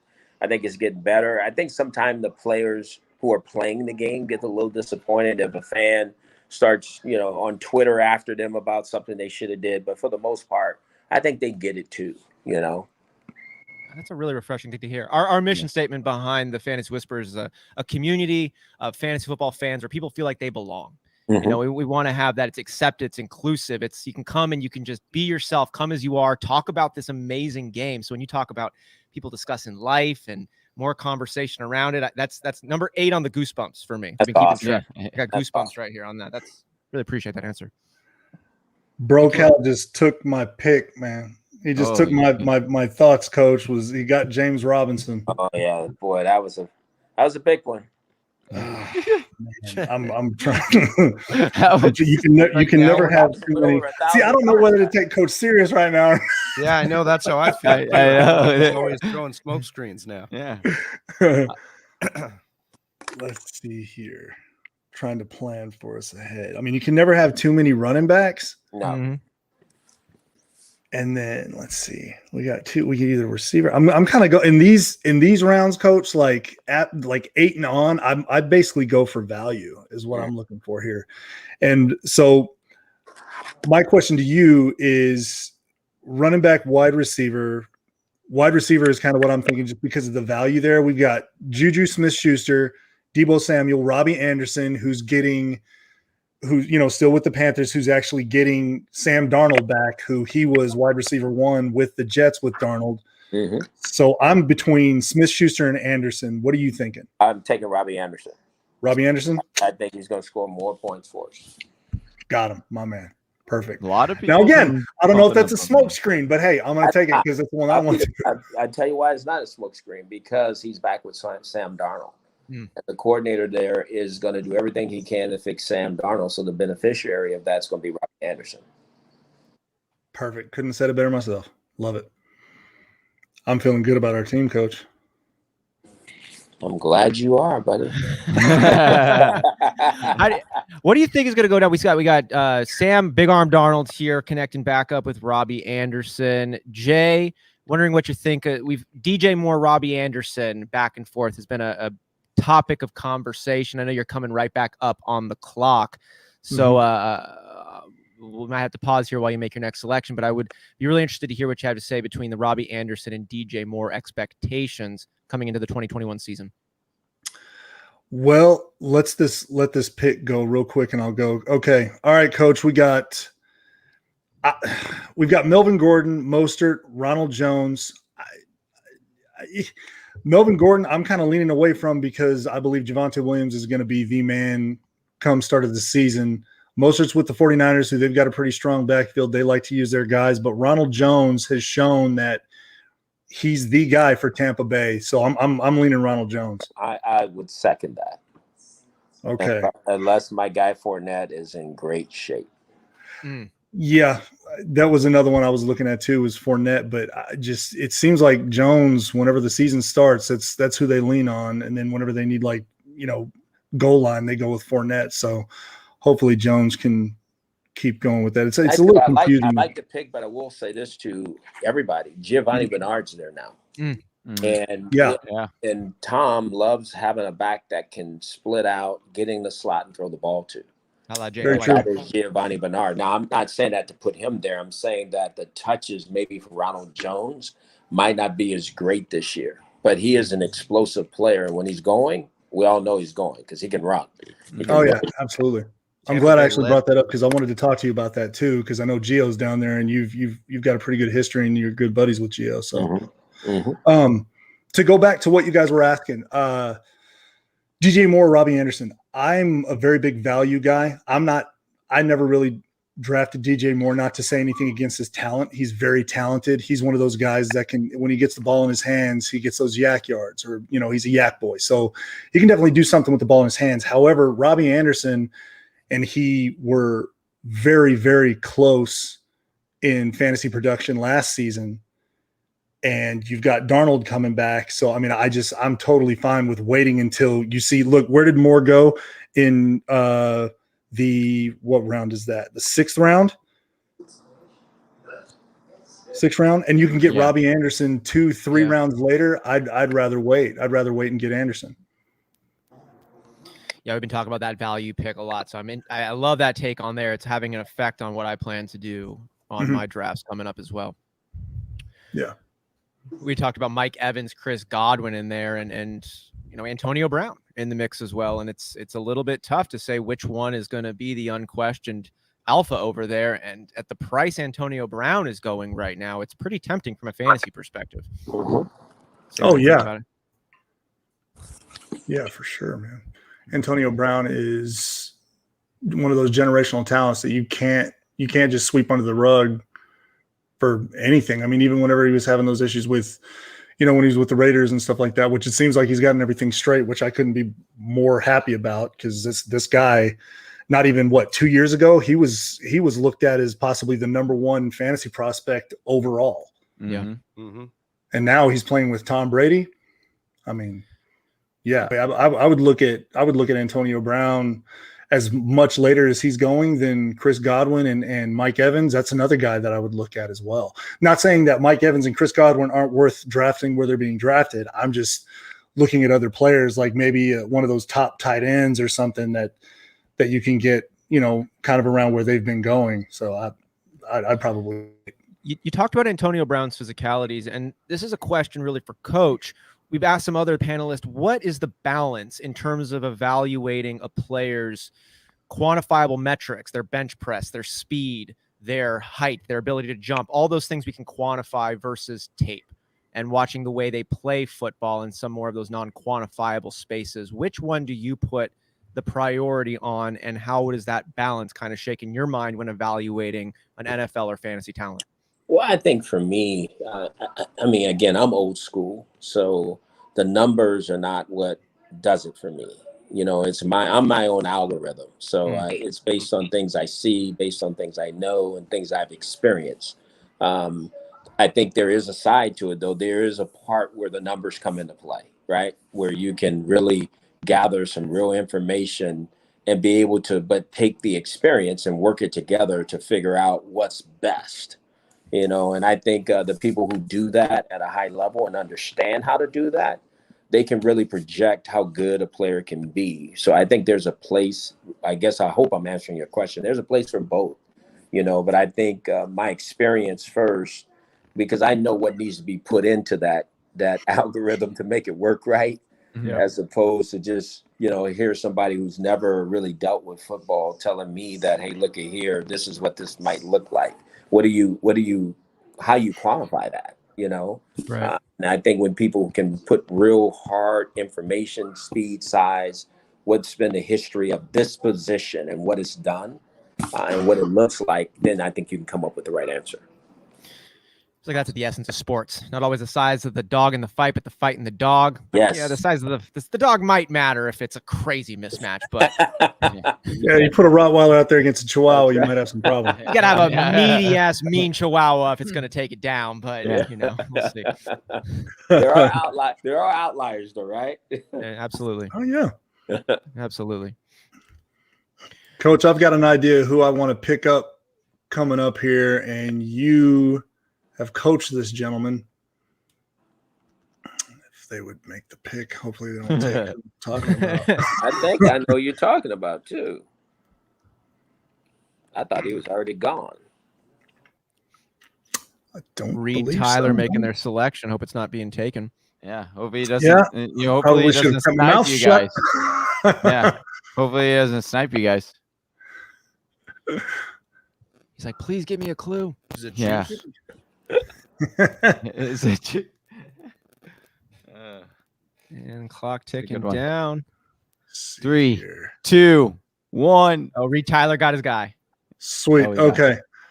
I'm talking about Jarvis Landry. Yeah, I know that's who you were talking about. There's no doubt when you take Jarvis Landry right here. Mhm. Coming out in the 10th round, to me, with Jarvis Landry, I mean, I don't know why people sleep on him so much. I mean, I understand he's got some games that are a little bit lower than others and stuff like that. I mean, it's kind of a hit or miss sometimes each week, but I mean, this guy in the 10th round to me is a bargain. I love the way Jarvis plays, man. Does Jarvis Landry fall in that category we were talking about just a bit ago with Robbie Anderson and DJ Moore of aiming for the value play? Is Jarvis Landry maybe we say, I think most folks have OBJ ahead, but Jarvis Landry is no slouch, especially after his performance at the end of last season. We saw him recover from that hip injury. So is Jarvis Landry almost in that category of the value number 2 who might have something to say to the number 1? Yes. Yes. No doubt. Yes. Absolutely. Pound for pound, one of the toughest human beings I've ever been around. Coach, I have to ask you. I got to ask you. I got the chance. They're on the clock. I'm on the clock. Did you ever call him bless him? Did you ever say bless him to him? Because that's his catchphrase, and I absolutely love it. But did you ever say, hell of a catch, bless him, or anything like that? Or did you just call him Juice? I would say Juice, go bless him. Oh, I like it. I like that. I love Juice, it, man. go bless him. That's gonna be a new saying on the show. I'm writing it down right now. Yeah. All right. So we're up, Coach. I'm thinking we go with another running back just to kind of keep them RBs on that. We got 3 of them right now. I think a 4th is good. To me, I'm looking at Kenyon Drake. He's going into position with Coach Gruden. Knock on wood if you hear me. Oh yeah. And and I think he's going into a really great spot to where out of the backfield you had Jalen Richard before. And he did very well whenever it came to those 3rd down, receptions. So I think Kenyon Drake is a good pickup there, and I think Kenyon Drake is actually going to be a lot better than what they've had before. Josh Jacobs is going to get plenty of touches, sure, but Kenyon Drake is definitely a nice compliment. No, he is, and that's why they put him on the team. Yes, sir. They paid the man too. Yes, How much Sure does did. that? How much does that matter, Coach? When a player gets paid, how much weight should we give their salary to the expectations of play time? You should give it some real weight, because that's the value as a team. When you give a person that kind of money, you're saying that you're paying this guy to bring some value to your offense or your defense or your special team. So that player, and there's times, and we all know that players go there and it doesn't fit. There's been a lot of mistakes made that way, but the good coaches who draft or trade for people or put players on their team that they need, that's going to get them over the hump or going to complement their offensive system, they normally play pretty well. What about the opposite of that? Like if you don't pay a player that much money but bring him in, what does that? Well, all depends on the position, right? All right. What about James Conner? Is more so what I'm getting at here. We've been having a fight all day. Cardinals bring him in for a 1-year, $3.5 million contract, and my whole argument is that if we really believe that James Conner was supposed to be the guy for us, then why would we only sign him to a 1-year and small contract? Why wouldn't we just say? I mean, last year we gave Kenyon Drake like $7 million for the 1 year. Maybe they learned from their mistake. Right. I mean, they're giving him a chance. And that's what that is. They're giving him an opportunity, and it's kind of make or break for him. So I agree with you. There's some guys that that they're just getting an opportunity, and that's what I hate to say it that way. And I like James, but hopefully he's going to bring the toughness, the physical toughness that they're looking for in the running back position, because they have another young player there who's just very talented as well. So I agree with you on that. It's an opportunity. I love that take on that one. Yeah. Coach, let me ask you a question I've been dying to ask you. I know been with the Bengals for a while, and you and Gio were real close. What are your thoughts on Joe Mixon? Everybody's been hating on Joe Mixon lately. They're crazy. Joe Mixon can play. Joe Mixon is a ball player. When I agree. Time I spent in Cincinnati, he was the best offensive player on the team. Didn't have an offensive line to block for him. I think that's why people are hating on Joe Mixon. It's not Joe Mixon. I think it's the offensive running scheme. Now the line coach, they have a new line coach there, and he's awesome. He's really good. But they're going to want to throw the football. Let's just be honest. But if they're going to be good, they need to rely a little bit more on Joe Mixon to take care of Joe Burrow, especially early in the season. Love that. Agreed. It seems like they're setting it up to play to Burrow's strengths and then have the run complement Burrow, which is a nice problem to have when you have Joe Mixon like running the football. Like not the athlete that he is. And he's a very good receiver as well. Yeah. Yeah, he's going to be able to handle that geo-vacated targets.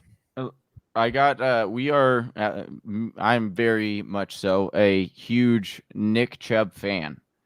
And I want to ask you, what is stopping Nick Chubb from being the #1 overall running back for fantasy football? Are you asking me? Yeah. He is the #1 overall running back.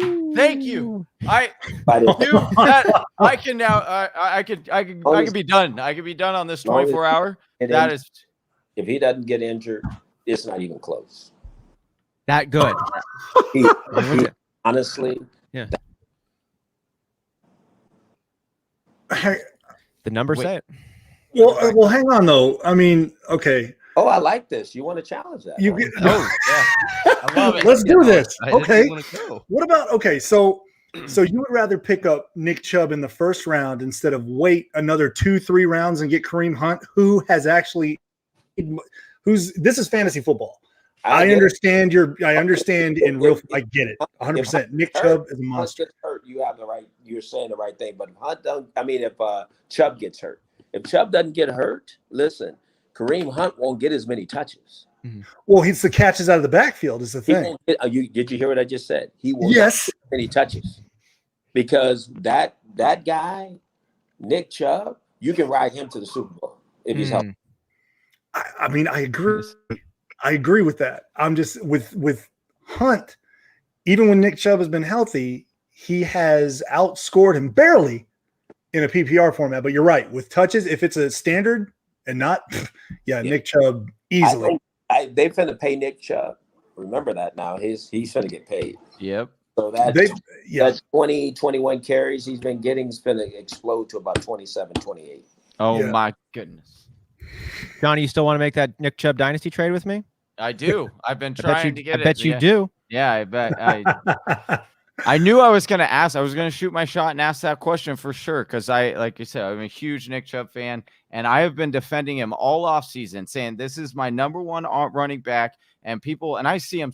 I'm not even kidding you. I saw some people get him in the 3rd round of some drafts or in the 2nd round. I mean, we got him in the 2nd round of the Scott Fish one. And I'm like, what are we looking at here? What are we talking? Oh man, Nick Chubb is the greatest running back that we like. The dude hasn't ever rushed for under 5 yards per carry. Johnny almost called him the GOAT. I'm just about to. I'm telling you, look. Everybody thinks I hate Nick Chubb. I don't. I think he's incredible. I love the guy. I love watching him play. If you give him an inch, he's taking the mile. Like he's unbelievable. And if you, the first 3 guys to try and tackle him, I feel terrible for them. It's like Derrick Henry just in a shorter body. He just dominates. But if I'm looking at fantasy points, which that's what we're talking about here, Kareem Hunt is right there with him, and you can wait and get Kareem Hunt later on. But then again, it's a double-edged sword because if you can draft Nick Chubb in the 1st round, you want to draft him. I'm just talking about like later in the 1st round is where I would get Nick Chubb, not the beginning. I love your strategy, Mr. Page, but I think you're going to see a different Nick Chubb this year. Yeah. Preach. He's coming out. He hasn't even scratched the surface of how good he can be. Wow. I don't think it's even close yet. This is the year when the running backs, the real guys who've been in the league and playing, they start to show up and show out. I think he's going to have a phenomenal year this year. The year of the Chubb. On the clock. This is where it starts getting a little bit tough. Now, this is somebody who I think is a lot better receiver than everybody gives him credit for, is Hollywood Brown. Hollywood Brown is a very good receiver, but we have Mark Andrews. I don't know how you feel about having 2 people on the same offense, Coach, but I think maybe we should take another tight end. What do you think of Rob Gronkowski or Hunter Henry? I would do probably Hunter Henry. I agree. I've been wondering, how is Hunter Henry and Jonnu Smith almost not even in an earlier part of the conversation? We're going to a Bill Belichick system who loves dual tight end. We don't have a dominant wide receiver. We got 2 tight ends who are fully capable. It feels like we're going to get a lot of answers pretty early in the season, but it feels like those guys are slotted early to be very productive tight ends, especially compared to where they're going in ADP. Right. Yeah. I agree. I think, and this next guy, I'm looking at a running back that being a PPR fan myself, who is being slept on big time in J.D. McKissick. I don't know what you think about him, Coach, but this guy can definitely play when he gets the ball in his hands. I know he's after Antonio Gibson, but when you have a PPR format, J.D. McKissick has been slept on wildly last season, any season that he's playing, really. He can do something with the ball when he has it in his hands. As talented as Antonio Gibson. I really do. Yeah, he's one of those guys that if you give him the opportunities, he's gonna do something with them. Make something. To go back on what you were talking about with Hunter Henry, reason I like Hunter Henry as well is because before, you remember whenever they had the 2 tight end sets with Hernandez and Gronk, I think they're trying to create that again. I think they're trying to revamp what they used to have, if you know what I mean, like with Mac Jones and the offense they're starting to get. They still have James White there, I believe. I think they're trying to, because if you look at a quarterback in this last draft, the closest one to Tom Brady is Mac Jones. Mm-hmm. Athleticism or quote unquote lack thereof, and the way that he plays, the way he throws the ball. I mean, he can put the ball anywhere really. But I think that they're going to use Jonnu Smith as more of the Hernandez type role, and Hunter Henry more of the Gronk role, because the kid's got real good hands. No, he does. Yeah. And Smith is a lot better at blocking.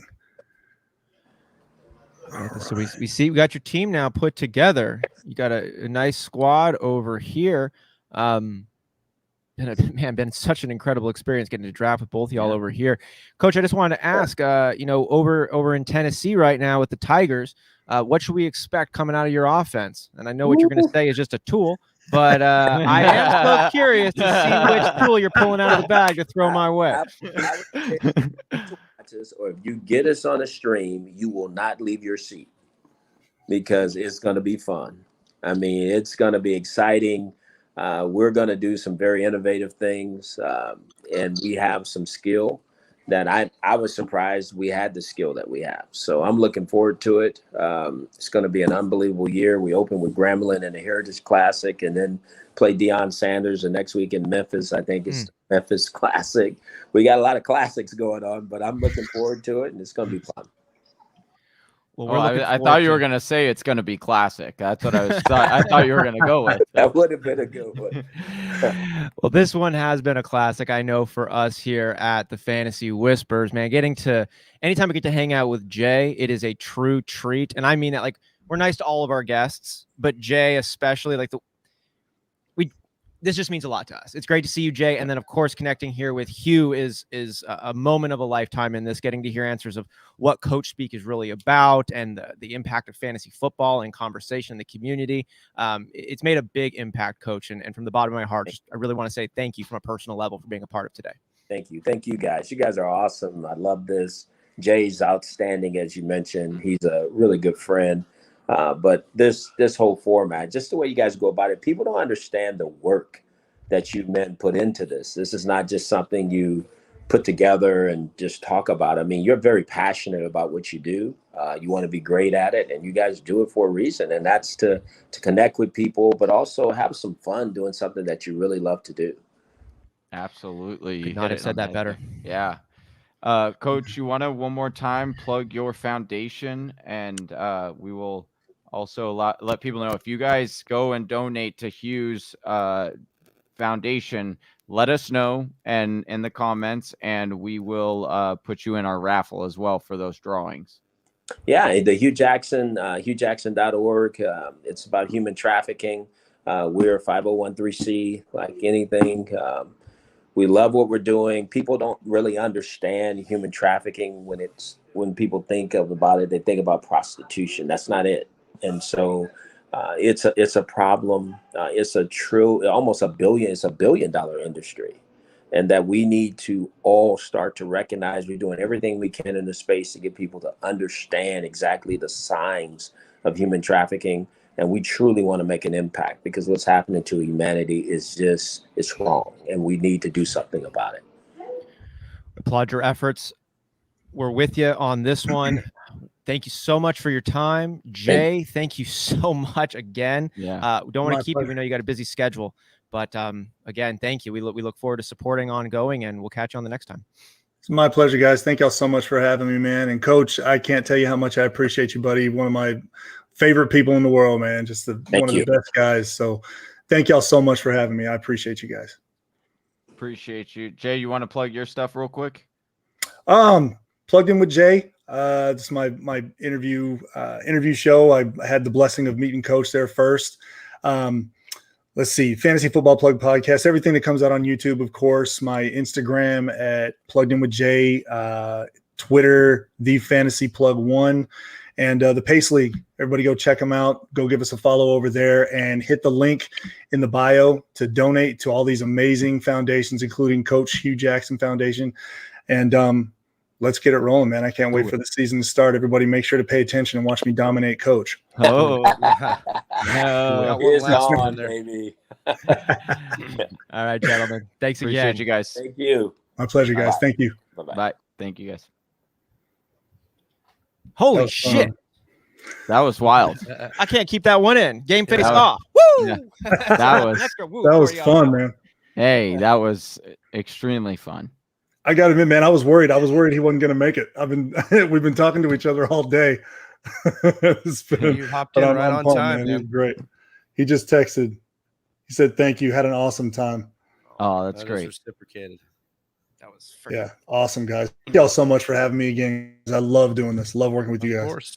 Dude, I'm not blowing any smoke on this. The way Johnny, I mean, we're just getting more connected. We hung out a little bit on the last one, but the way Johnny and Travis, anytime anything gets done between y'all together, we just enjoy it so much, Jay. Like we love all of our guests, but we don't talk about everybody the way we talk about you. So it's just, again, a joy. Man, I appreciate that. That means a lot to me, guys. Trust me. If anybody ever brings y'all up in a conversation, I feel the exact same way.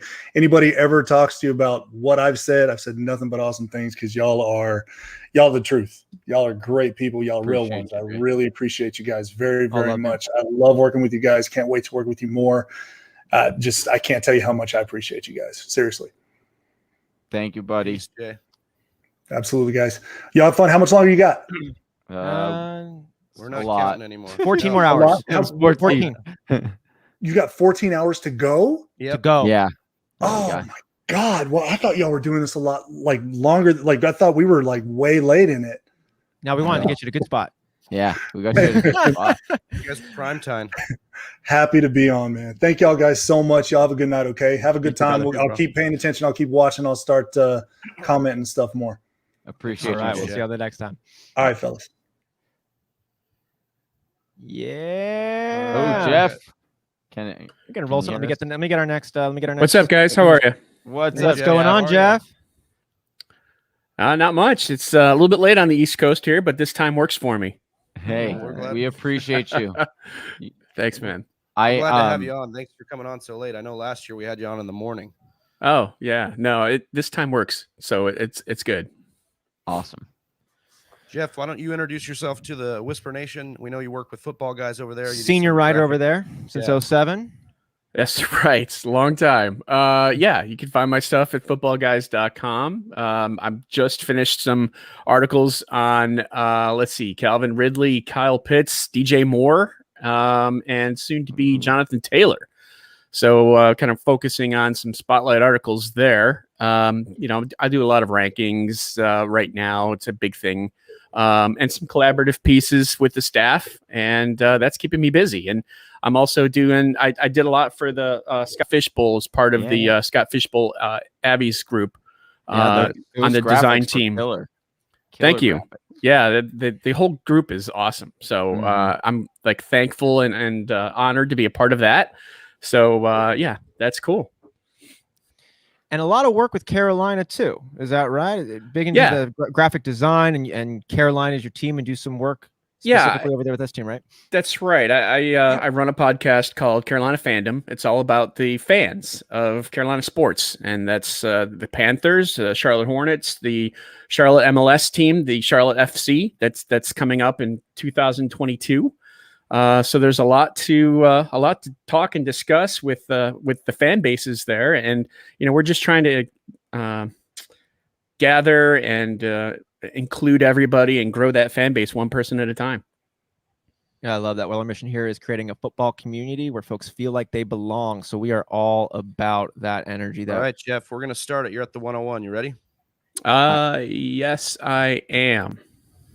full team, full PPR, 10-teamer, non-super flex. Right, boys? I need to walk my dogs really quick. So I will have my phone drafting. I won't auto draft, but I will be right back. Okay. So We got you. but they've been holding out. I mean, I've already gone 3 pit stops and they've been holding it all day. So I appreciate them. I'll be right back. Adios, my dude. Well, Jeff, we are at the top of another draft. I'm trying to get everybody's opinion on this. We've got a lot of talented, insightful folks here. We've seen Christian McCaffrey pretty much undisputedly be the number one, and maybe if it's not someone's preference, they at least get it on this. And then Dalvin Cook has kind of been in that second spot with Derrick Henry, Alvin Kamara kind of knocking on the door. Are you agreeing with what we've seen thus far, or do you have an alternative take about who you'd like to see at the top of the draft? Chubb is kind of an interesting pick there. That's not chalk on the third pick. I would probably tend to go with either like a Derrick Henry. I love Derrick Henry. Yes. He's just, no one said it. I'm with you. So I'm a big fan of his. I've seen Kelsey go early, especially in a 10-teamer, right? Yeah.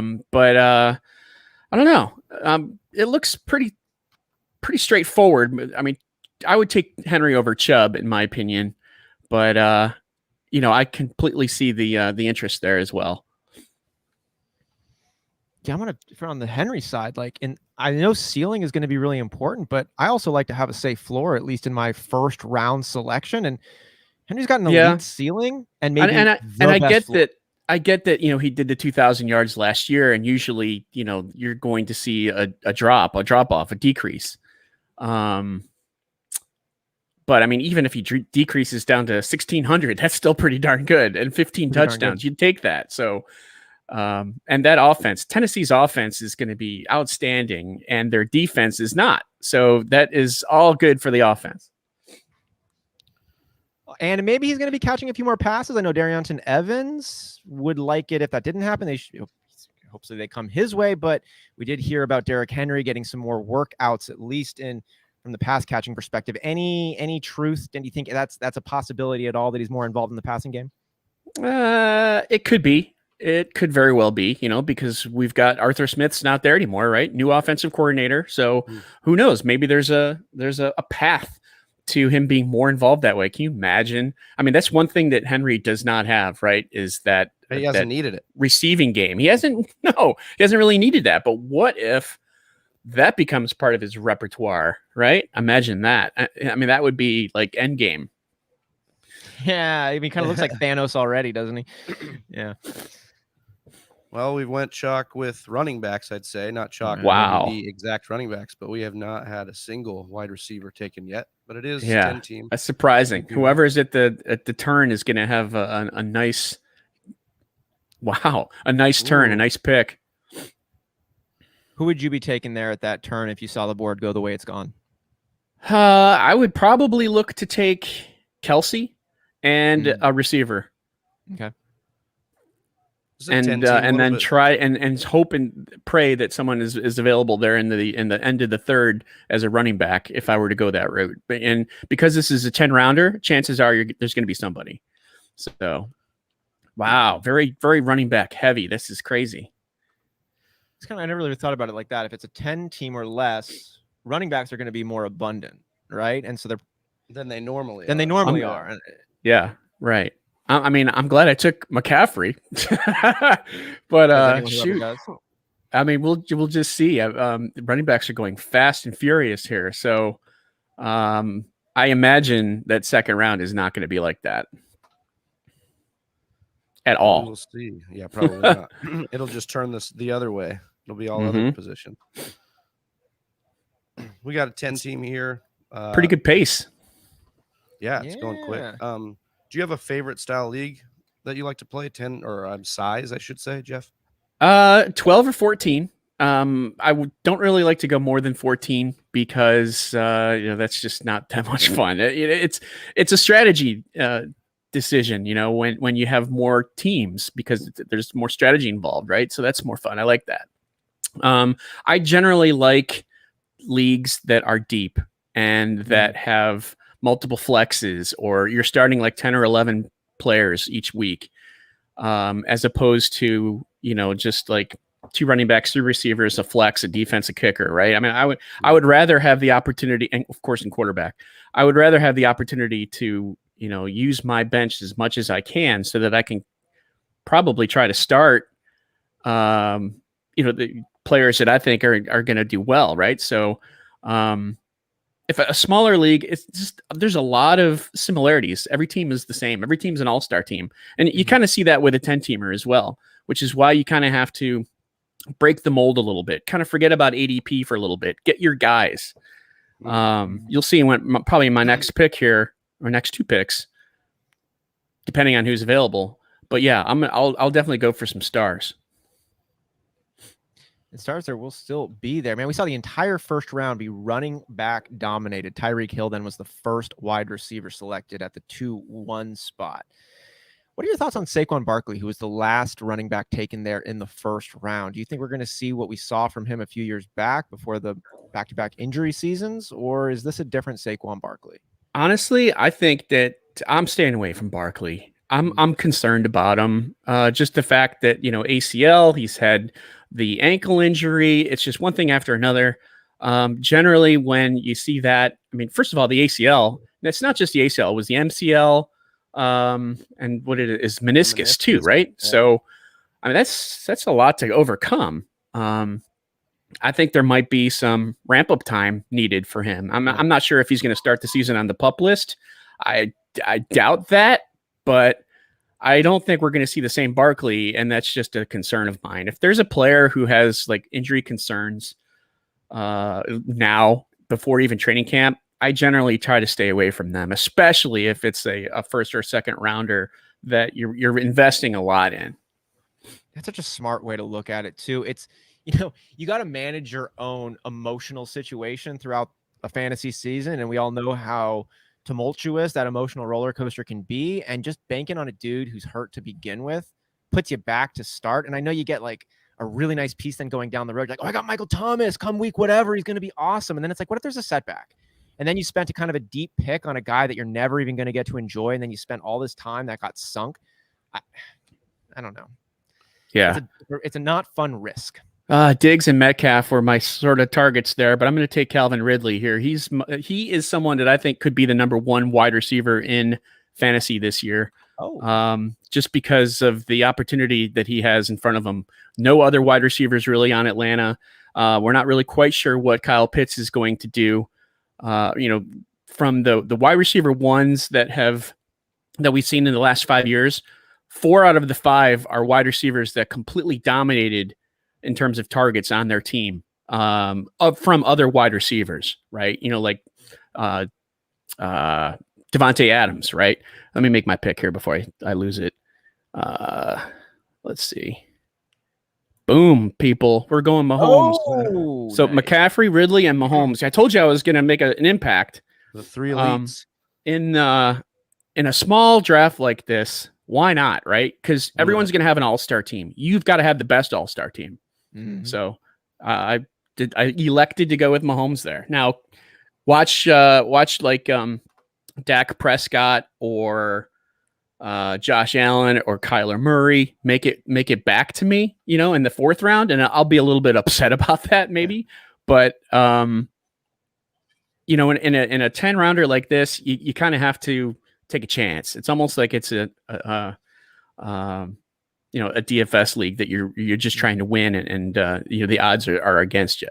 So I like that take on that. Yeah. What was I saying before though about shoot?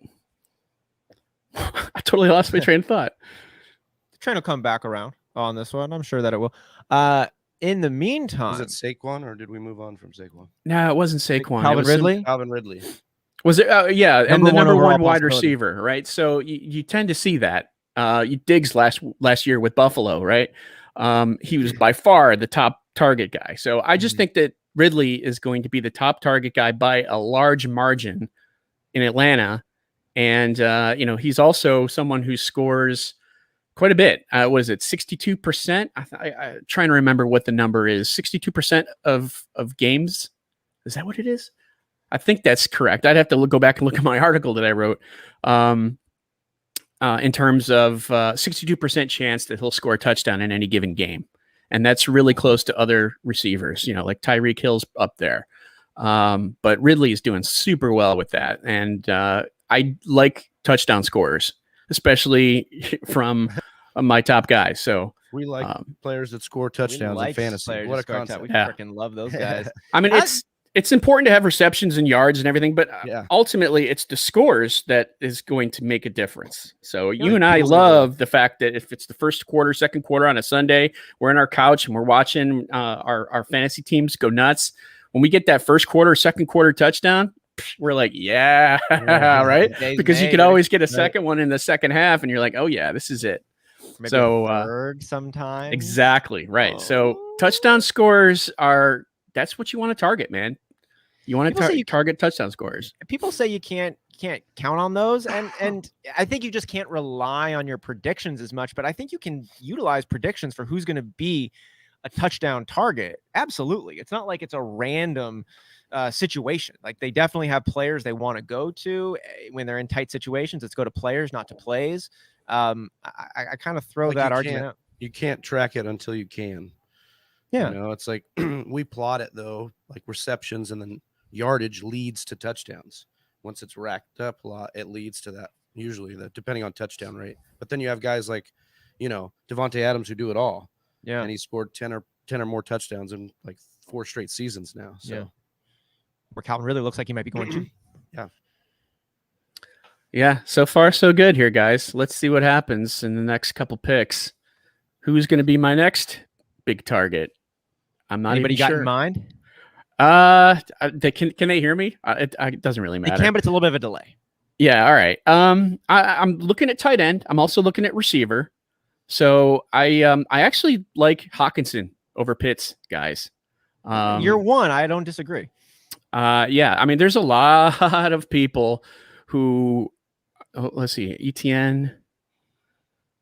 All right, so I'm going to have my pick here of either Hawkinson, Pitts, or if I want to go another receiver here.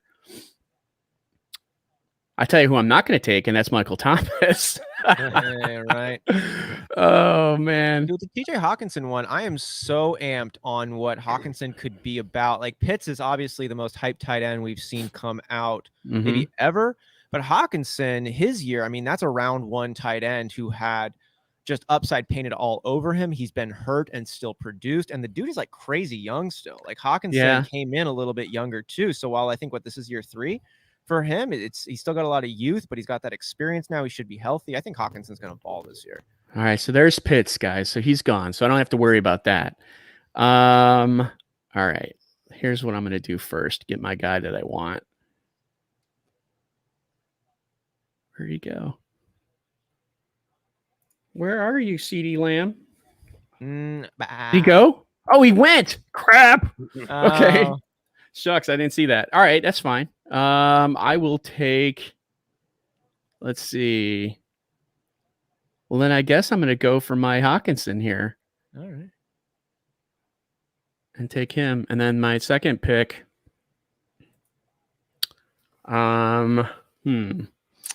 Let's see. I was hoping CD Lamb would make it to me, man. He did not.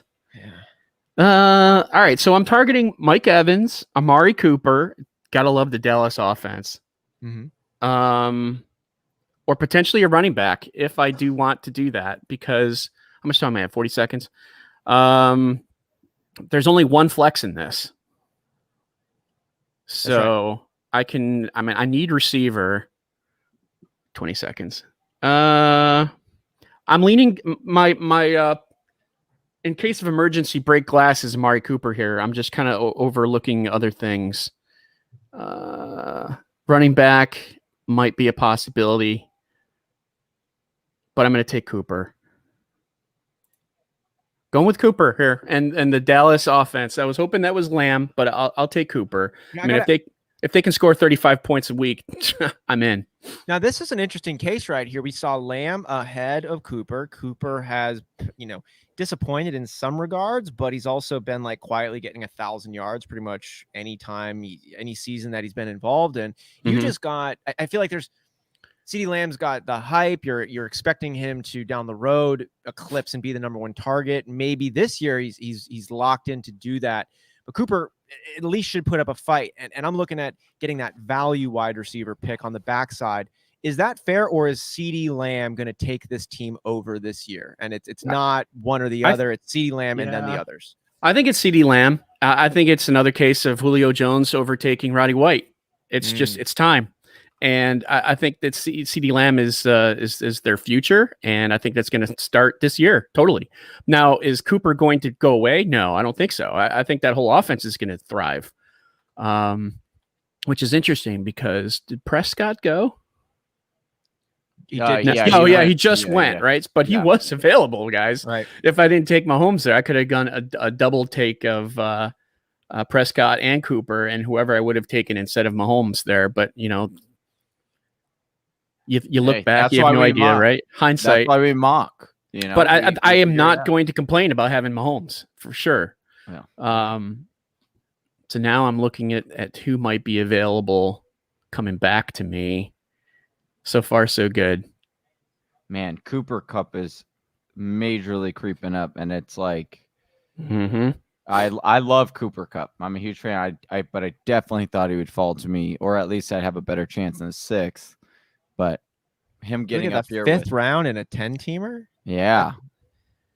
I mean, we heard Hue Jackson on the last and Jay on the last mock talk about Matt Stafford and the rapport it seems been building between him and Cooper Kupp. At this point, looking like Cooper Kupp would be the number one target for Matt Stafford. We're saying this obviously in July, but if you're not overreacting, are you even reacting in fantasy football? So Cooper Kupp is being that guy. Do you agree right now with that take? Do you think Cooper Kupp is being appropriately driven up ADP, or are we getting a little bit psycho because that's what we do? I don't know. It's hard to tell. I mean, Robert Woods is such a professional. I mean, he's just there every week, every game, every year.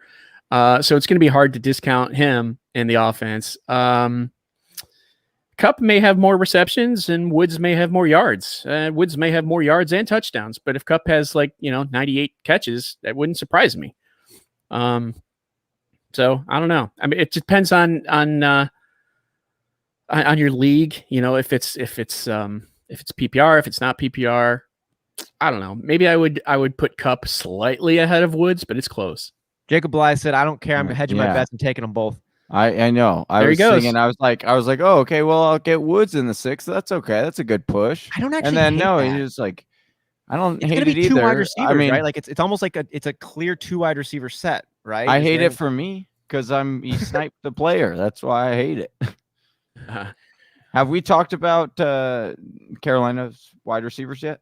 No. Let me preface this one really quick. A big theme that we've been talking about this entire mock has been grabbing the value of the wide receiver. If you got a contentious thing like a Cooper Kupp, Robert Woods, or a Mike Evans, Chris Godwin, or maybe a CeeDee Lamb, Amari Cooper. That one's a little bit different, but kind of in that category of 2 really good guys, but there's a 1 and there's a 2. But maybe that 2 is who we should be looking at, not just because they're more valuable, but because they're actually going to be the real number 1. How do you look at Carolina's set of DJ Moore and Robbie Anderson, who has been kind of the case study for this whole conversation leading the way? I think Anderson's going to have a little bit of a down year. I think he had a career year last year, 95 catches, 1,000 yards. I think that people aren't looking at Terrace Marshall as much as they should. I think he's going to play a role, and I could totally see him playing that big slot receiver role that we're now seeing from a lot of big receivers. And plus he did it at LSU. Of course, he knows Joe Brady.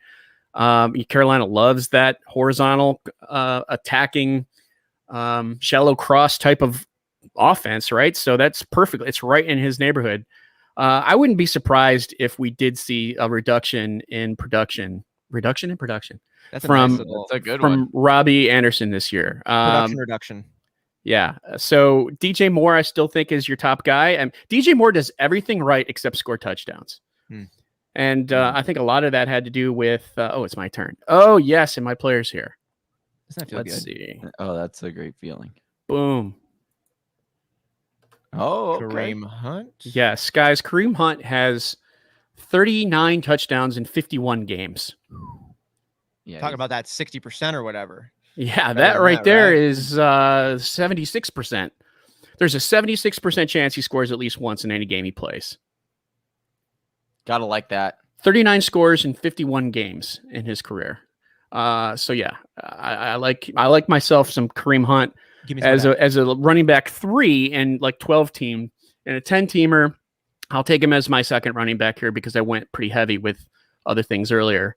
I'm probably looking at it's my turn again. And now what do I have? 20 seconds. Let's see. Time to make some sort of a gut call here. Shoot. 9 seconds. Where are you? Uh-oh. Did you get him? No. Oh no. Oh, and they gave Shucks. you. Oh, that's the all right. worst. Is when you. I when hate they- that. I know. Bummer. Hey, last round I got Josh Jacobs in the 3rd round. It was horrible. Okay. I Man. was not liking that on the auto. Maybe your guy will make it to the next round, maybe, or if he comes up, let us know. Yeah, no, I did wanna- that's all right. I'll I did- take. Let's see, who could I have possibly taken besides Juju? Oh, I would have taken Ayuk or Higgins if I was going receiver. Mm-hmm. Oh well. Higgins is a guy I'm getting a lot in the 6th round in this mock. I bet you draft right Ayuk now. and Higgins go soon. Yep, boom. Ayuk. You, I just I'm want a big to. IU fan this year. Yeah, Ayuk. Oh yeah, That's Ayuk. actually it's a name that we haven't really discussed. If you want to talk about that. Well, Ayuk had 8 games of top 20 fantasy weeks last year. That's impressive. There's some good receivers who haven't had that. So Ayuk is very good and consistent. Now with George Kittle coming back, he may not be as relied upon as much, but I mean, he's still growing. He was a rookie last year and he did great. I can totally see him turning the corner and giving us a little bit more this year. So I like Ayuk a lot. I like the San Francisco offense, and he's going to be a big part of that. So I wish I had him right there, but that's okay. That's all right. I will press forward. Shucks. Oh well. Oh, shucks. You think George Kittle's going to help Ayuk or hurt Ayuk? No, I think Ayuk- he'll hurt him a little bit. Yeah, because I mean, Kittle's not going to be forgotten. So there's going to be targets that Ayuk might have had last year that Kittle's now going to have, because he didn't have them last year because he was hurt. So I think that I think it hurts him a little bit, but at the same time, I still think that he's going to progress further in terms of his own development. And what about on the George Kittle side? Is a more healthy and talented wide receiver core here, and Ayuk and a healthy Deebo Samuel gonna help or hurt the Kittle side? I think Kittle's fine because I think he's just squarely involved in that offense, and they know that. So I'm fine with Kittle. The only thing I'm concerned about is just potential injury. His injury history is starting to creep up to him, and that's making him a little bit less appealing. But as long as he's healthy, man, he should be fine. If it's Sunday morning and he's healthy and you're starting him, you're happy, right? It's the next week where he might tweak his ankle and you're wondering, can he play? Right. That's where it gets a little bit hairy. But if he's healthy and he's in your lineup and you're ready to go, no matter who they're playing, you're happy. Oh, Henderson was Just one of those I keep- players who, if he's out there, he might give it all to his own detriment. Yeah. He's just gonna ball out, almost like a Giannis that we saw. Just like, you're gonna kill yourself, dude. And it's like, whatever. We all I gotta gotta put die. some guys in my queue here so that doesn't happen again. Sorry, guys. Oh no, it happens. We've had it happen multiple times on here. You are not the first or second guest or third guest that has happened to, which is a great point from Whisper Nation. I bring this up all the time. A lot of you are going to have your actual drafts done digitally, and we all think it's just going to be a seamless experience. Wi-Fi goes out. Glitches happen. As good as Sleeper is, I've had it where I pull it up and all the players are just not there. So stuff happens. So have a quick conversation with your league of how you handle technical glitches. Because if you don't, someone will try to take advantage of a technical glitch. Like, no, it auto picked. It is what it is. I got to go with it. You know, he doesn't get who he wanted. And it's like, no. Like, you want to be able to draft the team you want to draft. You don't want to have technical glitches drafting your team. So just have a conversation with your league before you actually press start for the real thing and say, like, look, if there's a technical glitch, we pause it. Or if in ours, we do a Zoom as well when we've had to do a digital one. It's like, if you say the guy's name before the clock runs out, that counts. You know, just put in a couple protocols so that nobody's left with a sour taste and somebody thinks they got a guy they actually didn't. Yep. Well said. Well said. All right, let's see who we got here. Sutton, Anderson, Fant. Getting Andrews in the what is that? The 6th round? 7th round. That's pretty decent value there. I honestly, I wasn't going to go with the dual tight end like that because I have Kelsey, but I was like, that's just great value, and I'm just going to go with it. Yep. Sure. Why not? I'm going to go with my other guy here. Chase Edmonds, your boy, man. Yeah. You, Jeff, any feelings about the Chase Edmonds, James Conner struggle? Oh, man. I don't know. I don't think Edmonds is the answer, and I don't really like Connor. I'm not sure. I think the running back is Kyler Murray. Shoot, I don't know. I'm trying to stay away from that. I'm not really sure what's going to happen there. I guess if I had to put a chip on someone, it'd be Edmonds, but he's too fragile for me. He's not big enough to handle the load, in my opinion. So I don't know. We'll see, right? Someone's going to be productive. Yeah. Or someone's getting hurt. And then a couple of Whoa. What happened? Oh, you're still on auto. It automatically said Did you have people in your queue though? I did. And those were in my queue. Oh. Okay, so when you go to there's auto. Okay. Damn. Yeah. Okay. Yeah. Shoot. It gets yeah. That's all right. All right, Michael Carter and Tyler Boyd. Okay. That's all right. That's fair. I do like Michael Carter a lot. I think and Boyd could have he could have 85 catches. Sorry. Go ahead about Carter.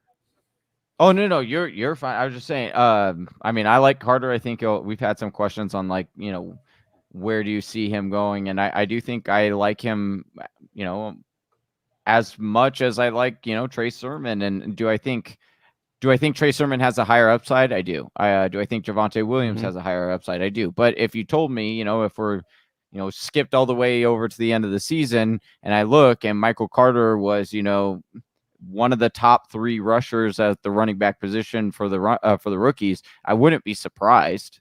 Mm-hmm. What's Michael Carter's long-term look? I had been under the impression he was a little bit undersized. He was a little bit more of like a specialty type back.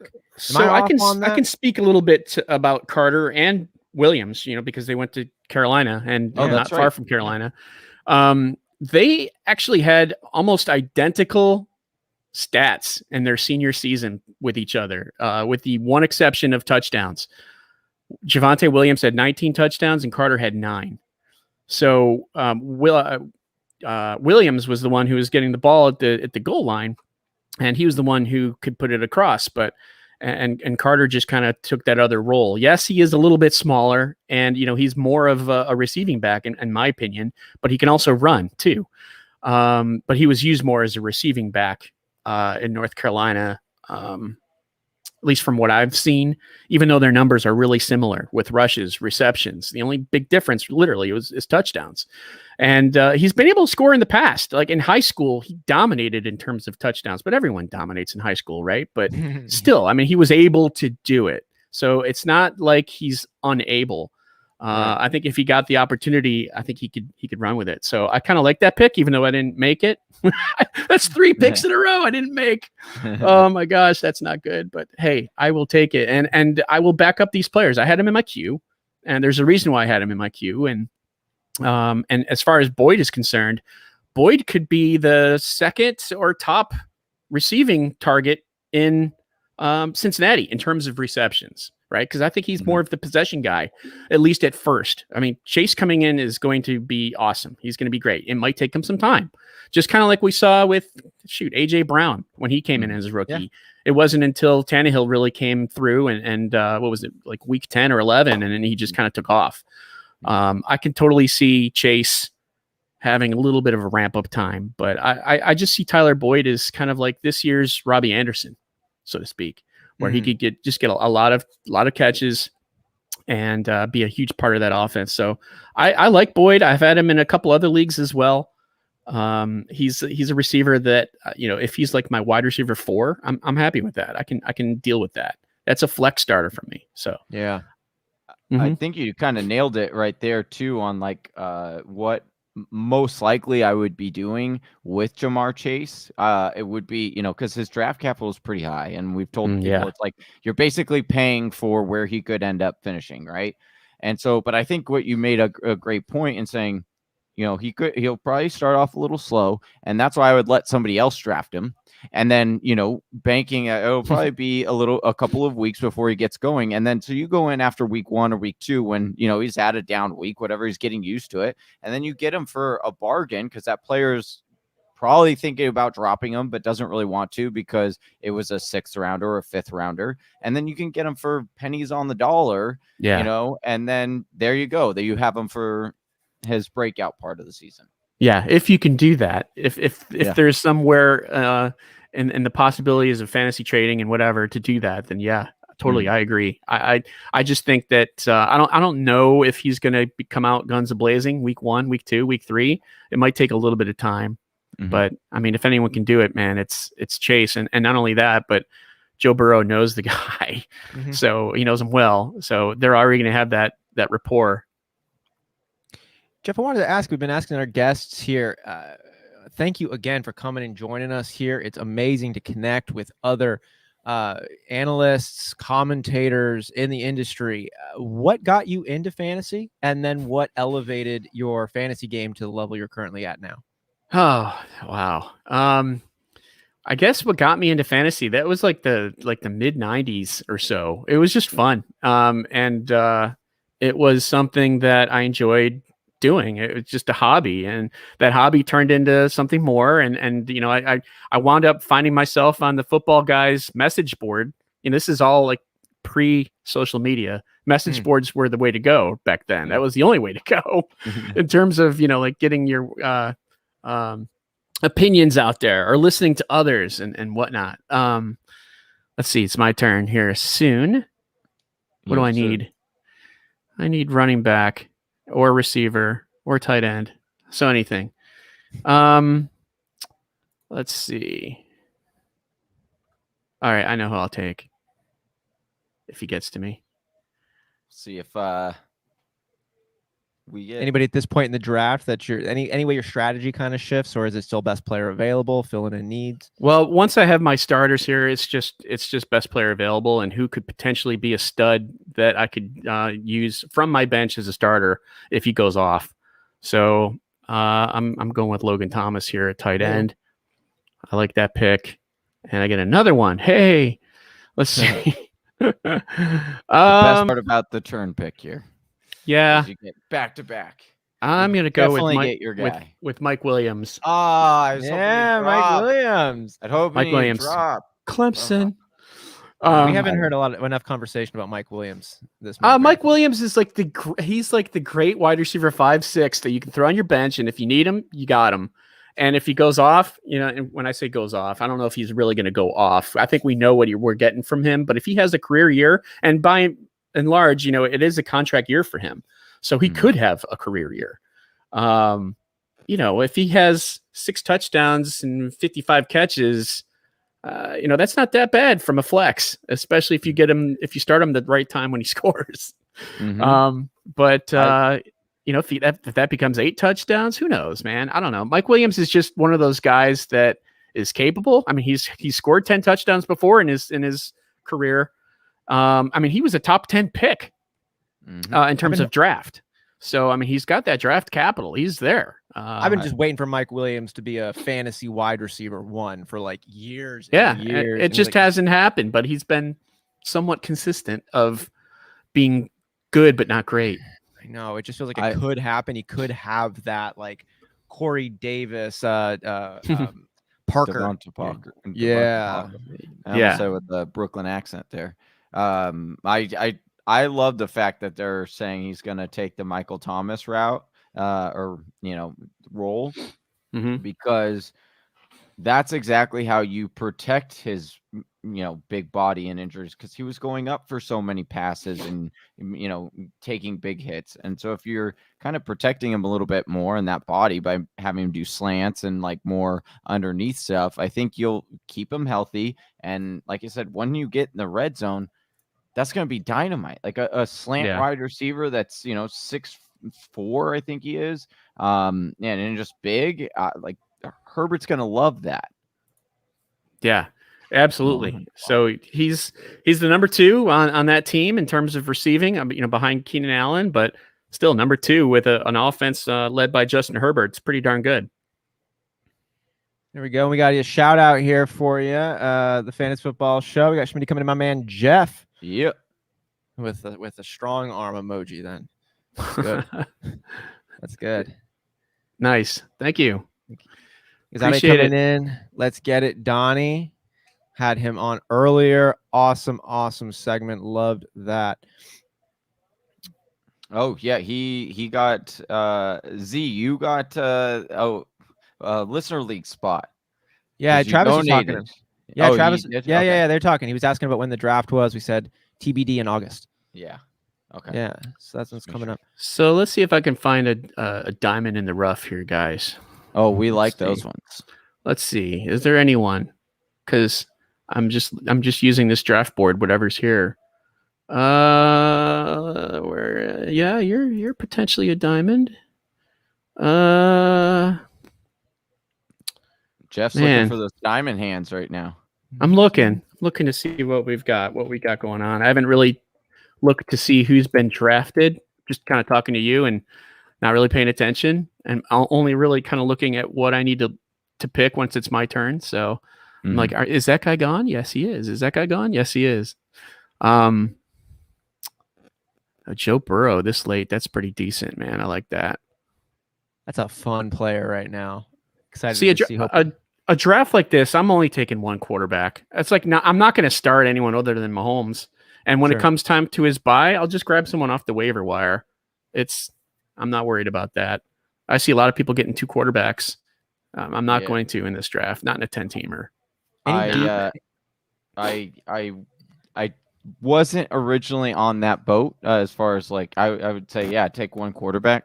But then the way that I like to play with matchups, what I realized was that Pat Mahomes, and I tweeted this out, Pat Mahomes over the last 2 years has only been a top 12 quarterback on a weekly basis 64% of the time. And the problem is just like Jeff said, is like, I've got Pat Mahomes. I'm never taking him out of my lineup. But the other reality of it is like half the time you're not even getting a top 12 quarterback or just above half the time. Whereas like a guy like Ryan Tannehill, he since taking over has the exact same amount of games that he is a top 12 quarterback in around 60%, 62%, I think. And then, I get the upside and Hurts. So now I can play the matchups, which I like to play. And so that way I could try to nail a top 12 quarterback 100% of the time. So that's the only difference in why I like to play the game a little bit differently. But I certainly, like you said, the other thing I'll say about Pat Mahomes that I brought up before is that unlike most players, if I throw Ryan Tannehill in my starting lineup or I throw Hurts in my starting lineup, it doesn't really put fear into my opponent, right? They're just going to go about doing their lineup the way they want to do it. But when you're going up against a guy like Pat Mahomes, like if I'm going up against you, I'm thinking, okay, I need to play my upside guy because Pat Mahomes could easily go for 50 points on any given week. And so when you do that, it does force managers to actually make different moves because they feel like they need to risk more because Pat Mahomes has that. Everyone thinks like, oh, Pat Mahomes automatically top 5 play this week, each and every single week, Right. No, well said. Yep, I agree. And especially that take on Tannehill. I mean, I've seen those numbers, those stats. It's shocking. I know, right? Oh my gosh, Hubbard was gone like 2 picks before me. I was going to back him up to McCaffrey as my last pick. Oh well. All right, I'm going to go with coming in with the snipe. Yeah, that was a nice little snipe there. I'm going to go with I don't know. I guess Jamal Williams. I like Jamal Williams. Love him a lot. If something happens to Swift, he's money. And you might not even need anything to happen to him. We are, Johnny, I mean, you got the Swift jersey right over your right shoulder right there, Johnny.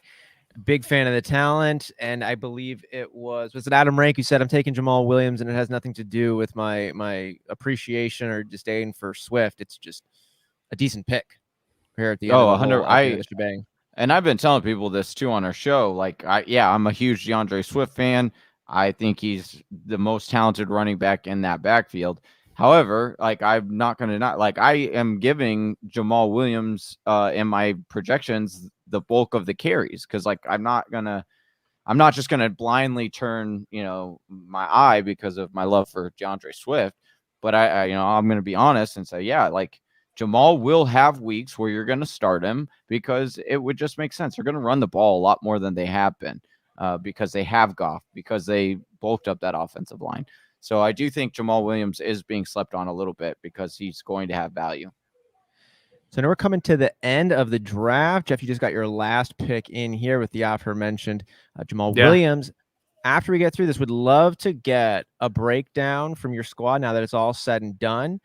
Some of the picks, how you think it kind of came together, what you like, what you might have switched now that you got to see how the whole board broke out. Would just love to get your take on that one.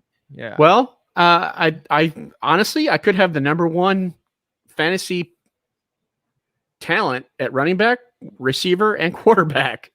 I don't know about tight end. Hawkinson's not going to be Kelsey or Waller. I don't think.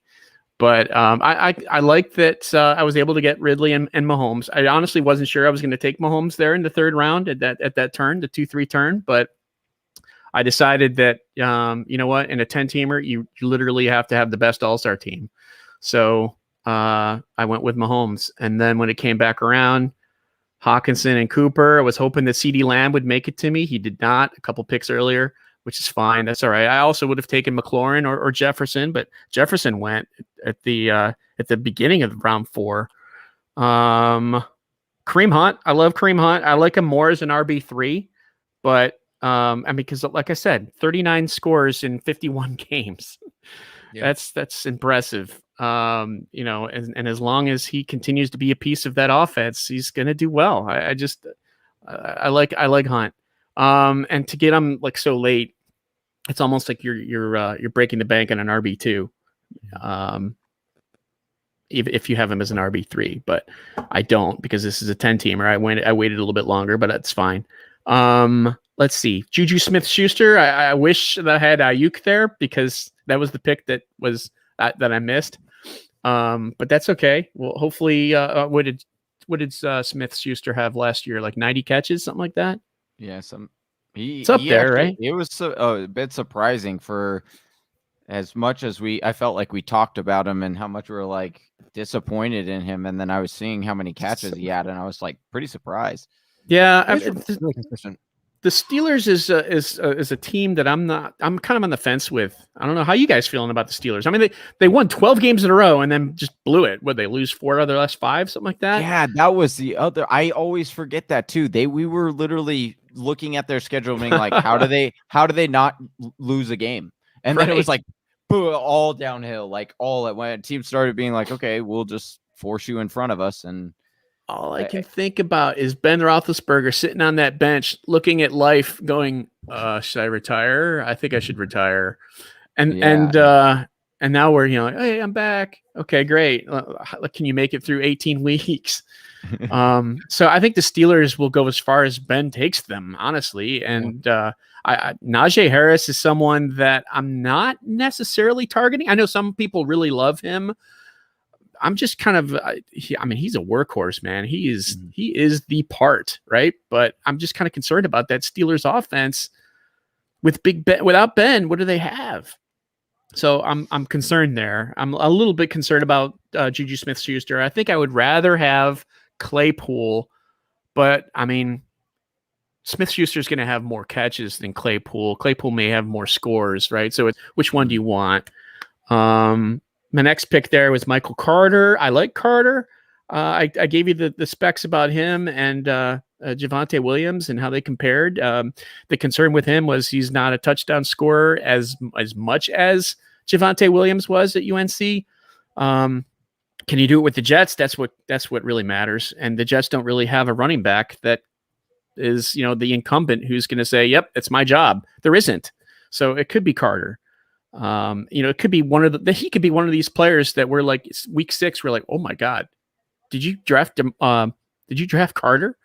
I'm like, "Yeah, I did."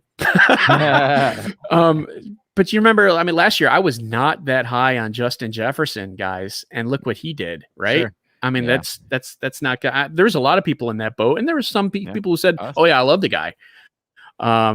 Shoot, at least I wasn't Philadelphia, and I passed on him. I know. Right? That's the ultimate. I think it was Schmitty who brought that up. We just asked about Rager. He said, "You mean the man they took over Justin Jefferson?" Yes. What a mistake that was. Oh my goodness. I was on that bandwagon too. Like I was like, "Oh, Rieger's gonna be so good."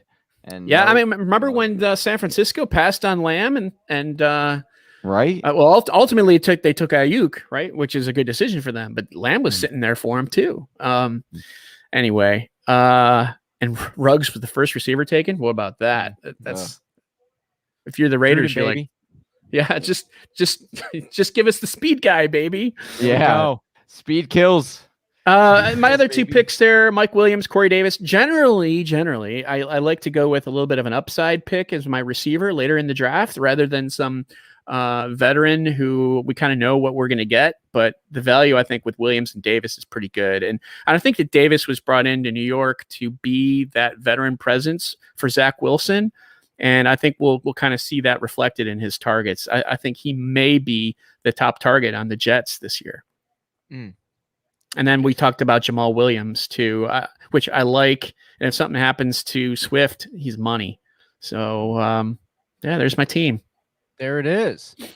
All right. Thanks for having me, guys. Nicely done.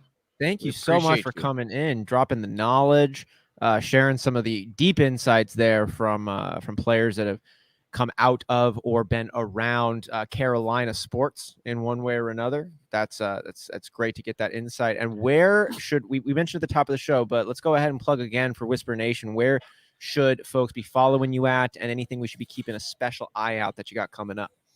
Sure, yeah. You can follow me on Twitter at Jeff Hasley. You can watch me on my podcast at Carolina or at Carolina Fandom is the Twitter site, but Carolina Fandom is the name of the podcast. If you're a Carolina fan, it's more for local folks, but hey, I'd be happy to have you watch. You can also see my work at footballguys.com. And let's see, I don't know. I do a lot of graphic stuff as well. So if you're interested in a Twitter avatar, a banner, a league logo, a My Fantasy League banner, something like that, I can make those for you. So hit me up if you're interested in that. And that's really about it, guys. That's a lot, right? That's a lot of good stuff. We might be following up with you in one of some of our leagues about those logos and banners. Would love to. Cool. To link up with you on that and address some of those services. Compensate you for that. So, man, this has been awesome, though. Thank you so much for joining us. It's a true joy, man. And we will catch you next year. Would love to. Awesome. Say. Thanks, guys, and enjoy the remainder of your marathon. We certainly will. We're try. We have 12 hours. Man, you can do it. Hey, who do you got coming up next, and who's on the horizon? Am I? Do I have like 20 seconds left? Oh yeah, dude. Oh yeah. We have the couch coming up next. He's I don't know if you've seen his stuff. He's a big YouTube guy. He has awesome content. So he's up next, and then we've got Club FFL has some members coming on after that, and Clock Management. So we got some. Who are the other football guy staff you got coming on? So we have Ryan. He's coming on, and then so is Dave Kluge and Ryan Weiss. Yeah, I think it's Weiss. Shoot, I'm not sure. You gotta have to ask him. I get my name mixed up all the time too, so I think it's part of it's par for the course at Football Guys, right? Sigmund Blom. Yeah. Right. Anyway, very cool, guys. Well, thanks for having me on. Good luck. Drink the coffee, keep the caffeine rolling, and keep mocking. Hey, We're just appreciate mocking you so around the much. clock, man. Yeah, mocking around the clock. Awesome. But you need to. Hey, next year, let me know. I can create that banner. Oh or that, shit, we Oh, will. that yeah. design. Yeah. Mock I'm putting around that the in a note clock. right. No, I'm putting that in the notes right now because Yeah. I got the note for that one, Johnny. I can see it in my head right now, and if I can see it, I can design it. So I got it. Oh, perfect. Cool. Heck yeah. Oh, love that. One love last that. thing. Mock Sweet. around the clock. Awesome, All right, guys. brother. Well, thank you Take care. again so much. We'll catch you soon. You got Thank it. you, Thanks, Jeff. guys. Yep. Peace. Take care. Peace. Oh, man. That's a great man. That's great. Yep. There we go. Dude, we That's just got our artist for the Yep. next round that we'll be linking up with for that one. Yeah. Thank you. Go ahead and get our next room here starting to get loaded. Get it loaded. Dude. Oh yeah, I should probably pull that one up too. Oh, do we have a new what time do we do the brand new room? It should be After out this now. one? Oh yes, sorry. The brand new room will be after this one or the next stream. Once Travis can hear. Okay, I'm gonna try to reset my internet, so I'm gonna back out and then come back in because I've been super. I feel like I'm really glitchy. Sounds good. You sound I'm gonna fine over share here. this link. Okay. What? I'm gonna get this link shared out. We're not full yet. Oh, okay. All right. I'll be right back.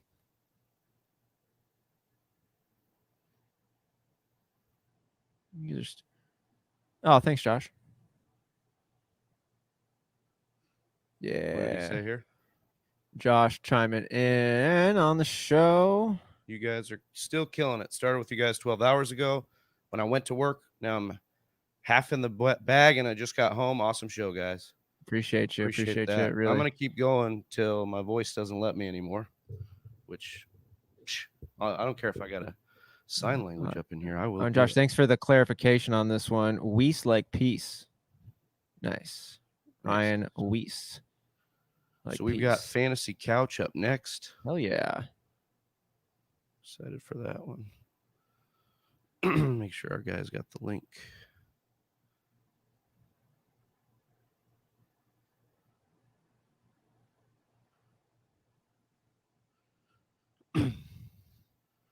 Oh, that was a good Mocking around the clock. Walking around the clock, man.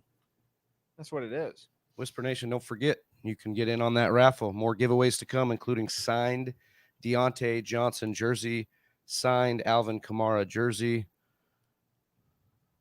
We want Raspy Travis, says Troy, don't we? So seductive. We went Raspy Travis. That's funny. You got him, Troy. Yeah, I'm here.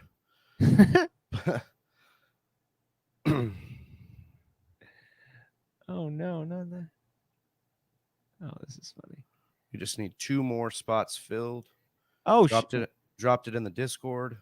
Oh yeah, Whisper Nation. If you're following along, we got 2 spots open. The rare opening in one of our mock drafts here. So Travi went and dropped it in the Discord link. That's right, in the free Discord chat. The free Discord chat now.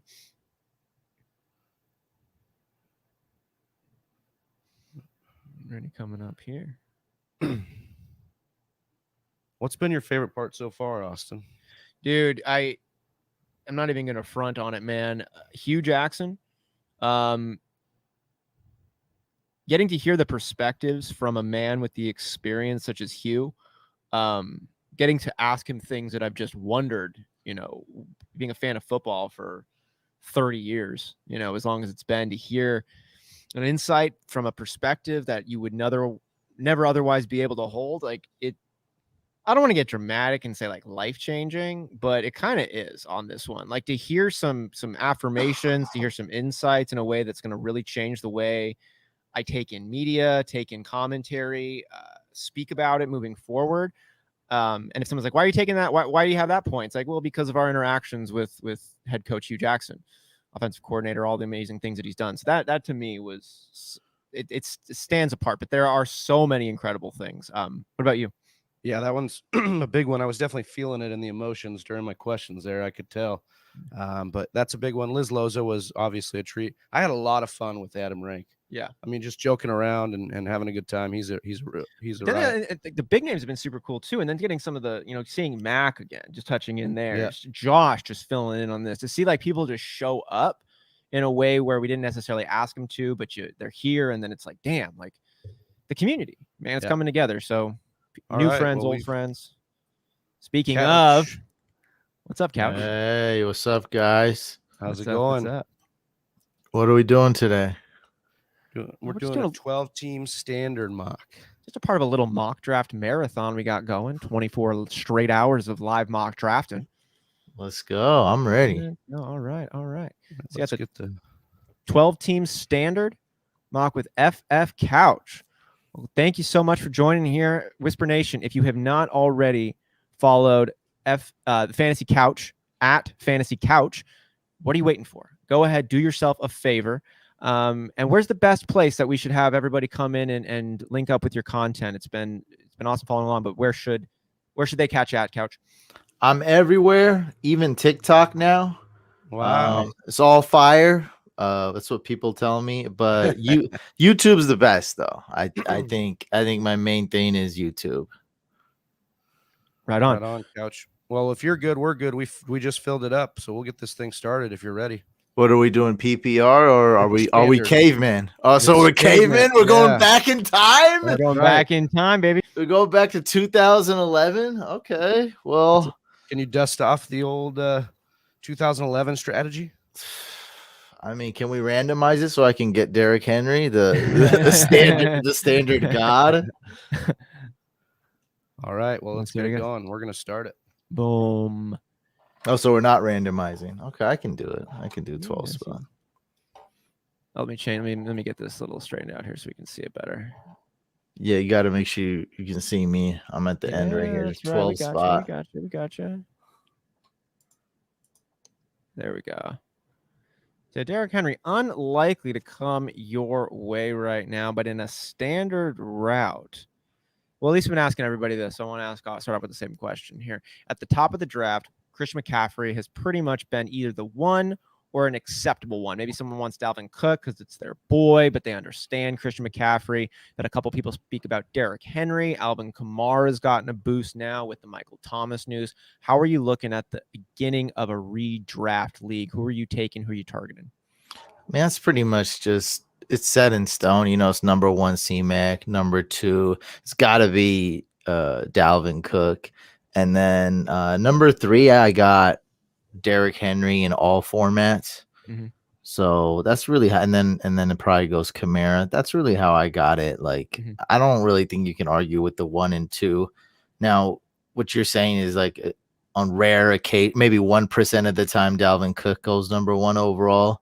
And even though I don't agree with it, a lot of signs point to Dalvin doing even better. Because Kirk Cousins, he's an average starting quarterback at worst. I'd say he's probably above average. And then they got better run blocking for the Vikings, Justin Jefferson and Thielen. Like, it's going to be really hard to stop that offense. So Dalvin Cook could get even better than he's been, and he's been nothing short of amazing. Can't argue with that one. Maybe just like a little less sexy than like a CMC, but maybe a little bit more reliable coming in with. Oh no, CMC's just got to be the 1.01. I mean, that guy's just out of. What's bad about CMC? You can think he might get injured. He's not the best goal line back, but I mean, getting 7 catches and juking everyone on the opposing defense, like. That's tough not to go with CMC number 1 overall. Take it to the bank. Nick Chubb, though. Oh my God. Is this the standard is skewing it that much? Oh. Where was the last time you played standard, Couch?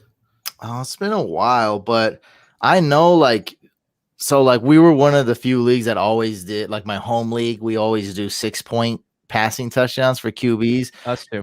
It really doesn't make a difference. Like, it makes about 0 difference. It's just we just like it more because we want quarterbacks to score more points. Just like in the real league, real NFL, like they're so important. But like when it's standard, I find that it doesn't. You shouldn't affect it too much. I mean, it shouldn't affect it if we look at it this way. For Chubb to get drafted about 4 spots earlier than he probably should, I think that's a little too extreme. Hue Jackson, a couple of segments ago, said if Chubb's healthy, he's the #1 running back, and he's taking him to the Super Bowl. He also said coach speak is used as a tool for whatever he's trying to do in that exact moment. Would you agree that Nick Chubb has that type of upside, or is that just someone who's got an ulterior motive? Yeah, it's just he doesn't, because he's got Kareem Hunt there. He just doesn't get he just won't get the targets and receptions. He's absolutely worth a first round pick, but yeah, he doesn't have that upside, man. I mean, it's funny because it's the guy behind him is a guy who just got the rushing title just a few years ago. You know what I mean? Mhm. So As a rookie, no less. yeah, I mean, it's just and he's the best pass catching back on that team, like hands down. I don't know. I like your vibe on this one. I want to ask you about Jonathan Taylor. Is he being appropriately drafted? What's your take on him? Is he worth the hype, or should we caution ourselves? I'm still finalizing that, but I think it's a high risk situation, and it's one that I'd probably draft him over Nick Chubb. I think I would take that risk. Just 'cause That's of I think. Kareem Hunt? Yeah, I mean, there's Naheem Hines there, so I mean, like you can go either way, but that's just me. Well, I think Mac is not really a big.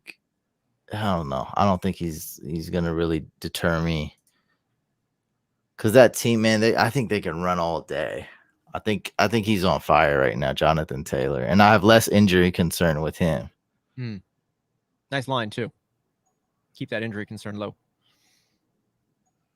You're on the clock, Couch. No, I'm gonna let it go down to the 1 second.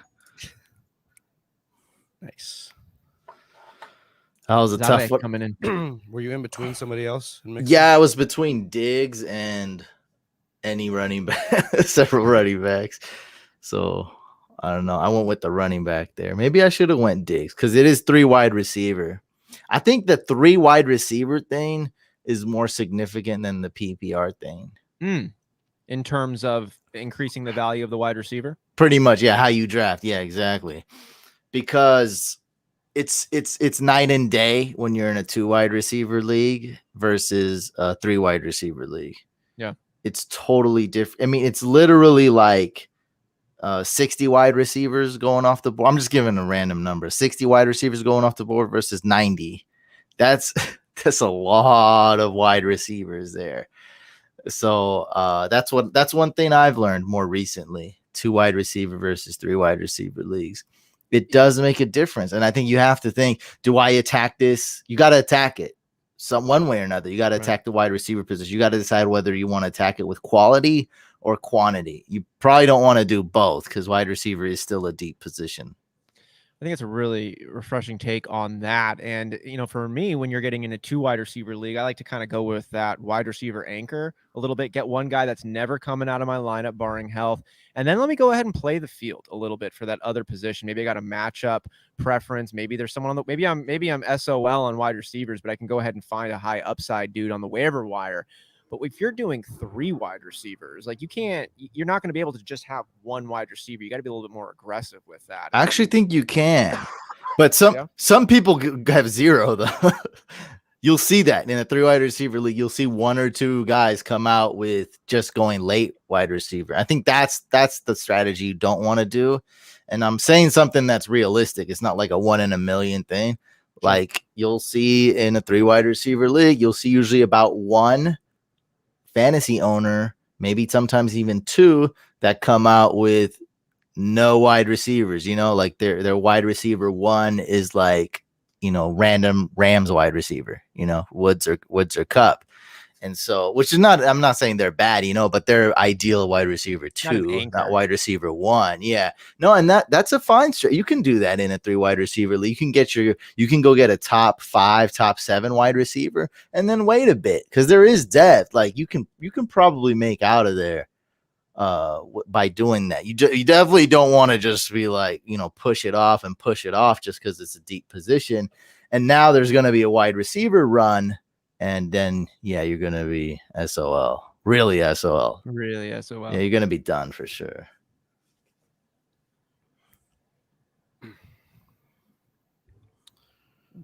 Where are you? We just saw Najee Harris come off the board. There was an interesting conversation that was in the round before. Is Najee Harris appropriately priced right now, or do we have concerns about the Pittsburgh situation? I think he is, and so I just uploaded my Instagram Experts League video. I don't know if you guys seen that yet, and I had the first overall pick. It was between Najee and Clyde for me in full PPR, and it was tough because I have them ranked right next to each other. But I'm gonna give it to Najee. I think I got Najee one spot ahead of Clyde.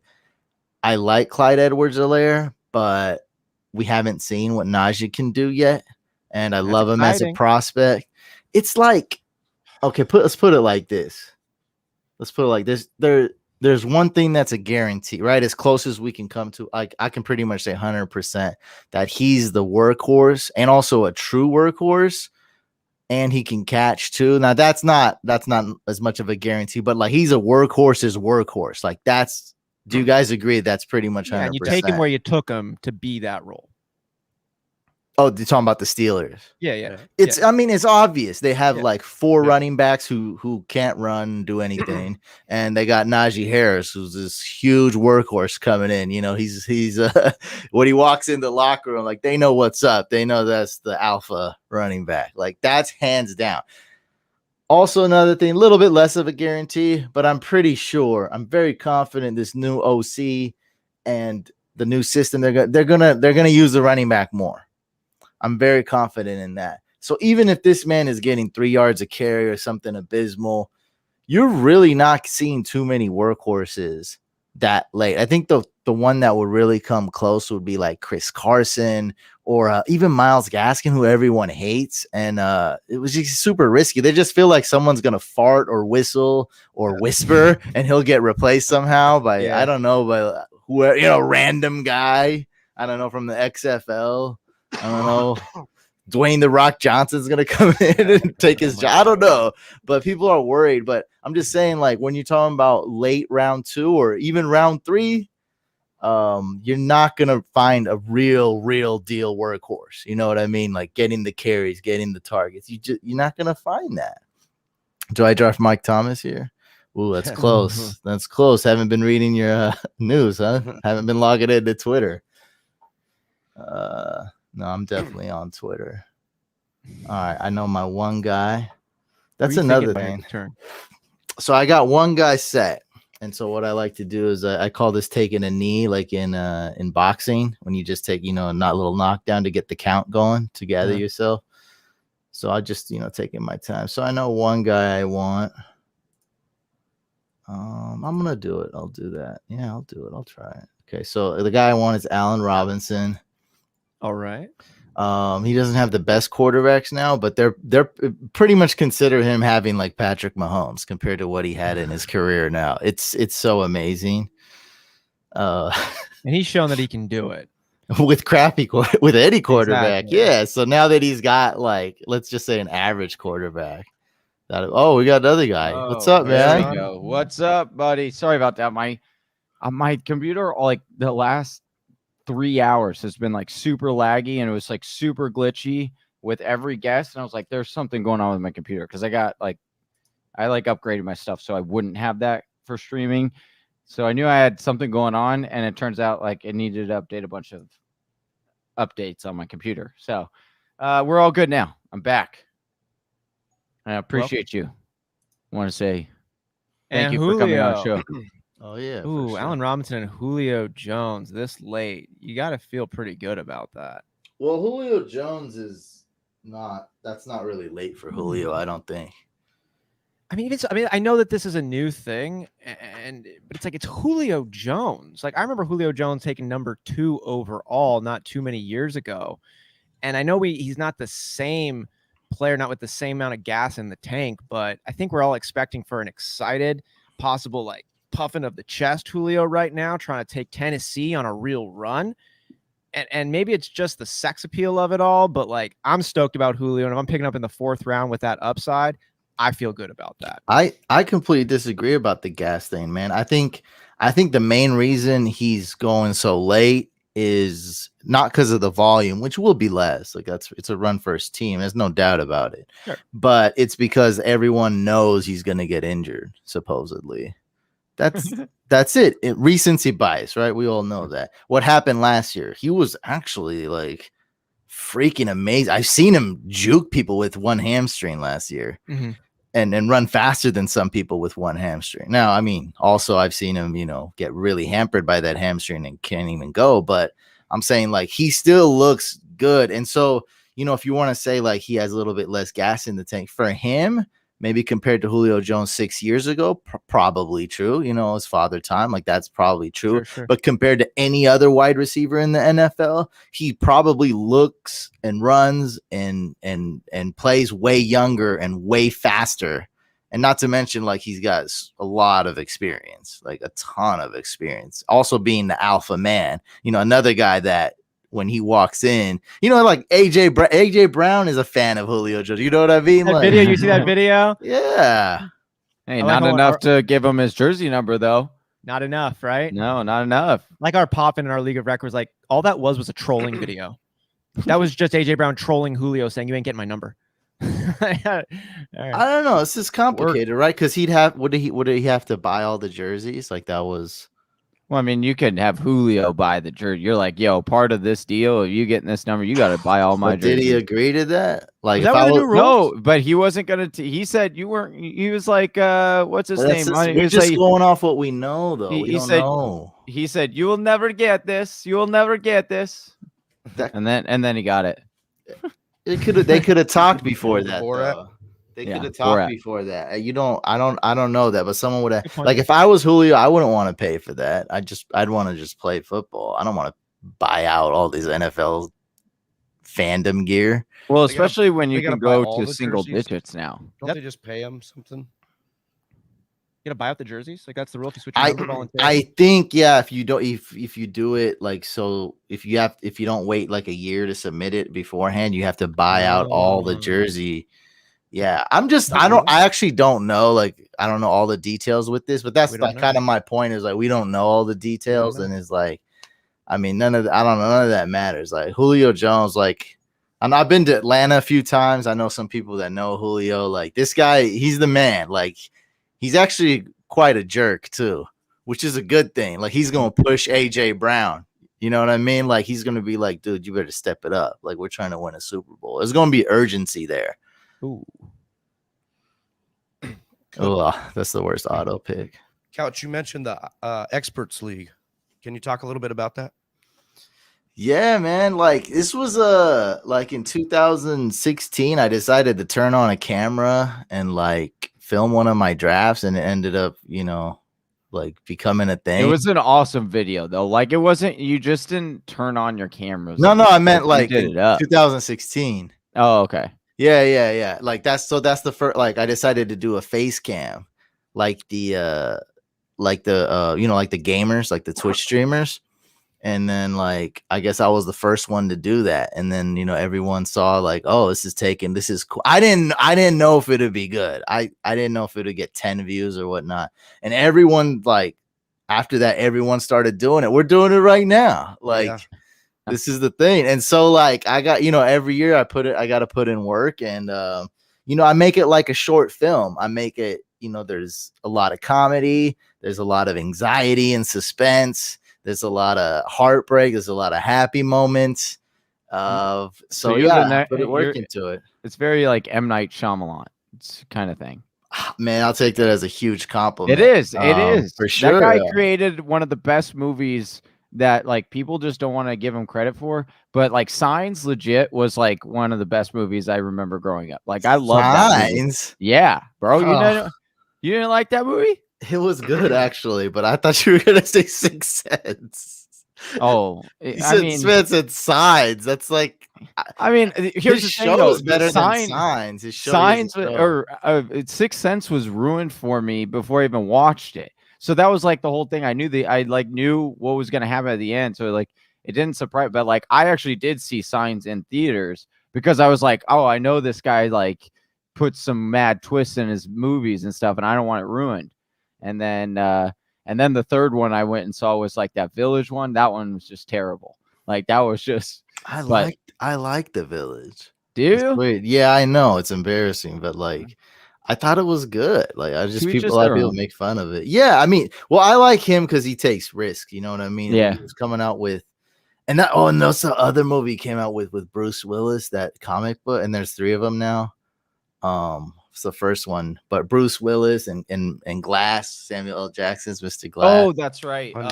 Unbreakable. Yeah. That's a crazy movie because it's really good and also has a lot of like goofy moments that's really bad. You know, like it's a mix between a terrible movie and a really good movie. Yeah. So, they've done sorry, all the back to your- spin-offs of that. Didn't mean to derail you from talking about your draft video, because your draft video is awesome. I was definitely giving you a compliment, because it is. Yeah. You were actually one of the very first people that I started watching on YouTube, as far as fantasy football content, and so yeah, I thought it was really, really awesome. I think you have some really good ideas as far as and what you bring to the community, because it's different. It definitely is different, and you have your thing, and it's awesome, because like most people aren't going to replicate that, whereas like some people will like see this and they'll be like, oh, I can replicate that, but let's see if you could go 24 hours. It's a lot harder than you think. Yeah, I used to be able to go 24 hours. Now I can't. Yeah. hopefully Julio Jones could keep going as I drafted him. Yeah, man, I appreciate it. Like my content, obviously it's not perfect, and I always try to improve and do more, but one thing you're gonna guarantee watching me, I'm gonna do me, and I always emphasize having fun and being entertainment, because I want people to watch the content and enjoy themselves and get away from life, because I think that's what fantasy football is all about. Like, I'm not talking about like draft Tim Tebow and Blake Bortles and have fun. Like, no, I want to compete. Like, I'm an insane psychotic competitor. I want to compete and win. That's for sure. But you got to remember to have fun. There's like 5% of people playing fantasy, guys, that actually don't have fun. And I'm you guys need to just quit. Just stop playing. Because this is supposed to be fun. Like, if you're getting stressed out and you hate this and you want to break your TV and your computer and your iPhone every day, then because it's the point of this is to get away from the boring and the stressful life, and or stressful life or whatever, just to get away and have fun, So if you're not having fun, man, you find another hobby. Go play with some model planes or anime or something. You need another hobby, dude. This is supposed to be fun as hell, and it is. At 95% of us are having a lot of fun. I'll tell you that. I think the real fun comes in when you can't just walk into any league and be like this. So you have to really find the people that are all willing to do it. But it's really fun is the trash talking and stuff. And you guys do. Especially in that Throne League, you guys do some really funny, good videos on, trash talking. And like the video you had the other day was hilarious, where you just zoom out and you're in this giant pool of popcorn. Like, that was amazing. Like, well done. Yeah, that idea was like, all right, this is a cool idea. And then when I was getting into stuff, I was like, this is so stupid. I regretted it so bad. And then once I got it and filled it out, I was like, it's smart again, so it went from being like good to extremely dumb to extremely smart. And I was so happy I did it. Feels like the creative process, right? Summarized. Yeah, I mean, everything I do, I'm like, this is gonna get 0 views, and everyone's gonna hate it, and it's gonna ruin everything. What are we doing? Or it's gonna go viral. Like, it's just like it's everyone. If people are gonna love it or hate it, like that's just what I go for.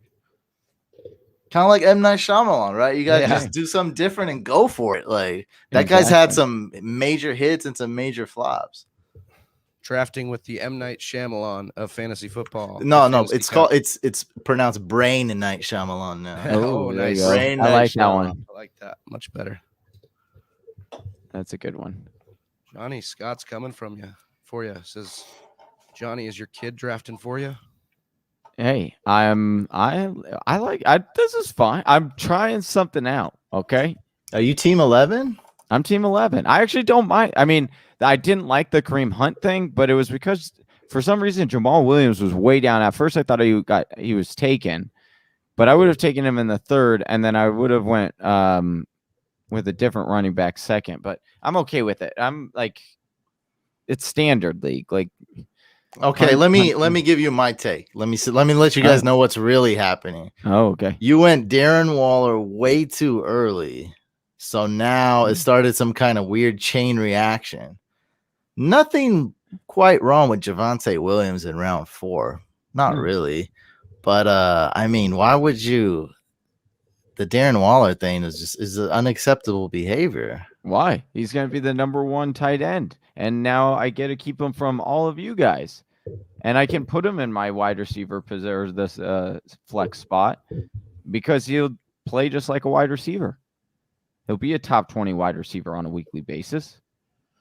He tied Kelsey in targets at the tight end position last year, and he tied Devontae Adams in red zone targets in the entire NFL. Yeah, nothing wrong with I'm keeping 2 of the best pieces away from everybody else. And now you guys, no one could touch my tight end. Like, no one's gonna ever play me and be like, "Oh, I have a better tight end than game time." Like, that is an advantage, but something bad could happen with the running back position for you. That's where it could get out of. Hey, we were only 6 rounds in, man.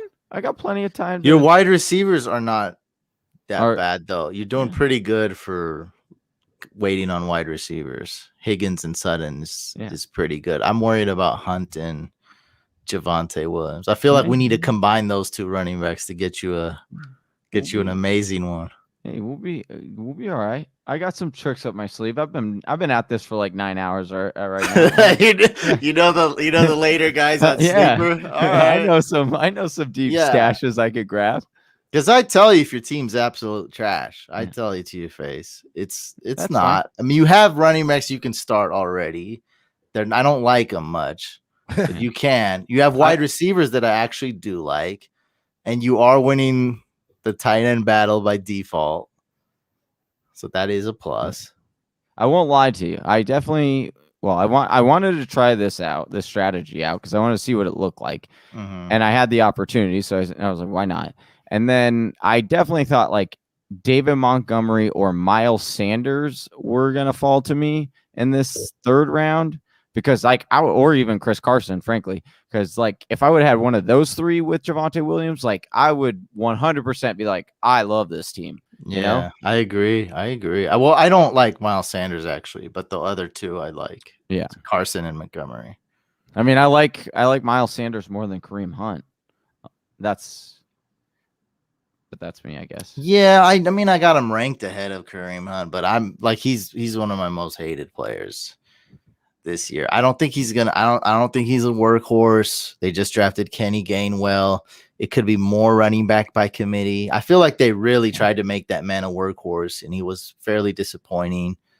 And so Miles Sanders is my biggest avoid this year. I do my best to avoid him unless he fell like dramatically to round 5.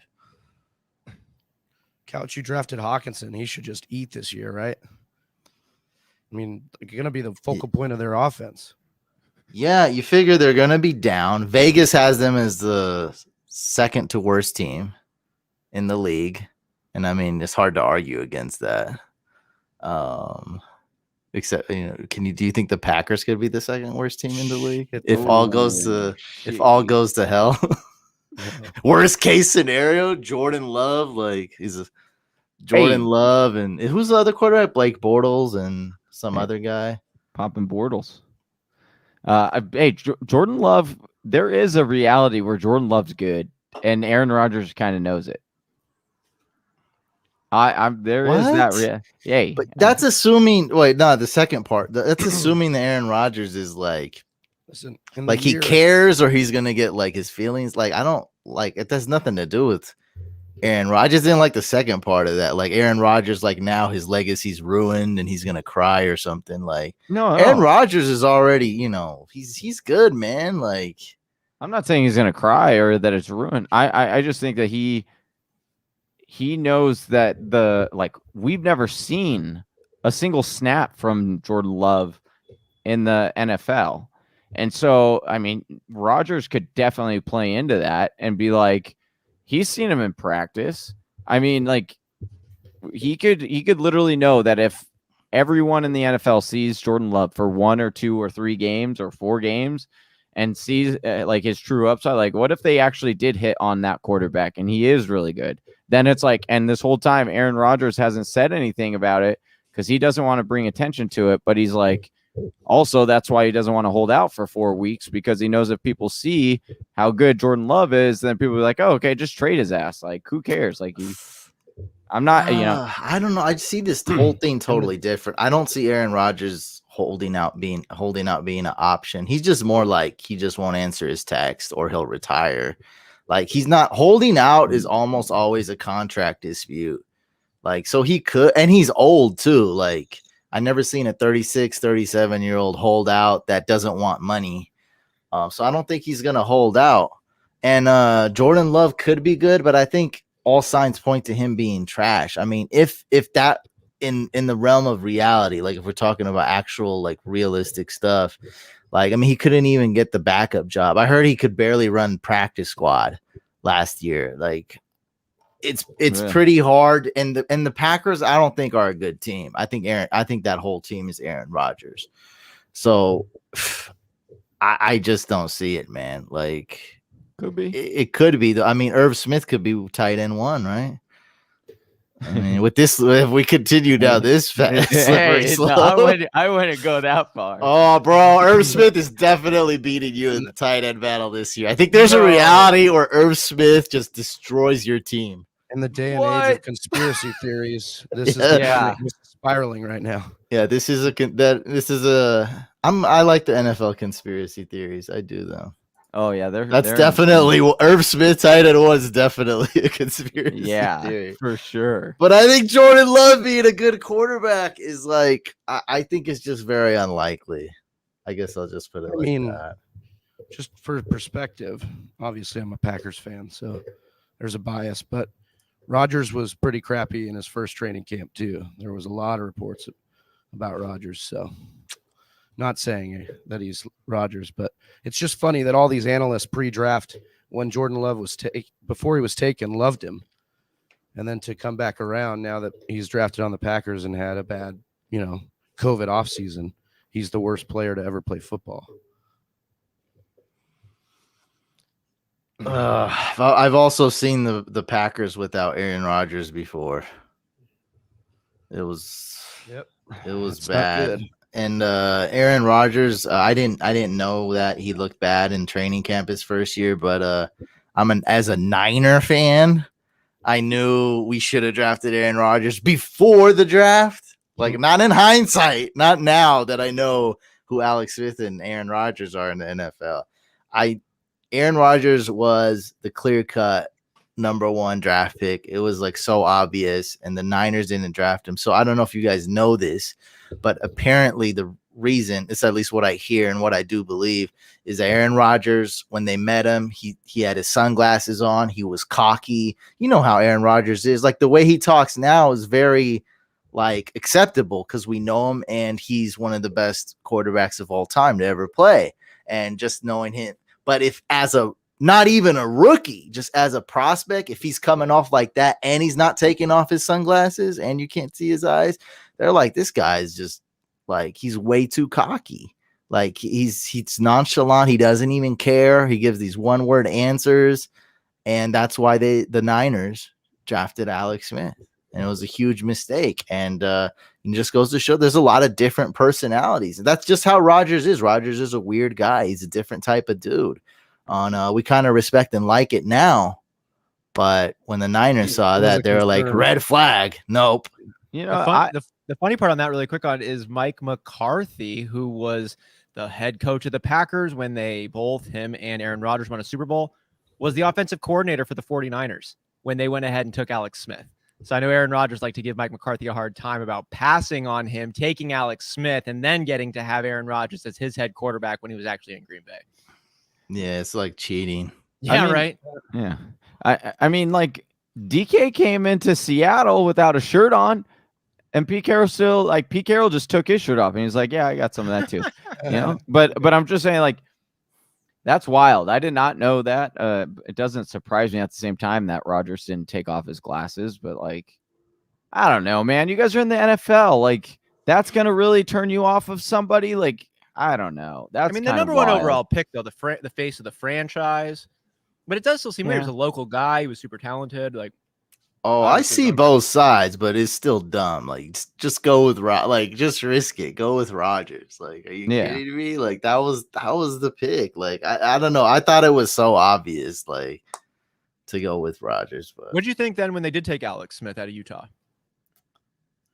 I mean, I was shocked. I thought they were gonna go with Aaron Rodgers, and I was like, let me give this guy a chance. Because I mean, Alex Smith wasn't bad or anything, but I was just shocked. I mean, like, I thought I knew they were gonna go with Rodgers. Like, it was the obvious pick.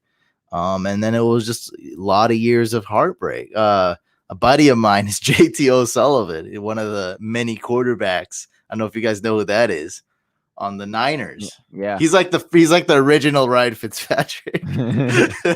Not quite as successful in the NFL, but like he played on like every NFL team. So yeah, man, it was a rough 10 years. That caused a lot of pain for the Niners. Whatever. We probably would have ruined Aaron Rodgers somehow. The way it worked out was kind of cool. Like he got Brett Favre as a mentor who didn't really mentor him, but ended up being a mentor just because he's a Brett Favre, and I wonder if that's having an impact now. Like, I wonder if that is impacting now this like handoff where Brett Favre was like, I'm not here to be your teacher, buddy. I'm here to play football and do what I want to do. And now Aaron Rodgers is kind of like doing the same thing, and I'm not saying it's because, but it's kind of an interesting handing off of the baton we seem to be turning into a tradition over in Green Bay. I don't think it's necessary. I just think he hates the organization. I think we've seen what we do know is I think they made a bozo move, a huge bozo move, like a draft day fail, by moving up to draft Jordan Love, not drafting a wide receiver and then drafting a running back early. Like, this is like some crazy stuff. And then we see the Vikings. I don't know if they would have done this or not, but the Vikings give Kirk Cousins a call and say like, hey buddy, just want to tell you, we're going to draft Kellen Mond here. And the Packers don't even do that. They don't have the courtesy to do that with Aaron Rodgers. Right? Like, come on, just let the guy know. He's going to find out sooner or later. It's going to really dampen the blow, though, if you're like, dude, this is what we're thinking about. We just want to loop you in. I'm not a people's person per se. Like, I probably seem like it maybe when I'm on, like I'm lively, whatever. Like, I'm not like the best communicator in all forms. Like, do I email? Do I call? Like, I can do it. But anyway, the point I'm trying to make is when I talk to NFL players, the number one quality that I hear from the ones I talk to is the GM has got to be personable. The front office they got to be able to text you. They got to be able to call. You got to be able to talk both ways. You're managing these people, these grown men, these humans. So yeah, you have to, the communication has got to be the best, it's got to be perfect. And I think the Packers, they sucked at it. And that, a guy like Aaron Rodgers, he didn't like it. He didn't like that. I agree 100%. People trying to say that, Aaron Rodgers shouldn't, he shouldn't be taking things so emotionally. It's like, it doesn't matter. You are the general manager. Manager is in your name, interpersonal. The manager knows Aaron Rodgers, though. He's not a new guy. That's how, you got to do what you got. I mean, it's, Aaron Rodgers. So yeah, let's say he is going to get emotional or whatever. You got to know that. And you got to act accordingly because you're trying to win a Super Bowl and keep him for the long term. You failed at that. No, I think they did. And I think it's honestly a fireable offense, given just like the exact point that you made right there. Your personnel. This is not Aaron Rodgers acting out of character. This is snouty, pretentious, easily offended Aaron Rodgers. Get you 50 touchdowns if he feels like it, but we also know about his other qualities, and the GM failed. Oh, man. Seriously? Antonio Brown, man. I thought he could. He I thought he was going to fall to me in the next one. I didn't think you would take him there. God. Where are you placing Antonio Brown, Couch? How do you think he's going to shake out this year now that it's all ready to go? Miles Sanders, one of my most hated players to draft. Antonio Brown, one of my favorites. I think Antonio Brown is easily worth a round 7 pick, but he's going like round 8, 9. And so for me to get him in round 10, basically, it's just, I know this is non-PPR. So for me, factor that in. It's still round 10. That's super late for a guy who's basically just as good as Godwin and Mike Evans and probably going to get similar targets. And Brady loves him. I mean, Brady's played with him now multiple teams, went out and vouched for him when it was not the easiest person to vouch for. And now here we are. They live together. Roommates. Now, but they don't together. go. They don't. Hey, they don't sit at UFC fights together though. What's that? I don't know this story. Tell me about this. What's Well, that mean? they went. There was like a UFC fight, and a few weeks ago, and Tom Brady was not with, like AB was over with what's that? Ron Paul or not Ron Paul? His entourage, his group of guys. Yeah, like he was not sitting with Tom Brady, and it was like people made it a big deal, but it was He was sitting with Jake Paul. Yeah, Jake Paul. Thank you. I wouldn't want to sit next to him either. Then. Yeah, but it was just funny. Like people try to make a big deal about it. And it's just like, oh no, and that roommate thing was just like so they could live together at first. Like that's kind of like getting to know your teammate. Yeah, it's not, to me, that's not a big deal. But the bad thing with Antonio Brown is he could get arrested or do something nuts or get suspended or get like 4 lawsuits in one day sent to him. So, but that's all baked in to his price because you can get him way later than the other 2 Bucks wide receivers. So yeah, there is that type of risk that he, makes a big boo-boo and misses some time with off the field issues. But that's all baked in. Also, though, Tom Brady's probably one of the best leaders ever in sports and a leader amongst men. And, I think that's one of his most overlooked qualities that you really can't overlook anymore. Like how he brings dudes together and how he, is a personable dude and how people that hate him actually end up liking him that meet him. It's very powerful because you got to remember that these guys are humans. They're on the field. Like it's different. They're not playing fantasy. They're not drafting off a spreadsheet or a draft board like this. And Tom Brady has always been really good at getting guys together, getting them on the same page, leading them, pushing them, getting the most out of them, just like a coach. And we've seen it with Antonio Brown. What happened to Antonio Brown, right? Complaining and off the field and suspensions and arrests. And well, I don't know if he even get suspended, but we get fined and all this crazy stuff. And then now Tom Brady's in the picture. And this guy looks just fine. I don't know. Maybe it's coincidence. I don't know. But I think that's Tom Brady's leadership, man. And Bruce Arians isn't going to hurt on that one either coming in. It just feels like such a good combination. A bunch of leaders, a bunch of people who respect one another. And, I mean, they had like all the cards there because it was like, or BA did, because it was like, bro, if you don't toe the line, like we've got 2 awesome wide receivers and a bunch of other ones that Tom Brady will just make awesome. So it was like, if you do anything, we don't need you. And I think that when you have that mentality, especially for AB, who knew this would be his last, like if he would have gotten dropped or whatever, then there's no way he would have gotten another chance in the NFL. But it's like he knows he has to. He doesn't have a better chance than that. Josh Gordon has Antonio Brown's more talented than Josh Gordon. Yeah, okay, over under. Okay, I got to ask you this since you brought it up. Over under 2 times we hear this year that Josh Gordon is going to come out of retirement to come back to football. Well, I guess under. I guess because we'll hear it just once. Sorry. Okay. Oh, you just think once? Okay. Yeah. Maybe I should have put it at maybe I should have put it at 0.5. That would have been the Vegas line. So you say over? I've checked out his Twitter. He tweets some stuff. Yeah. You would draft him here. You would. No, I can't. I can't do that, man. I can't. You're like, bro, back in 2011, he had this breakout. Between week 7 and 15, he was unstoppable. All right, dynasty startup. Let's go. Let's draft Superflex. All right, let's go with Andrew Luck. Let's go with who else are we going with? Josh Gordon. Man, who I had someone else in my brain. Let's just draft all these, guys that might come in. Late. Yeah, maybe Megatron plays for the Raiders. Megatron. There's little whispers about him. Maybe.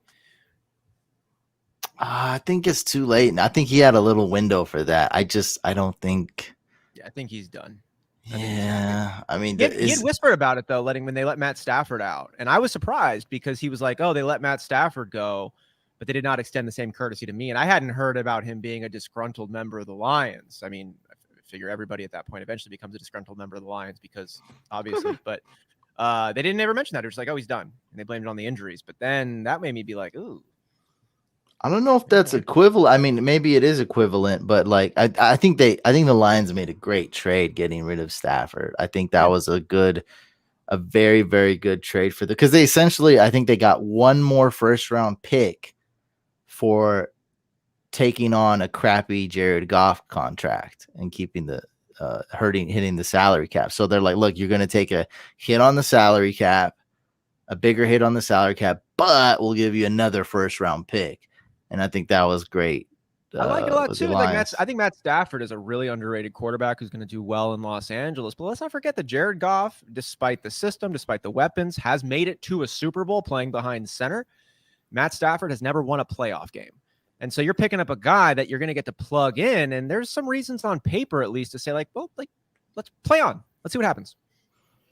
Well, that's debatable because a lot of people, and I agree, the wins and the playoff games is not all on the quarterback.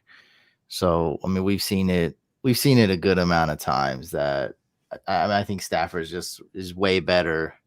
No, of course. I feel you, but we're talking about a decade of football here and not one playoff win. Well, we're also talking about a franchise that's doomed for 100 years. Like the curses are real. Anyone the Lions draft just dies. Like it's never ended well. Like when has anyone left the Detroit Lions with a smile on their face? Like it's never happened. They retire early. They always lose. Like, so if it's, if I'm going for the 100 years versus 10 years, I'm going with the 100 years. I think it's the Lions' fault.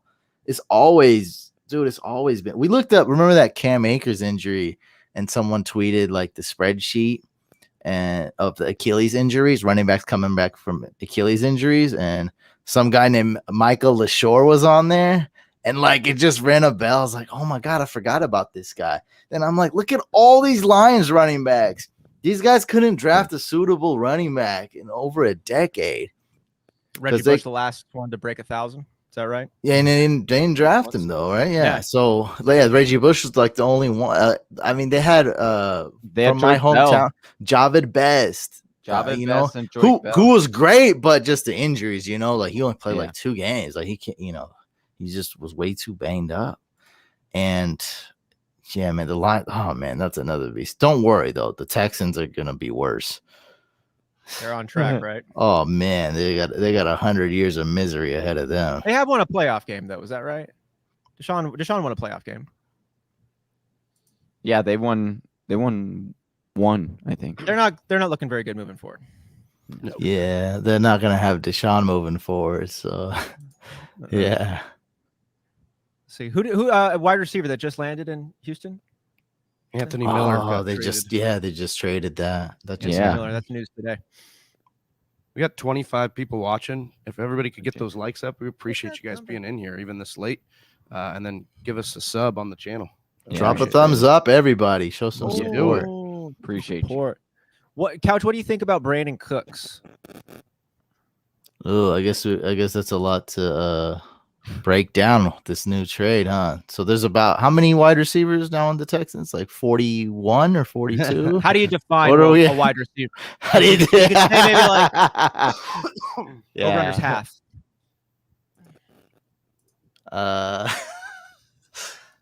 Brandon Cooks is a guy. This is how I'm gonna put it, and it's fine if you disagree with me or break down my logic and poop on it. That's fine. Brandon Cooks, I'm only drafting him if he's fallen, and that's it. But let me tell you something that you can't poop on my logic for. Typically on this dumpster fire, I'm not talking about like a little dumpster fire. I'm talking about like when there's the flames are really high and you could smell it and like it hurts your eyes and your nose. Your nose is all running. You like can't see. You got to get down. Like when there's teams like that, like super dumpster fire, it's always good to chill out on drafting a lot of players in that team and early. Like, I'm like, look, guys, don't draft too many Chargers players. Don't draft too many Lions players. Don't draft too many Washington football team players. That's what I said in the past. Now, things are probably changing. You know what I mean? Sure. And so a team like the Texans, who like, there's so many conspiracy theories.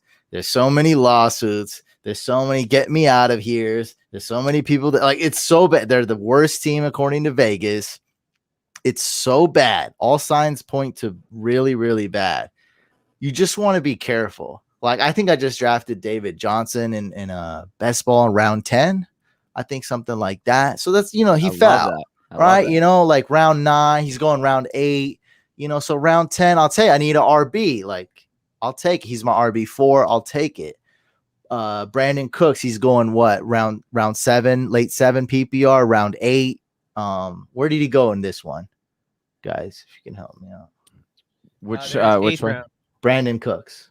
Oh, he went 7. Yeah, I started to look at 7. I started to look at him like right around the Michael Carter pick. So just to simplify it, let's say he goes 7 in PPR, 8 in non-PPR to simplify it. So I would like Brandon Cooks 1 round after that. So I'd like him in 8, 9, not 7, 8. Just always, I just always knock people down. Like for instance, if I have like Brandon Ayuk in a dynasty league, I might knock down Deebo Samuel like a quarter of a round or half a round. Just I don't know if I want both wide receivers. Sure. That's just a personal thing, but I'm just like giving you guys examples. So with Brandon Cooks, just because he's on the Texans, I always knock him down. Right, and now that they got Anthony Miller, it's just we don't even know who the quarterback is, and if it's Tyrod Taylor, that's even worse because that guy is so horrible. He's embarrassing.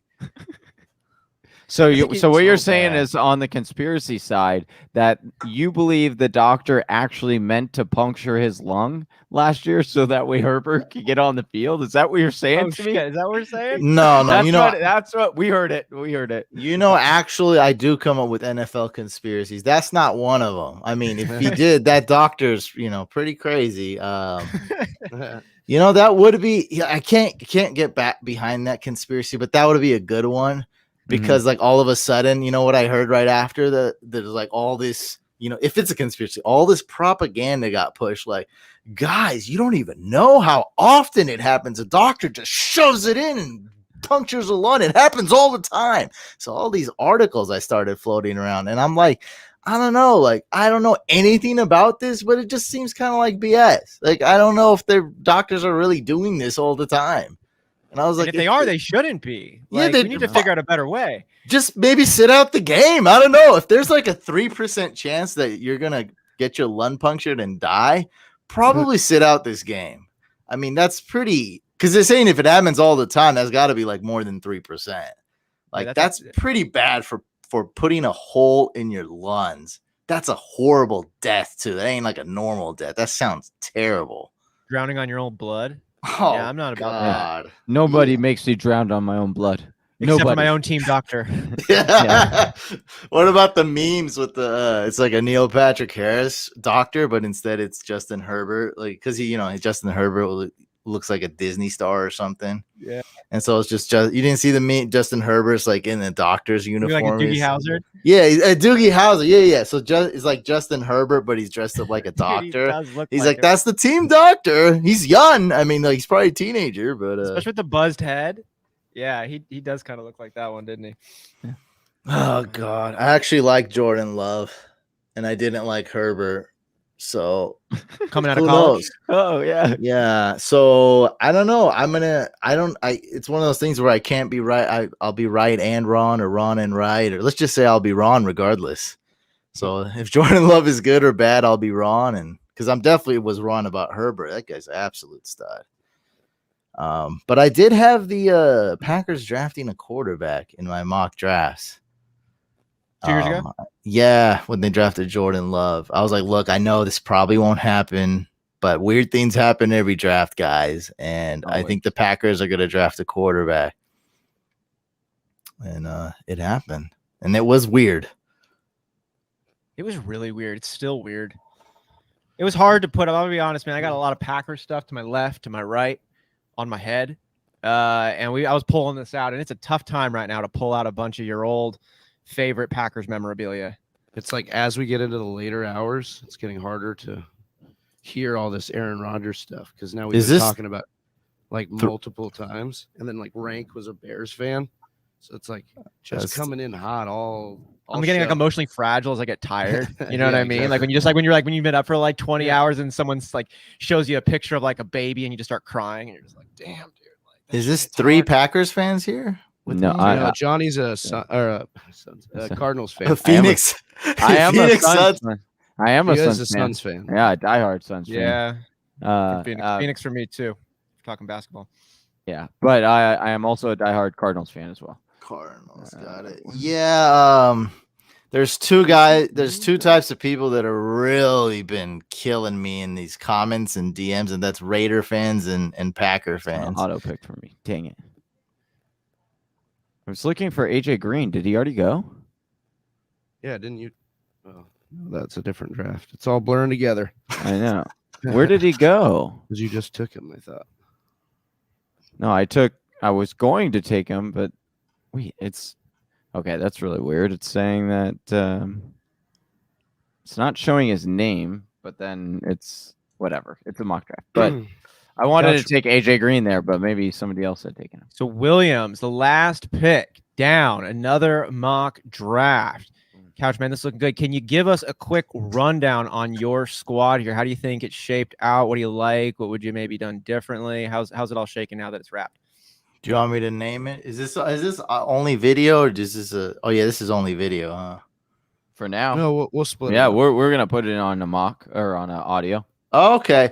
Yeah. So my team, ladies and gentlemen, Antonio Gibson, Joe Mixon, Allen Robinson, Julio Jones, or as one guy in Canada called him, Julio, Mike Davis, TJ Hawkinson, Raheem Mostert, Tom Brady the GOAT, Antonio Brown, Latavius, Marv Jones, John Brown, and Darrell Williams.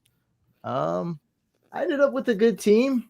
Raheem Mostert was like I didn't know what I was doing there. Just picked him. But that's not bad, right? Essentially round 8, whatever. I honestly thought like I was gonna probably go Mostert and Sermon back to back, and then I was like, whatever, I'm trying to talk. And then I just noticed Sermon went. I know. I was gonna take Sermon where I took Fournette, and then of course Cat's Pajamas had to snipe him. I like having both. Like that's pretty sick. Is like you got a lot of upside in that Niners backfield. That's a pretty good move. But I did end up with Brady, and although I didn't necessarily want Brady there, I knew I had to wait 22 picks, and I knew that Tannehill and Stafford might be gone. Now Stafford did fall. In hindsight, I still would have probably took Brady because, like I said, Sherman wasn't there, so I didn't really care too much about anything else. But I don't know. I think I got a good, well-balanced team. What do you guys think? I think it's a well-balanced team with upside. Yeah. Yeah, I like the back. Mixon's debatable. Yeah, but that's just because he's being polarized this offseason, but I think he's going to be fine. Yeah, I like Mixon a lot. Especially where you got him, too. I've got Mixon as a top 10 running back this year. Top 10? Oof, yeah. Yeah. I do like him. I just prefer him like 7 spots after I got him, but you can't, it's hard to do that in a realistic snake draft because I realistically do have to wait 22 picks. Yep. You got to always keep that in mind. Like if you're on the turn, the edge, you do have to wait 20 picks, 22 picks. Like it's a lot of picks. So you got to be careful with that. If you do reach for quarterback, you might be screwed. Like it's pretty tough. I mean, you did pull it. You did pull it off, Johnny. Like it's really not that bad. You're on the turn essentially. You did some very risque stuff in round 2. Yeah, and, I don't like my. Off. I appreciate that. I don't like the T.Y. Hilton and the Sterling Shepard picks, but that's all right. I would have to drop people anyway. But I appreciate you. I appreciate the confidence. Well, you got Stafford, who I was talking about, who was someone you would consider in round 9-ish, So you got him in round 10. That's great. And then you attacked running back with a little bit of quantity. So, You got the running backs for the Bucks, and then you got Michael Carter, who should be the starting running back. So you did pretty good. Yeah, those wide receivers at the end are crap. Yeah. Well, not Jacoby Myers. I'm telling you right now, Jacoby Myers, get him. Draft I him. like him at the end. I don't know if it's gonna be him or Nelson Aguilar. Like, sure, I like him. And you want me to sell you on him just real quick in 30 seconds? Sure. If you look from at his slot position, he played 50% of his snaps from the slot last year. If you look at what they're trying to do in New England, they're trying to bring back that dual tight end, play calling. When you go back to 11 and 12, when New England ran that same set with Gronk and with Hernandez, the number one target market share for that team on both years was the slot receiver at 29%. You know who those two receivers were? Julian Edelman and Wes Welker. So I'm not saying he's guaranteed to walk into 29%, but he did have 27% last year, and I'm not scared about Nelson Aguilar. That's all I got. I'll buy it. Sounds like that sounds like a bad. That sounds like I could be going towards Nelson Aguilar, who could be Aguilar will play outside, but he was a slot before, and back in the day. I guess Yeah, so that's I who don't it know. is. Back Whoever's in in the that day. slot is who we're going to be. But looking could it for. be Aguilar? But I mean, why not put a guy? Myers is 6'4", so why not? And he ran really, and he was really good. Here's the thing. I think Jacoby, if you can pull up the stats, I don't know. Jacoby, I think he did okay and caught I think he caught 0 touchdowns. He caught 0 touchdowns, which is why no one's talking about him. But he had 2 games over 100 yards and 1 game over 100, and he had 169 yards in 1 game. Yeah, I think that's the argument. Now, it's interesting you said that about the slot, but I always see Aguilar as a good slot guy, and I think Aguilar could play the slot and outside. I also think Jacoby could play the slot and outside, but I think that's the best argument for Jacoby is the touchdown progression. Whatever the opposite of regression is. Yeah, Progression. Yeah. Yeah. We're just saying positive regression. We can just simplify that. Positive progression. I hate all those words, but basically he's due for some more touchdowns this coming year. It's pretty easy to beat 0 touchdowns. Definitely. No, I do like, I meant like overall, like I do like Jacoby as a flyer at the end for sure. Sterling Shepard always goes undrafted, and T.Y. Hilton's another guy that falls in the boat of like, if he does fall 3 rounds, I do take him, but someone's always a sucker and drafts him early in my league. So Couch, man, this has been an awesome hour getting to draft alongside of you. Thank you for dropping the stories, the knowledge, the insights, those sweet ass red glasses, man. I'm gonna swoop a pair on that on the backside. So, man, give us the people one more time, from your voice to their ears. Where's the best place to catch all the great content you got coming out, and anything we should be paying particular attention to? Man, just follow me on Fantasy Couch. You won't be disappointed, and if you are, it's a simple click, man. Just unsubscribe or unfollow. It's all good. Just give me a shot. That's all I'm asking for, baby. Give me a shot. Fantasy Couch on everything. Best place to find me, though, is definitely the YouTube channel, Fantasy Couch. So check that out. There it is. Yep. He's he's one of our brother channels on our page. So you can catch that on, what? Yeah. Free promo, baby. Let's go. We got you. Let's go. Love it. Well, Couch, we really appreciate it again. Whisper Nation, give the man a chance. He's just asking for one. And, man, it's been a lot of fun. We can't wait till the next time. All right, guys. Thanks for having me. Appreciate you. Peace. All right. We are now going to the 3rd stream. So, Whisper Nation, if you want to head on over to the 3rd stream, it will be starting. We'll be jumping on that right about now. Thank you guys so much. Right here. Oh, hey, you made it to the end of the video. If you like what you saw, go ahead and hit subscribe. Make sure you hit that bell so you get notified anytime we drop new content or go live. And if you're still not sold yet, check out one of these videos.